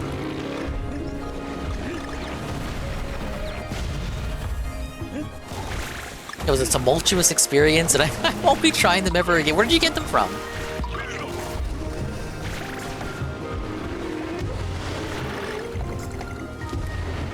Is there like I can only hit his, it feels like I can only hit his blowhole at specific points. Like, I can't spam it.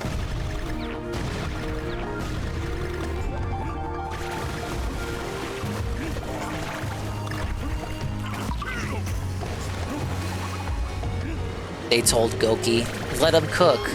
And he did. And it didn't exactly work out.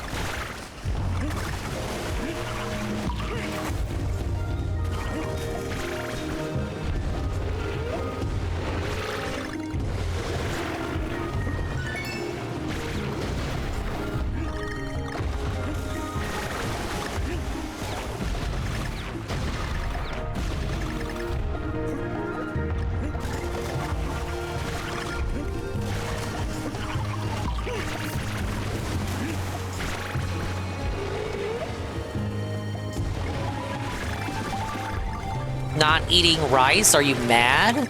No! I hit it too early, then I hit it too late.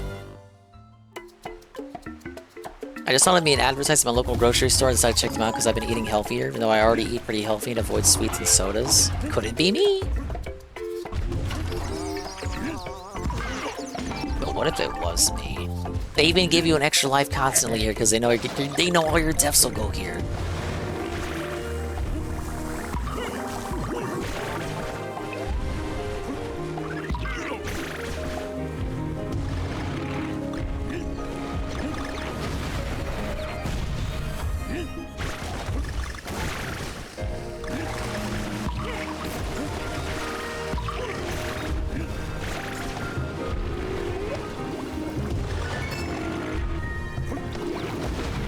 First time I got that one correctly.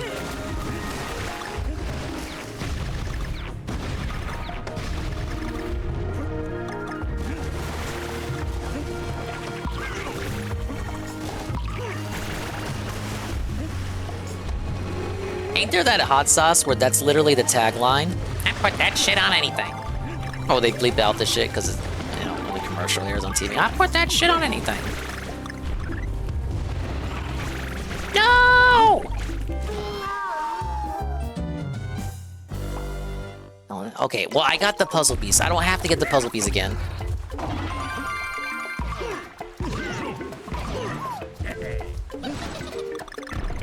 Yeah, that's the one.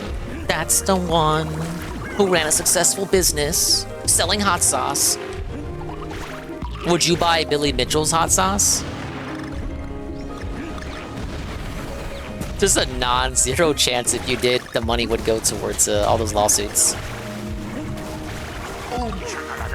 Thank you, Pumpkin Spice Ghoul, for the follow. I'm all about pumpkin spice. Just this holiday, I had the pumpkin spice creamer for my coffee.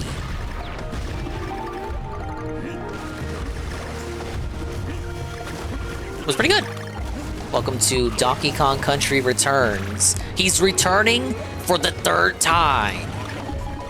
I don't know why he keeps returning. Where does he go when he goes away? Got it.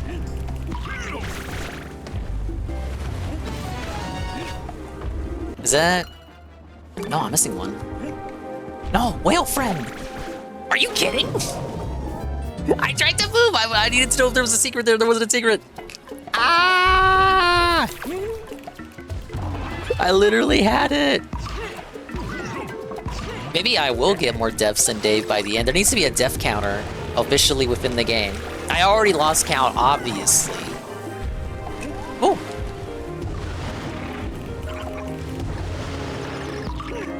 My secret hunting is gonna be the death of me. You wait. If it ain't gonna be the death of me now, it certainly will be the death of me in the game.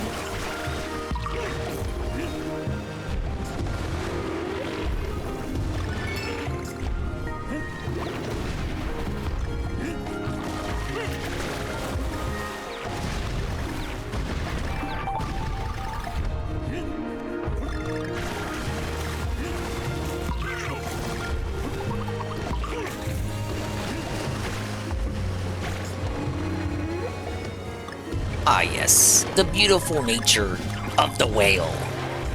Some sort of money creature. Yeah, some kind of money creature. I can't do a whale call.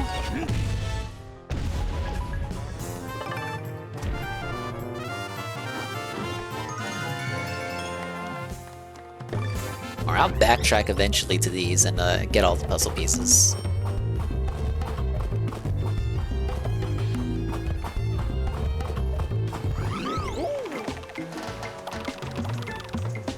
Title Terror, then boss number 2.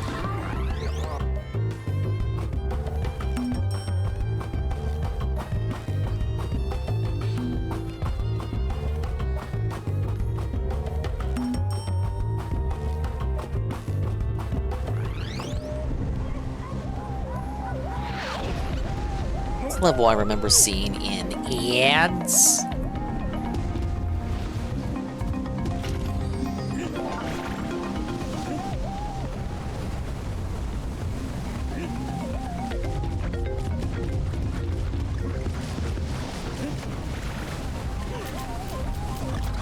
Oh man, it washed away my bananas!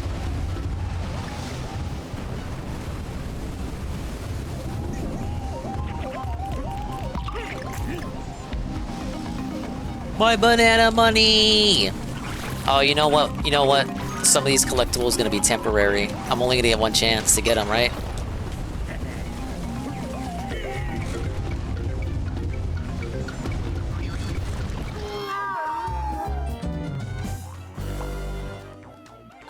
That one had a wonky hitbox. This one pissed you off?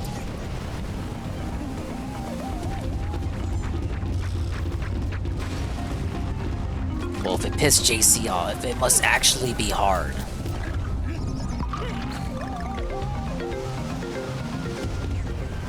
I like that the music's got that subtle tension to it.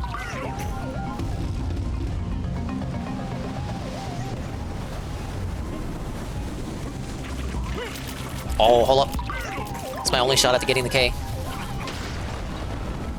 At least the enemies suffer along with me.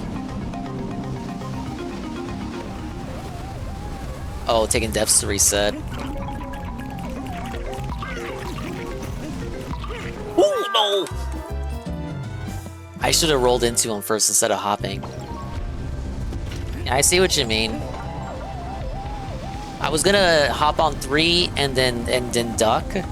Let that little small piece of rock protect me.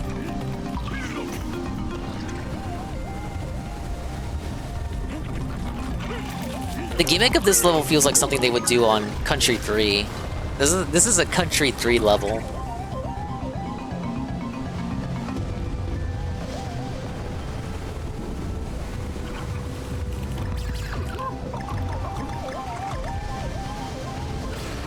Man, I feel like something's down there, but it's probably a death zone.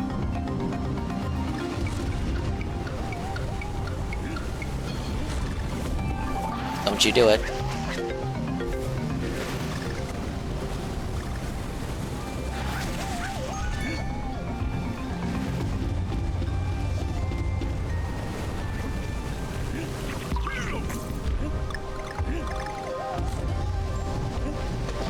Oh, we got 3? Yeah, 3 puzzle pieces just like that. You put them right next to each other. I feel like they hide the puzzle pieces a bit better in Tropical Freeze. No, I just fucked it up.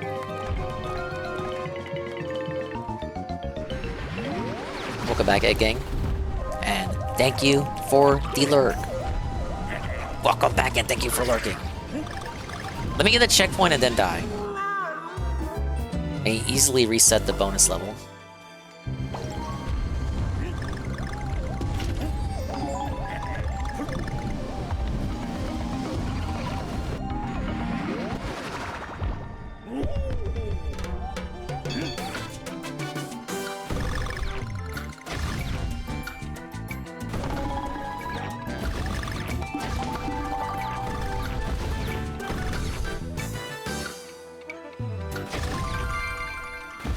There we go.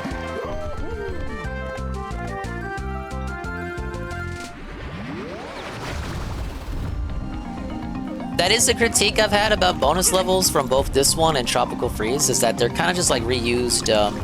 The same ones get reused again and again.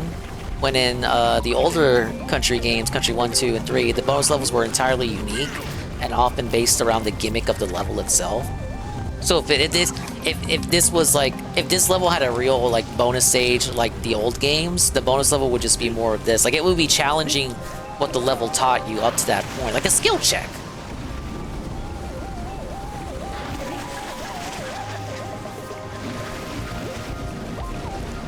And they were required for 100% in those games as well, because they would lead to like you getting bonus coins and shit, which would open the secret world. I guess they're required for 100% here too, because they give you puzzle pieces, but it's not the same feeling. Definitely a sore spot with these newer ones.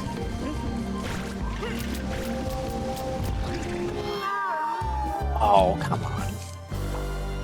I was hiding.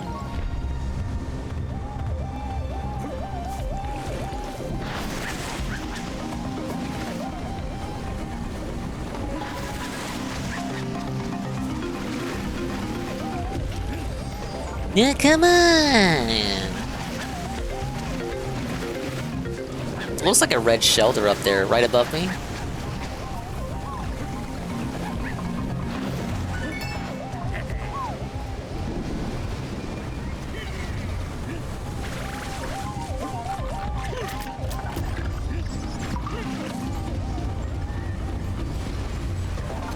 Ooh, all 5 puzzle pieces. I just need the letter G.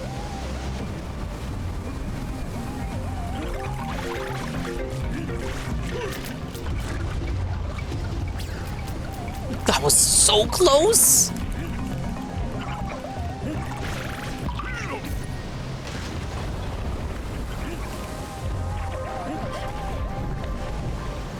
Oh my god.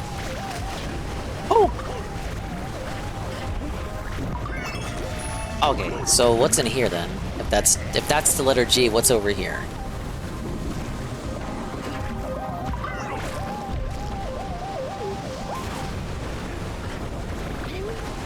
Well, I guess I won't find out. Does the barrel respawn if I go away?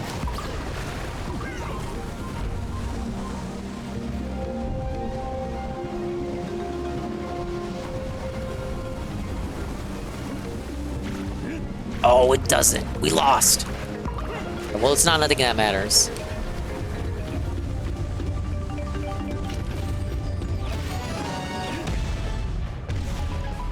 The levels aren't as long as in Tropical Freeze, but there's certainly more of them than in Tropical Freeze.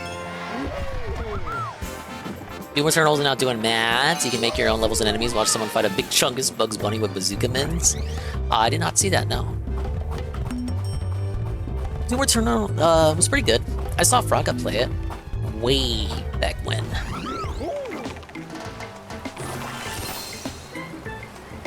Right behind a little rock like Osama did, where the seals got him. Is Osama bin Laden an acceptable topic for a Twitch stream? Am I gonna get banhammered by even saying his name? Oh well, fuck that guy. Alright, we got the second world boss, Henshin Pirates. I'm gonna finally get revenge on those crabs for what they did earlier to me at the rocket level.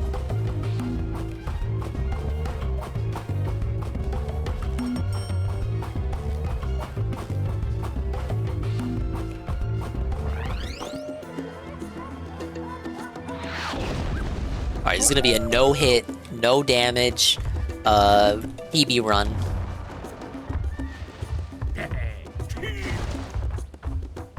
We got a cutscene. More animals eating bananas that don't belong to them? I like how one has a fork, one's got a knife, and we got the maracas. I wait.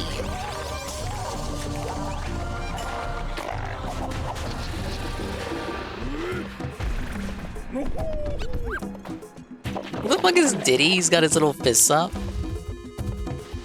What do you got going on, Diddy? Okay, if I remember correctly... No, you gotta bounce... Yeah.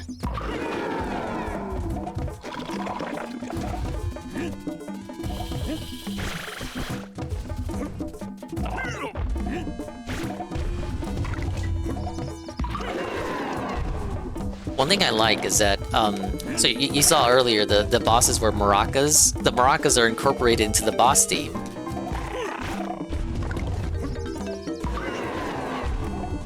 And that goes for all the tiki instruments throughout the game.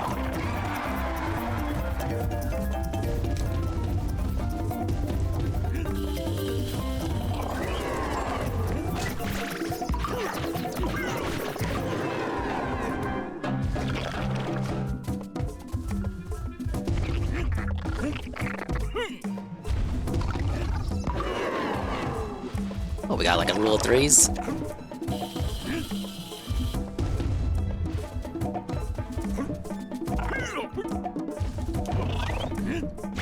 Oh, wait. He's got a delayed fall there. He's trying to bait you out.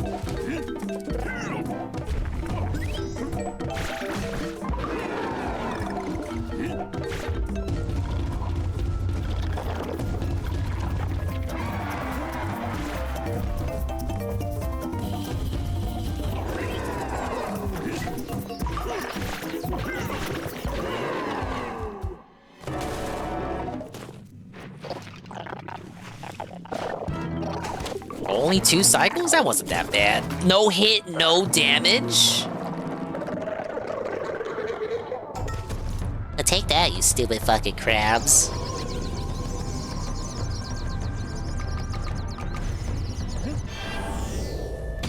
Ooh. Smack boy. I love this mod with Bomb Battlefield. Some way to 1-to-1 recreation tomorrow. 64 level Doom in Doom Eternal. They probably did that on the original Doom too. Countless games have that kind of mod. Banjo-Kazooie, Bob-omb Battlefield, such a classic level. Zelda, Bob-omb Battlefield. Name a game, it probably has the Bob-omb Battlefield mod. Alright, next level is the ruins. That'd probably be the last world that I do for tonight. And I'll pick it back up tomorrow. But let's do the temple level first.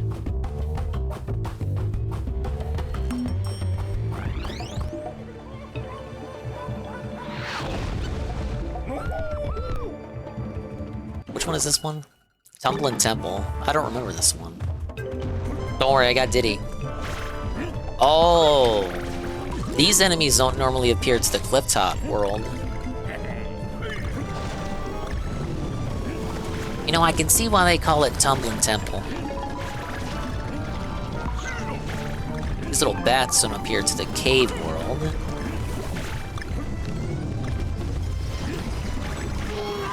Oh. Yeah, there are gonna be a couple deaths here.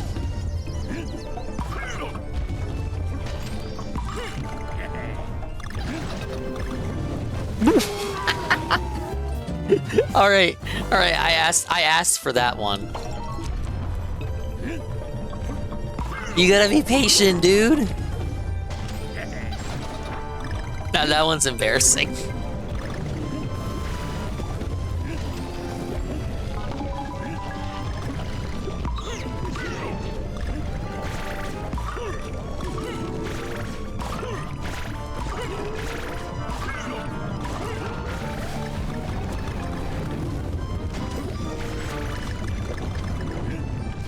Oh! Oh, check that out! First puzzle piece is there at least.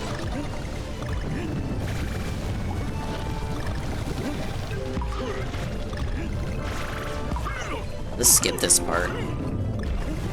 Alright, focus on getting some height.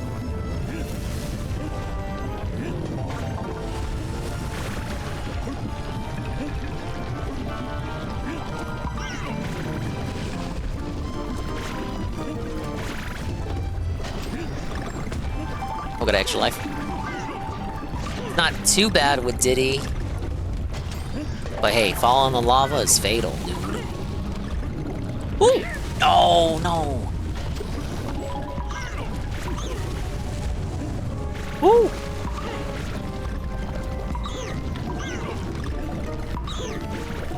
No, no, no, no! I saw that too late.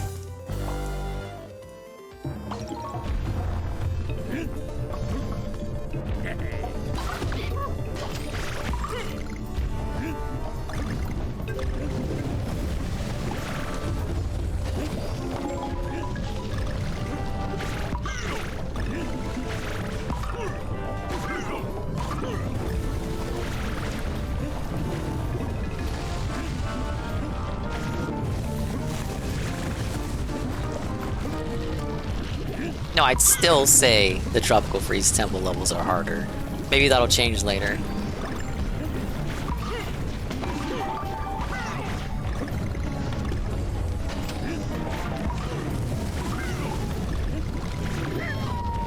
Oh shit. Diddy's gone.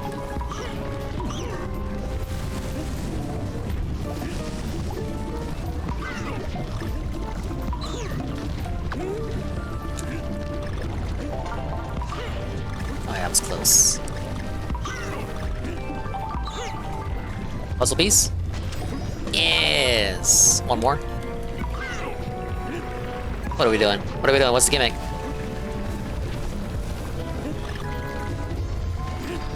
There it is, there it is!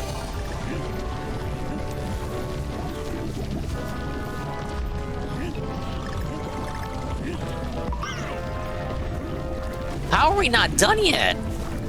I got all the puzzle pieces. Let me look. Let me go home. I'm the one. No! Go, go, go, go, go. And that's how it's done.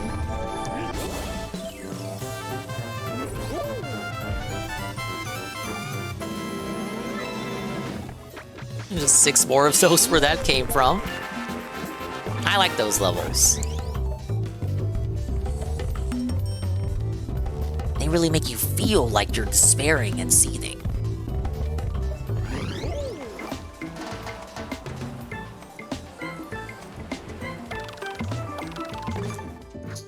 Alright, next world will be the ruins. We got 7 worlds, 7 levels. Actually 6, because of Cranky Kong. Then we get the boss, and then we got another temple level. 3-1 wonky. Oh, wonky water. It's so wonky. Big ups Ivan Zypher. Welcome to Donkey Kong Country Returns. H3. He's returning again. I don't know what he's returning from. He keeps returning for some reason.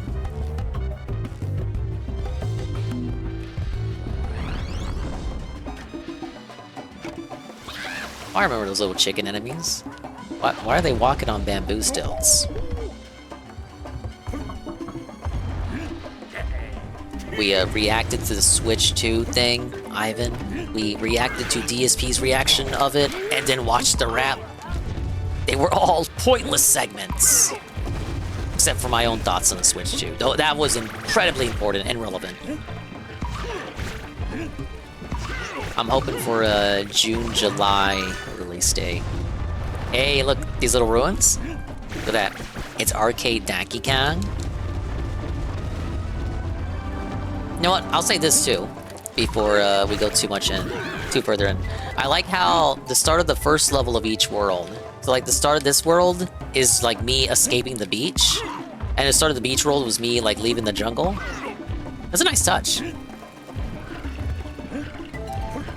Like the visual transition as you enter the next world. So like I'm entering the ruins, literally. It's that visual storytelling that I like to see. Tropical Freeze did it as well, but to a greater extent.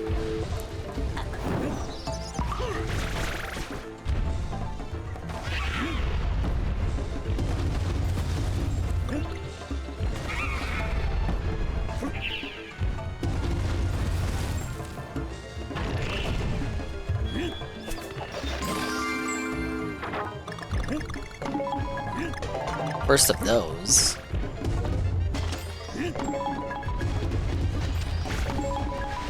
Okay, I gotta get up there.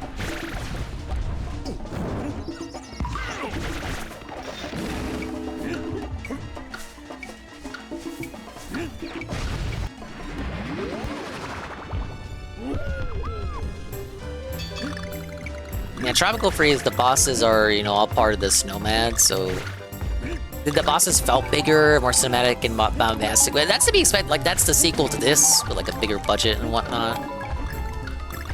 This was just this is more classical, more a little bit more reserved, kind of like a reboot in a sense, at least gameplay wise. Going back to basics, just reeling it in. It has more bosses than Tropical Freeze, at least, so it's got to beat in that department. But yeah, the bosses get more involved, starting with that game than in this one. Here, it's more like, basically like Rule of 3. Oh.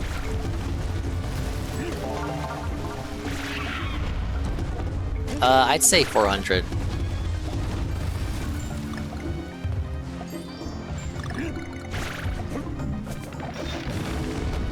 Wait, why did I do that? I was reading chat. Take away my heart.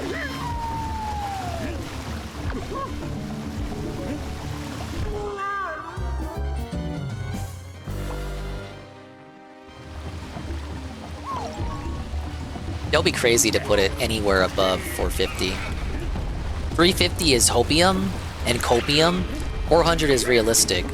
450 is realistic. 500 is, you know, it would get a bit crazy there.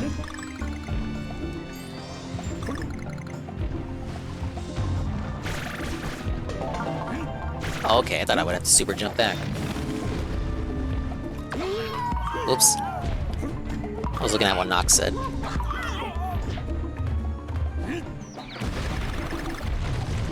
Yes, this is the wonky waterway, and I immediately die. Yeah, 500 is funny. It'll be like, once you get to a certain price point, it gets harder to justify the price compared to like what the competition is offering at similar value. Like 500, you get like a base PS5, right? I know, again, you're buying it for the brand. But it's still an argument that people are gonna make.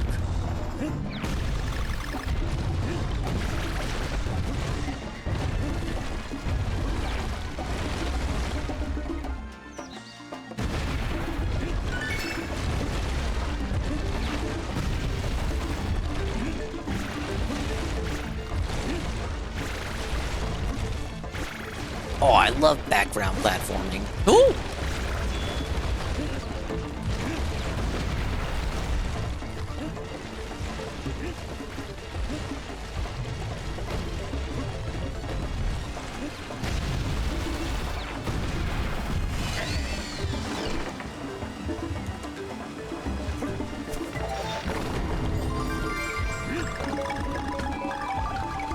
Ooh! That was a close one there. Free banana. Or 10 bananas.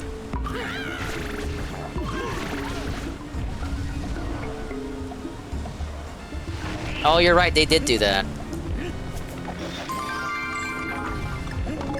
I got my PS5 launch day, so I don't have to suffer that.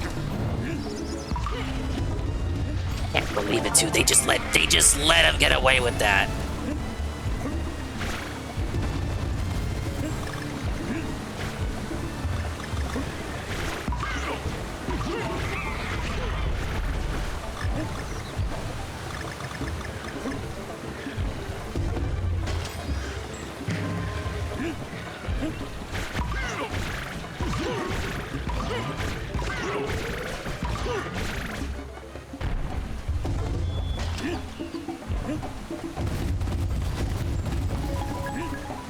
Oh, check the background. It's a arcade Donkey Kong, but he has a red Joy-Con. The Wii version, he's got a Wiimote. Very minor, but totally worthwhile difference to point out.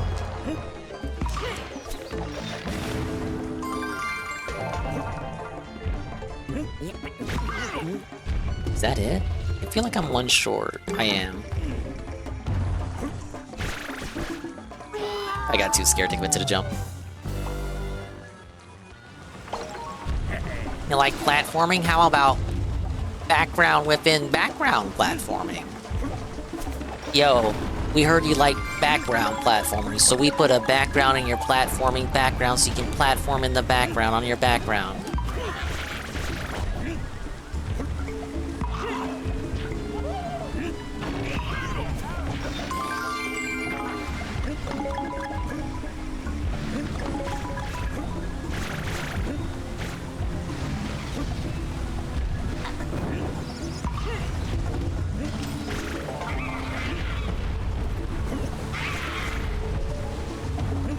No rip, no PS5 for the daughter. You should have told her to wait for the tax return.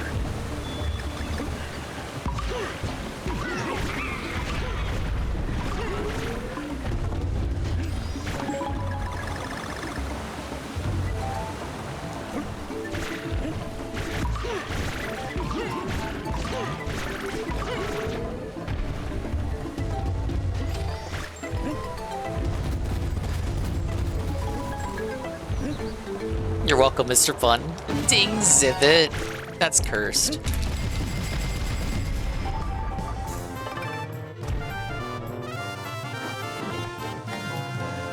Yeah, there's no reason to get the PS5 Pro right now. Some would say, go as far as to say even, it's not worthwhile to get the base PS5. There's nothing based about it. But in Bash, I'm bashing.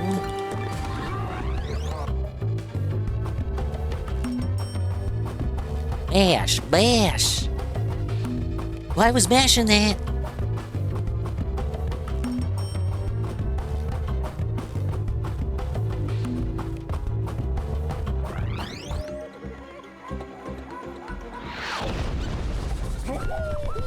what chicanery we got going on here.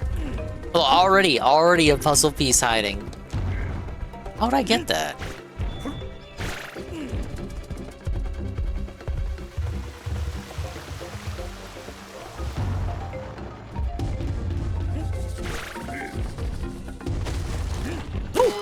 Oh! Now wait a minute. Nintendo.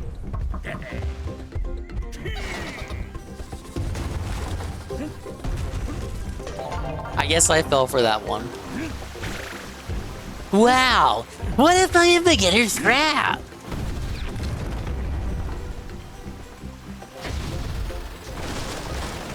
I was waiting for him to close his mouth. I think you do that again later and they close their mouths.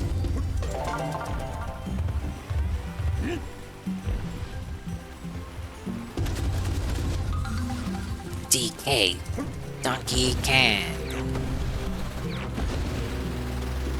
Wait. Ah, yes.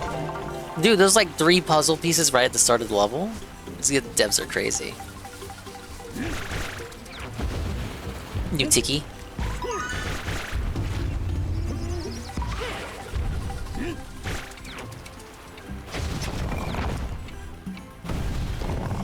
That shit is timed. What do we got? What am I doing?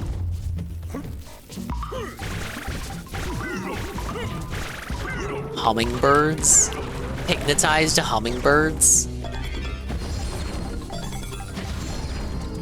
Oh, that's pretty neat.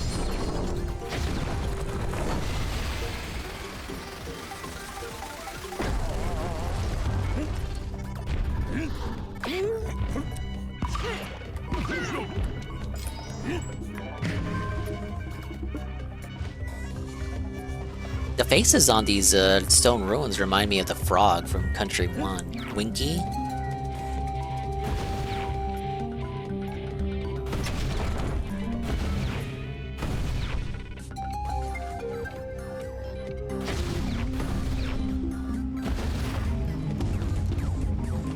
Looks like there's something under here.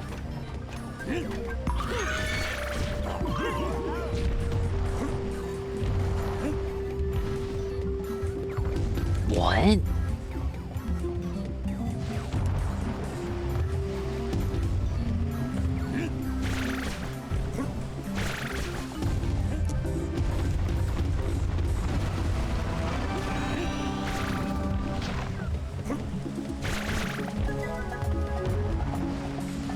I'm sure I didn't miss anything. There's clearly something hiding there.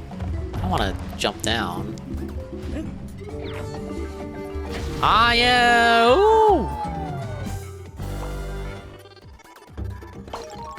What? All the way back to the fucking start? No!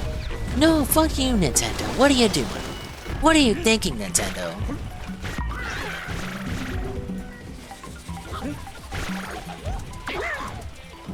Revolutionary the 4090 would be. I realized it's not that much of a boost. And software lock motion, so you need the same shit, forcing scams, man. Oh, I'm so bad. It's cause it's 2 in the morning.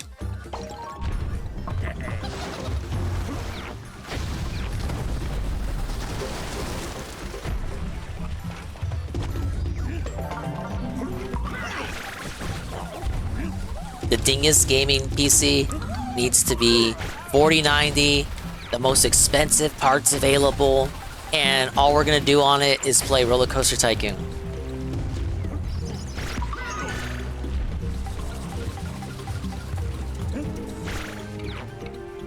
Yeah, I'm where Burnell at 3 in the morning. It's like, I'm like the Hulk or something. You won't like me when I'm seething at 2 in the morning. I tear off my shirt. Ah! It's the Juggernaut! Ah!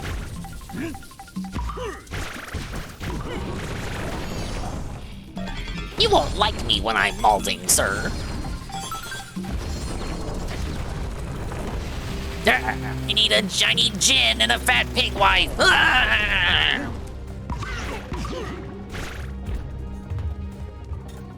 Dingside fill the dong cow.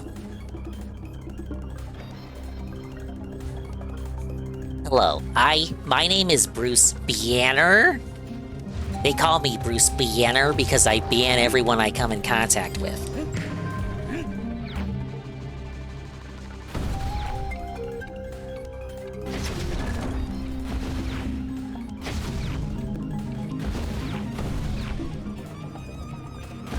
Oh, okay, that's where I needed to shoot. Womp womp. True, Ivan, but they don't have open RCT2. You know, I appreciate Atari for trying to milk the series like a human for sustenance with these countless deluxe editions they keep putting out, but they don't have the boons of open RCT2. So, I don't know, thanks for trying.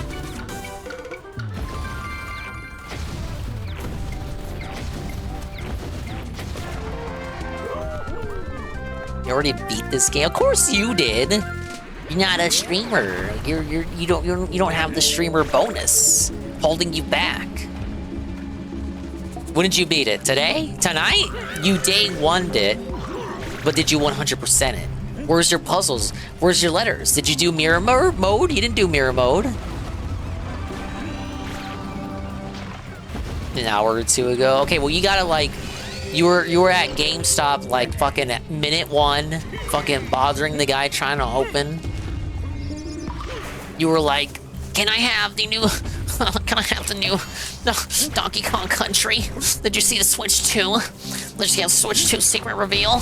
What are you guys gonna take pre-orders? And that guy was like, oh my god, kill me.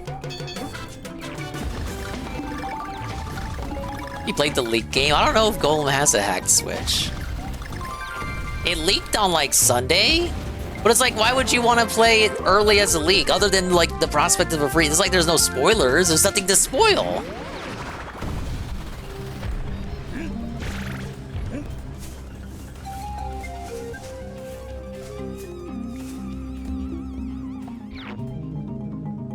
Yeah, it's like leak of a Wii game. Oh my god.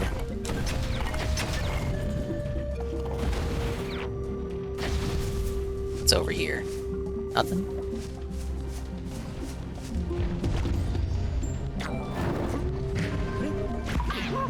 Oh, I guess I should have seen that coming. Maybe he's hiding something down here. You're obscuring something, sir. Yes. Oh, see, Golem doesn't hack. So he did go to GameStop and bother the cashier. Did you see Mario Kart 9? You know, it's actually Mario Kart 10 because Nintendo officially considers Mario Kart Tour to be an official release. It's like, buddy, I don't know what the fuck you're talking about, man. I just wanna fucking off myself. I'm like terrible here. I work at a dying company.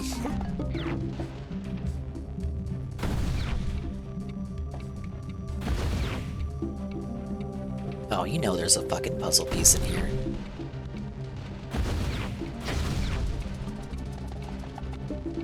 Okay, where there's an N. What?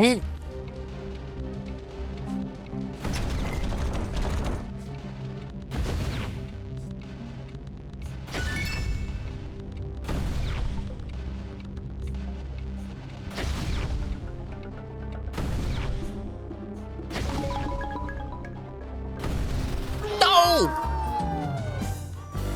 You can still emulate this in Ryujinx. Need to turn off a setting.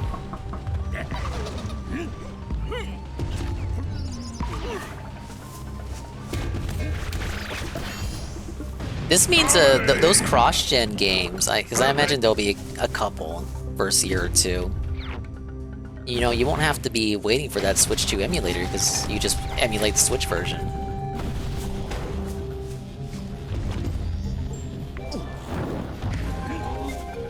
Imagine the new Mario Kart is cross-gen. It probably isn't, but imagine the partial sieve if it was.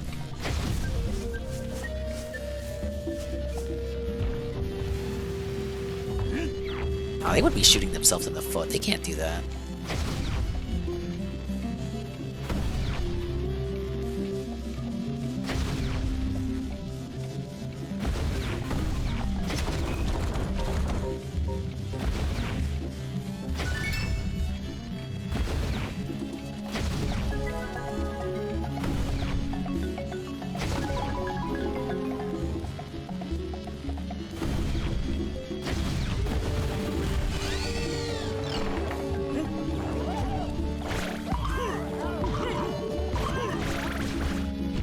You don't need old hardware holding back games anymore. That'll happen no matter what because it's Series S. At least like for gaming as a whole.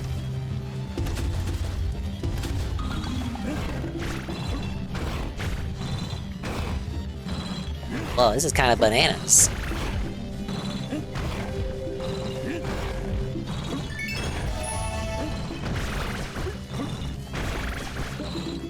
Which way do I go?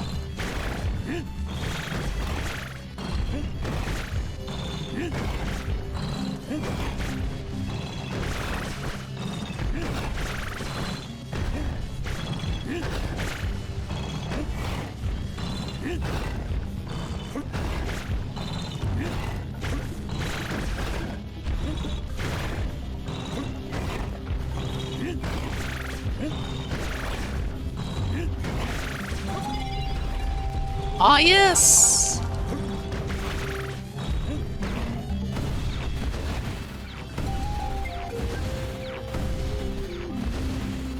Mario Kart 9 will outsell 8? Probably not.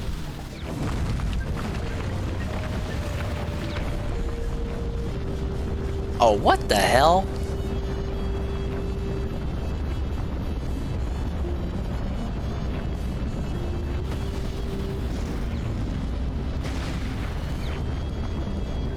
That's kind of dangerous. Alright, we got it. Oh, I'm still going.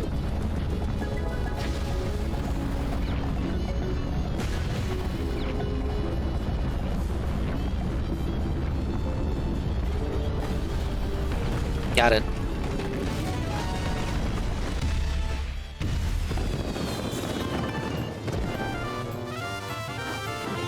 The Series S existing and the base PS4 still getting games is what will allow the Switch 2 to get more third-party support.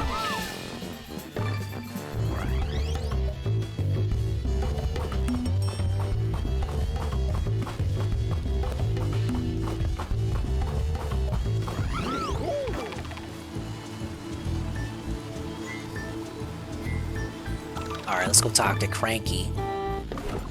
Have you tried roll jumping yet? We apes have no need for the laws of physics. Give me that key. Make sure to shut the gate on your way out. I didn't raise you in a barn.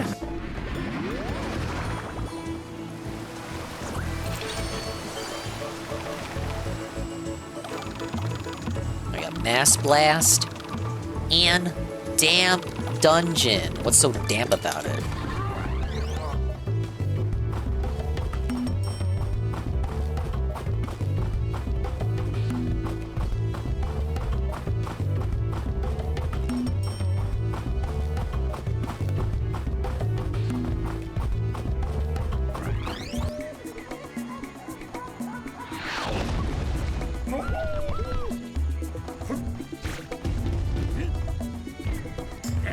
Oh, this better not be a minecart stage. Okay, we're good. You know one's coming up. It's a fucking spooky ruin area. Go to the left. Always go left. Go left. Go right. Go straight. Go left. Fairness, I should have seen that guy coming.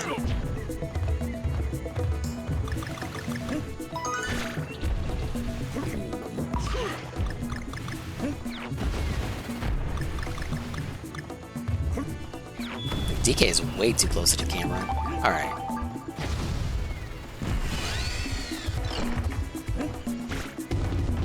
How do they want me to get that? Are we back on the beach?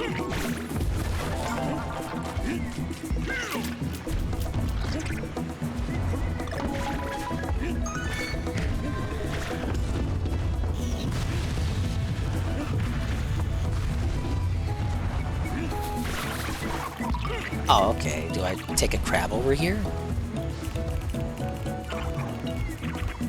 Let's take the crab for a little stroll here. Here I go, little crab dude. Yeah, no! He wasn't tall enough? I had the right idea. Maybe I should just bounce better.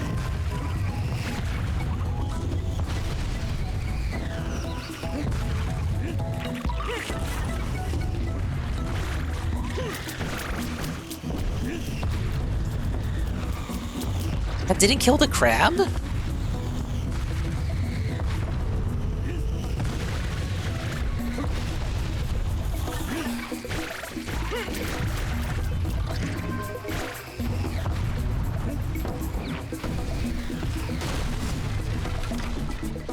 And that last level, the cannonballs were going in like set areas. Now they seem to be tracking me.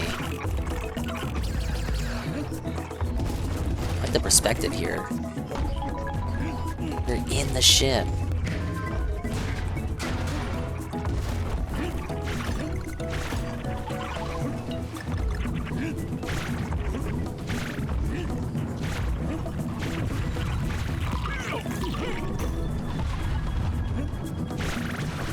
Nothing up there. Wait, can I fire the cannons? I can!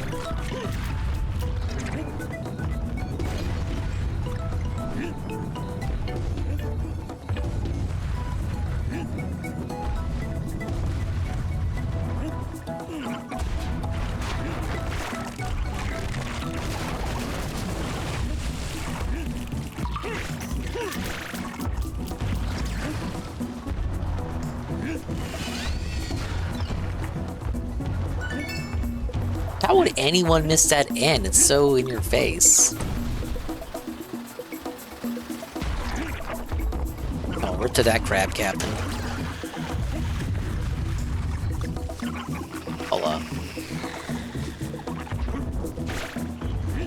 How would I get up to, the puzzle piece?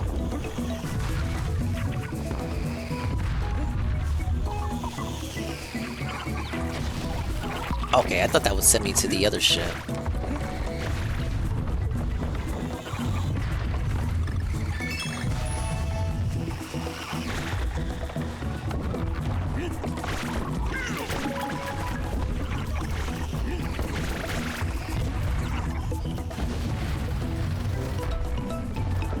Alright, don't worry. I know what I need to do.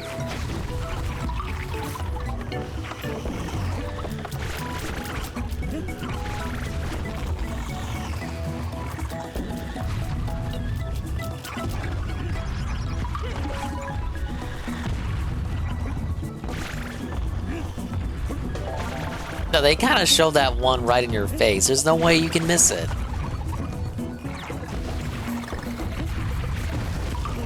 Yeah, this kind of reminds me of ship levels from Country 2, or even Land 1.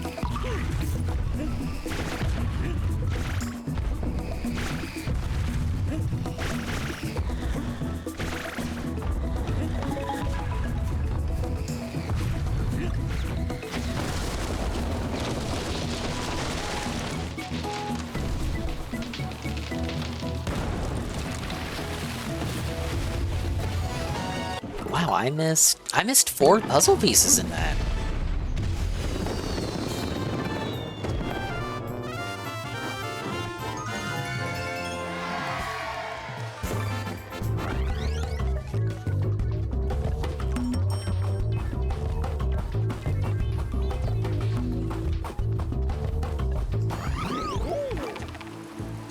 Okay, this pits us, and what do we got? Itty bitty biters.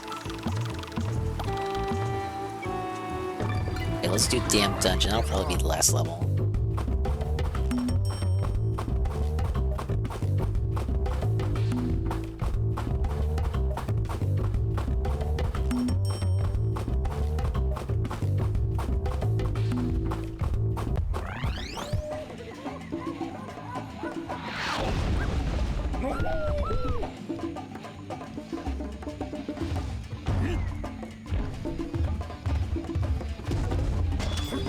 Are we back in the ruins?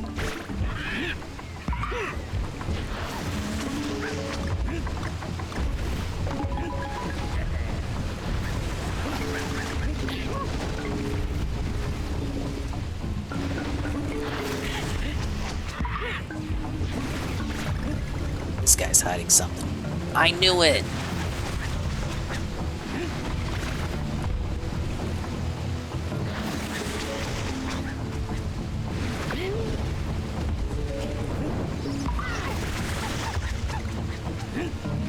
Damn, you know that has a puzzle piece in it.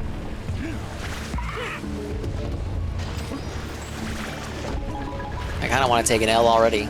Let me run that back.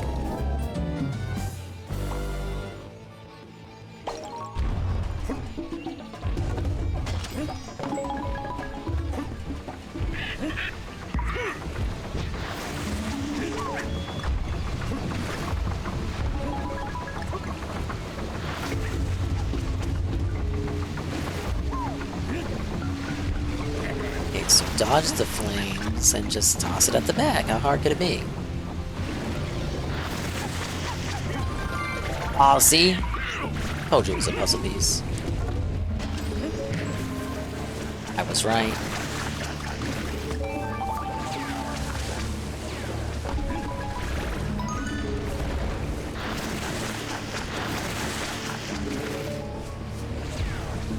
Wait.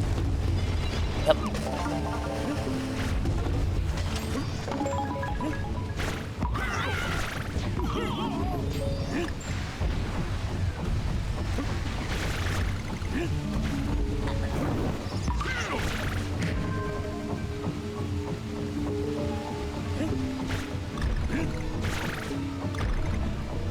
Doesn't seem to be anything hidden here. Nope. You know, it's weird that like on the same day a Donkey Kong Country game comes out with like the old DK design, we get the reveal announcement that he's getting redesigned. Design kind of reverting back to what it used to be. Some inspiration taken from the movie.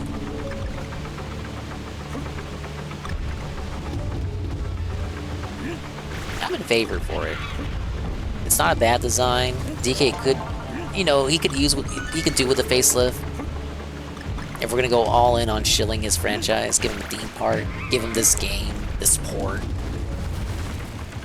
put out all that merch, give him a big role in the movie. It makes sense to do a little something with DK. Give him a little facelift. Go back to the drawing board and ask yourself, what is Donkey Kong exactly? Like what is DK? What is the lore? Then you get too lost in the sauce and you start learning about like the Great Ape War.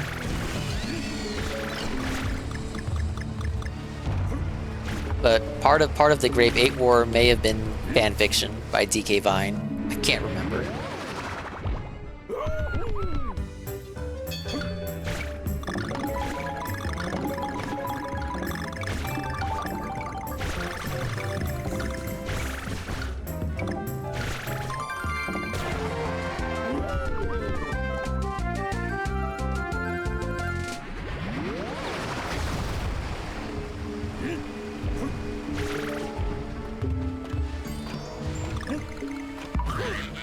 There's a pinwheel down there. They really think they really think you would completely forget about that. You would completely neglect it if you're a bad Ocean.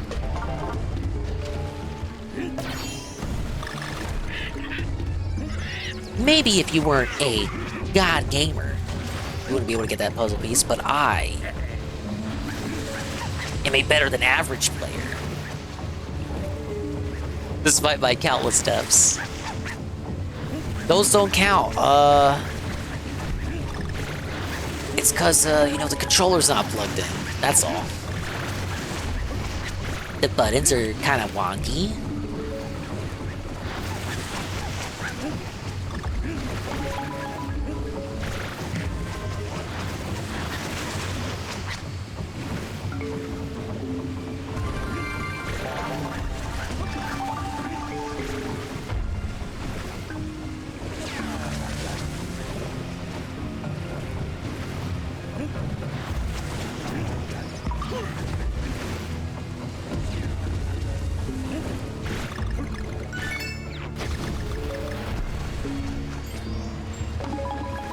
Alright, 2 more puzzles.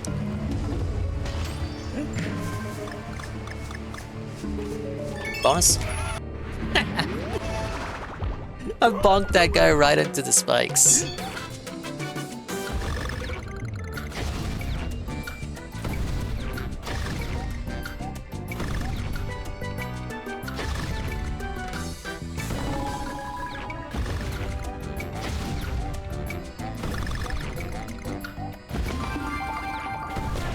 Alright. One more to go.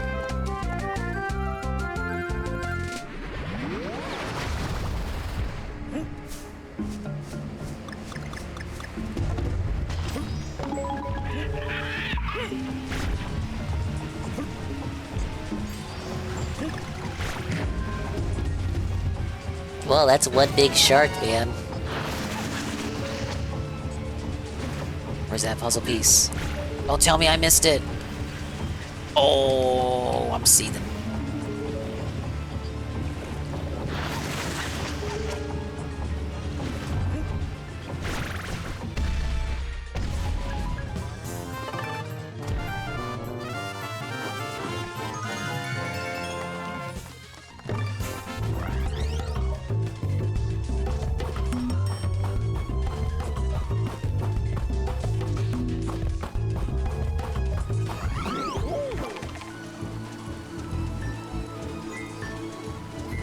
Alright. I think that's good for one evening. Go ahead and call it before it hits 3 in the morning. But, we completed 2.5 worlds of the 8 total. Well, 9, actually, because it's gonna include extra levels from the 3DS version. Shoot. Well, a lot of stream was taken up by the DSP segment. But, I'll carry it again later today, because it's already Friday. It'll be a funky monkey Friday, and then we'll see how much further we can get. But I'm gonna do a 100% run. Obviously, we'll do the extra 3DS levels. We may even try our hands at mirror mode. I don't think you can play as Diddy solo as the one player. Damn, they had one fucking job, dude. Why? Ah well. But thank you guys for showing up and to playing my game and enjoying my game. And we will see you on the next one. We're gonna find someone to raid, read off the positivity, and go gentle into that good night. See if we can pull this up here.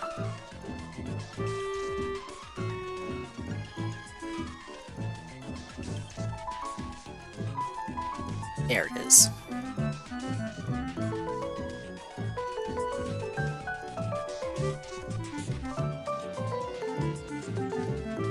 We are roosting, buddy.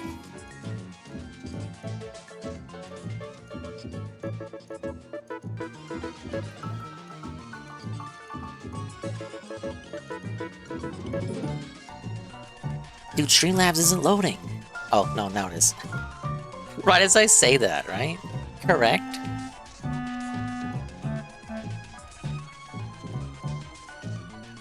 Alright, there we go. No more delay. Thank you guys. We're gonna look for a raid and it'll be super cool and you'll be able to go over there and enjoy your Thursday evening. Do I have anything else? No? I don't? Alright, Pablo. You know what's new.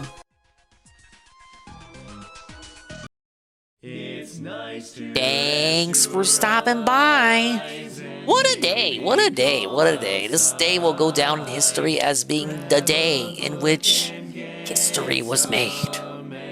There was so much monkey business. I don't know, I didn't even know what to do. It's now confirmed, you guys. The Switch 2 is real. The Switch 2 Rue is happening. In just a couple of months, you'll have it in your hands. We'll be doing 24-player Mario Kart lobbies with viewers. It'll be so cool. Whoa, we'll have like collabs of the century. It'll be like a whole week of collabs of the century. There's like none of us have like existed for like day one brand new Mario. Think about that. Like Twitch existed in 2014, right? For Mario Kart 8 when it first came out. But it was a very different landscape, very different environment. It was before they added all the features that they got in now. Think of it, day one, brand new Mario Kart, new unlockables and other features. Like everyone will be competing to see who can get all the unlockables the quickest. Online's gonna be crazy. Everyone's gonna be like sharing information, like, oh, how do you unlock this? How do you unlock that? Oh, you got this time on this time trial. Oh, I got this time on this time trial. It's gonna be something. I think we'll raid Tevin. I was thinking, like, do we maybe raid someone playing Donkey Kong? But there does not appear to be any quote-unquote cool people in the category. They all went to sleep. Big ups to the dingers, dongers, and swollen __ ones who made it to the end of the stream. Like Red Check, Juzzy, Seal, Goki, Mr. _Pun, Golem, King, DD Duke, JC, Knock, Egg Gang 1738, Zuki Wookie, all the lurkers like BR Joe. Thank you to Kasuga Sakura, Prime, 9 months, Egg Gang 1738, Tier 1 for 28 months, Ryohan, Tier 1, 31 months, Slay with the behind the scenes follow, BR Joe to 200 bits, William the Alchemist, the raid with the party of 7, and Pumpkin Spice Gill with the follow. Whoa. Usually Tevin would be on BRB mode right now, but he made a promise to his chat that he would go out of his way to stream the new Dynasty Warriors. Happy Nintendo Switch 2 announce day. I know, right?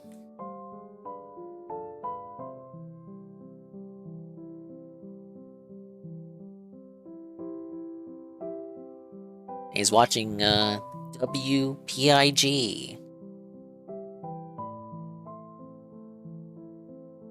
Do I even have that emote? I thought I did. No, I have a different 2020.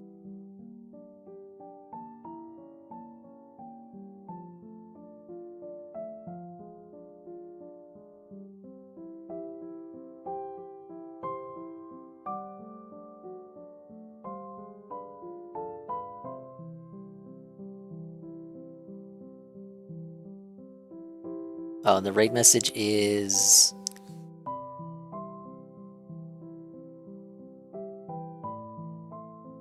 This is the raid message.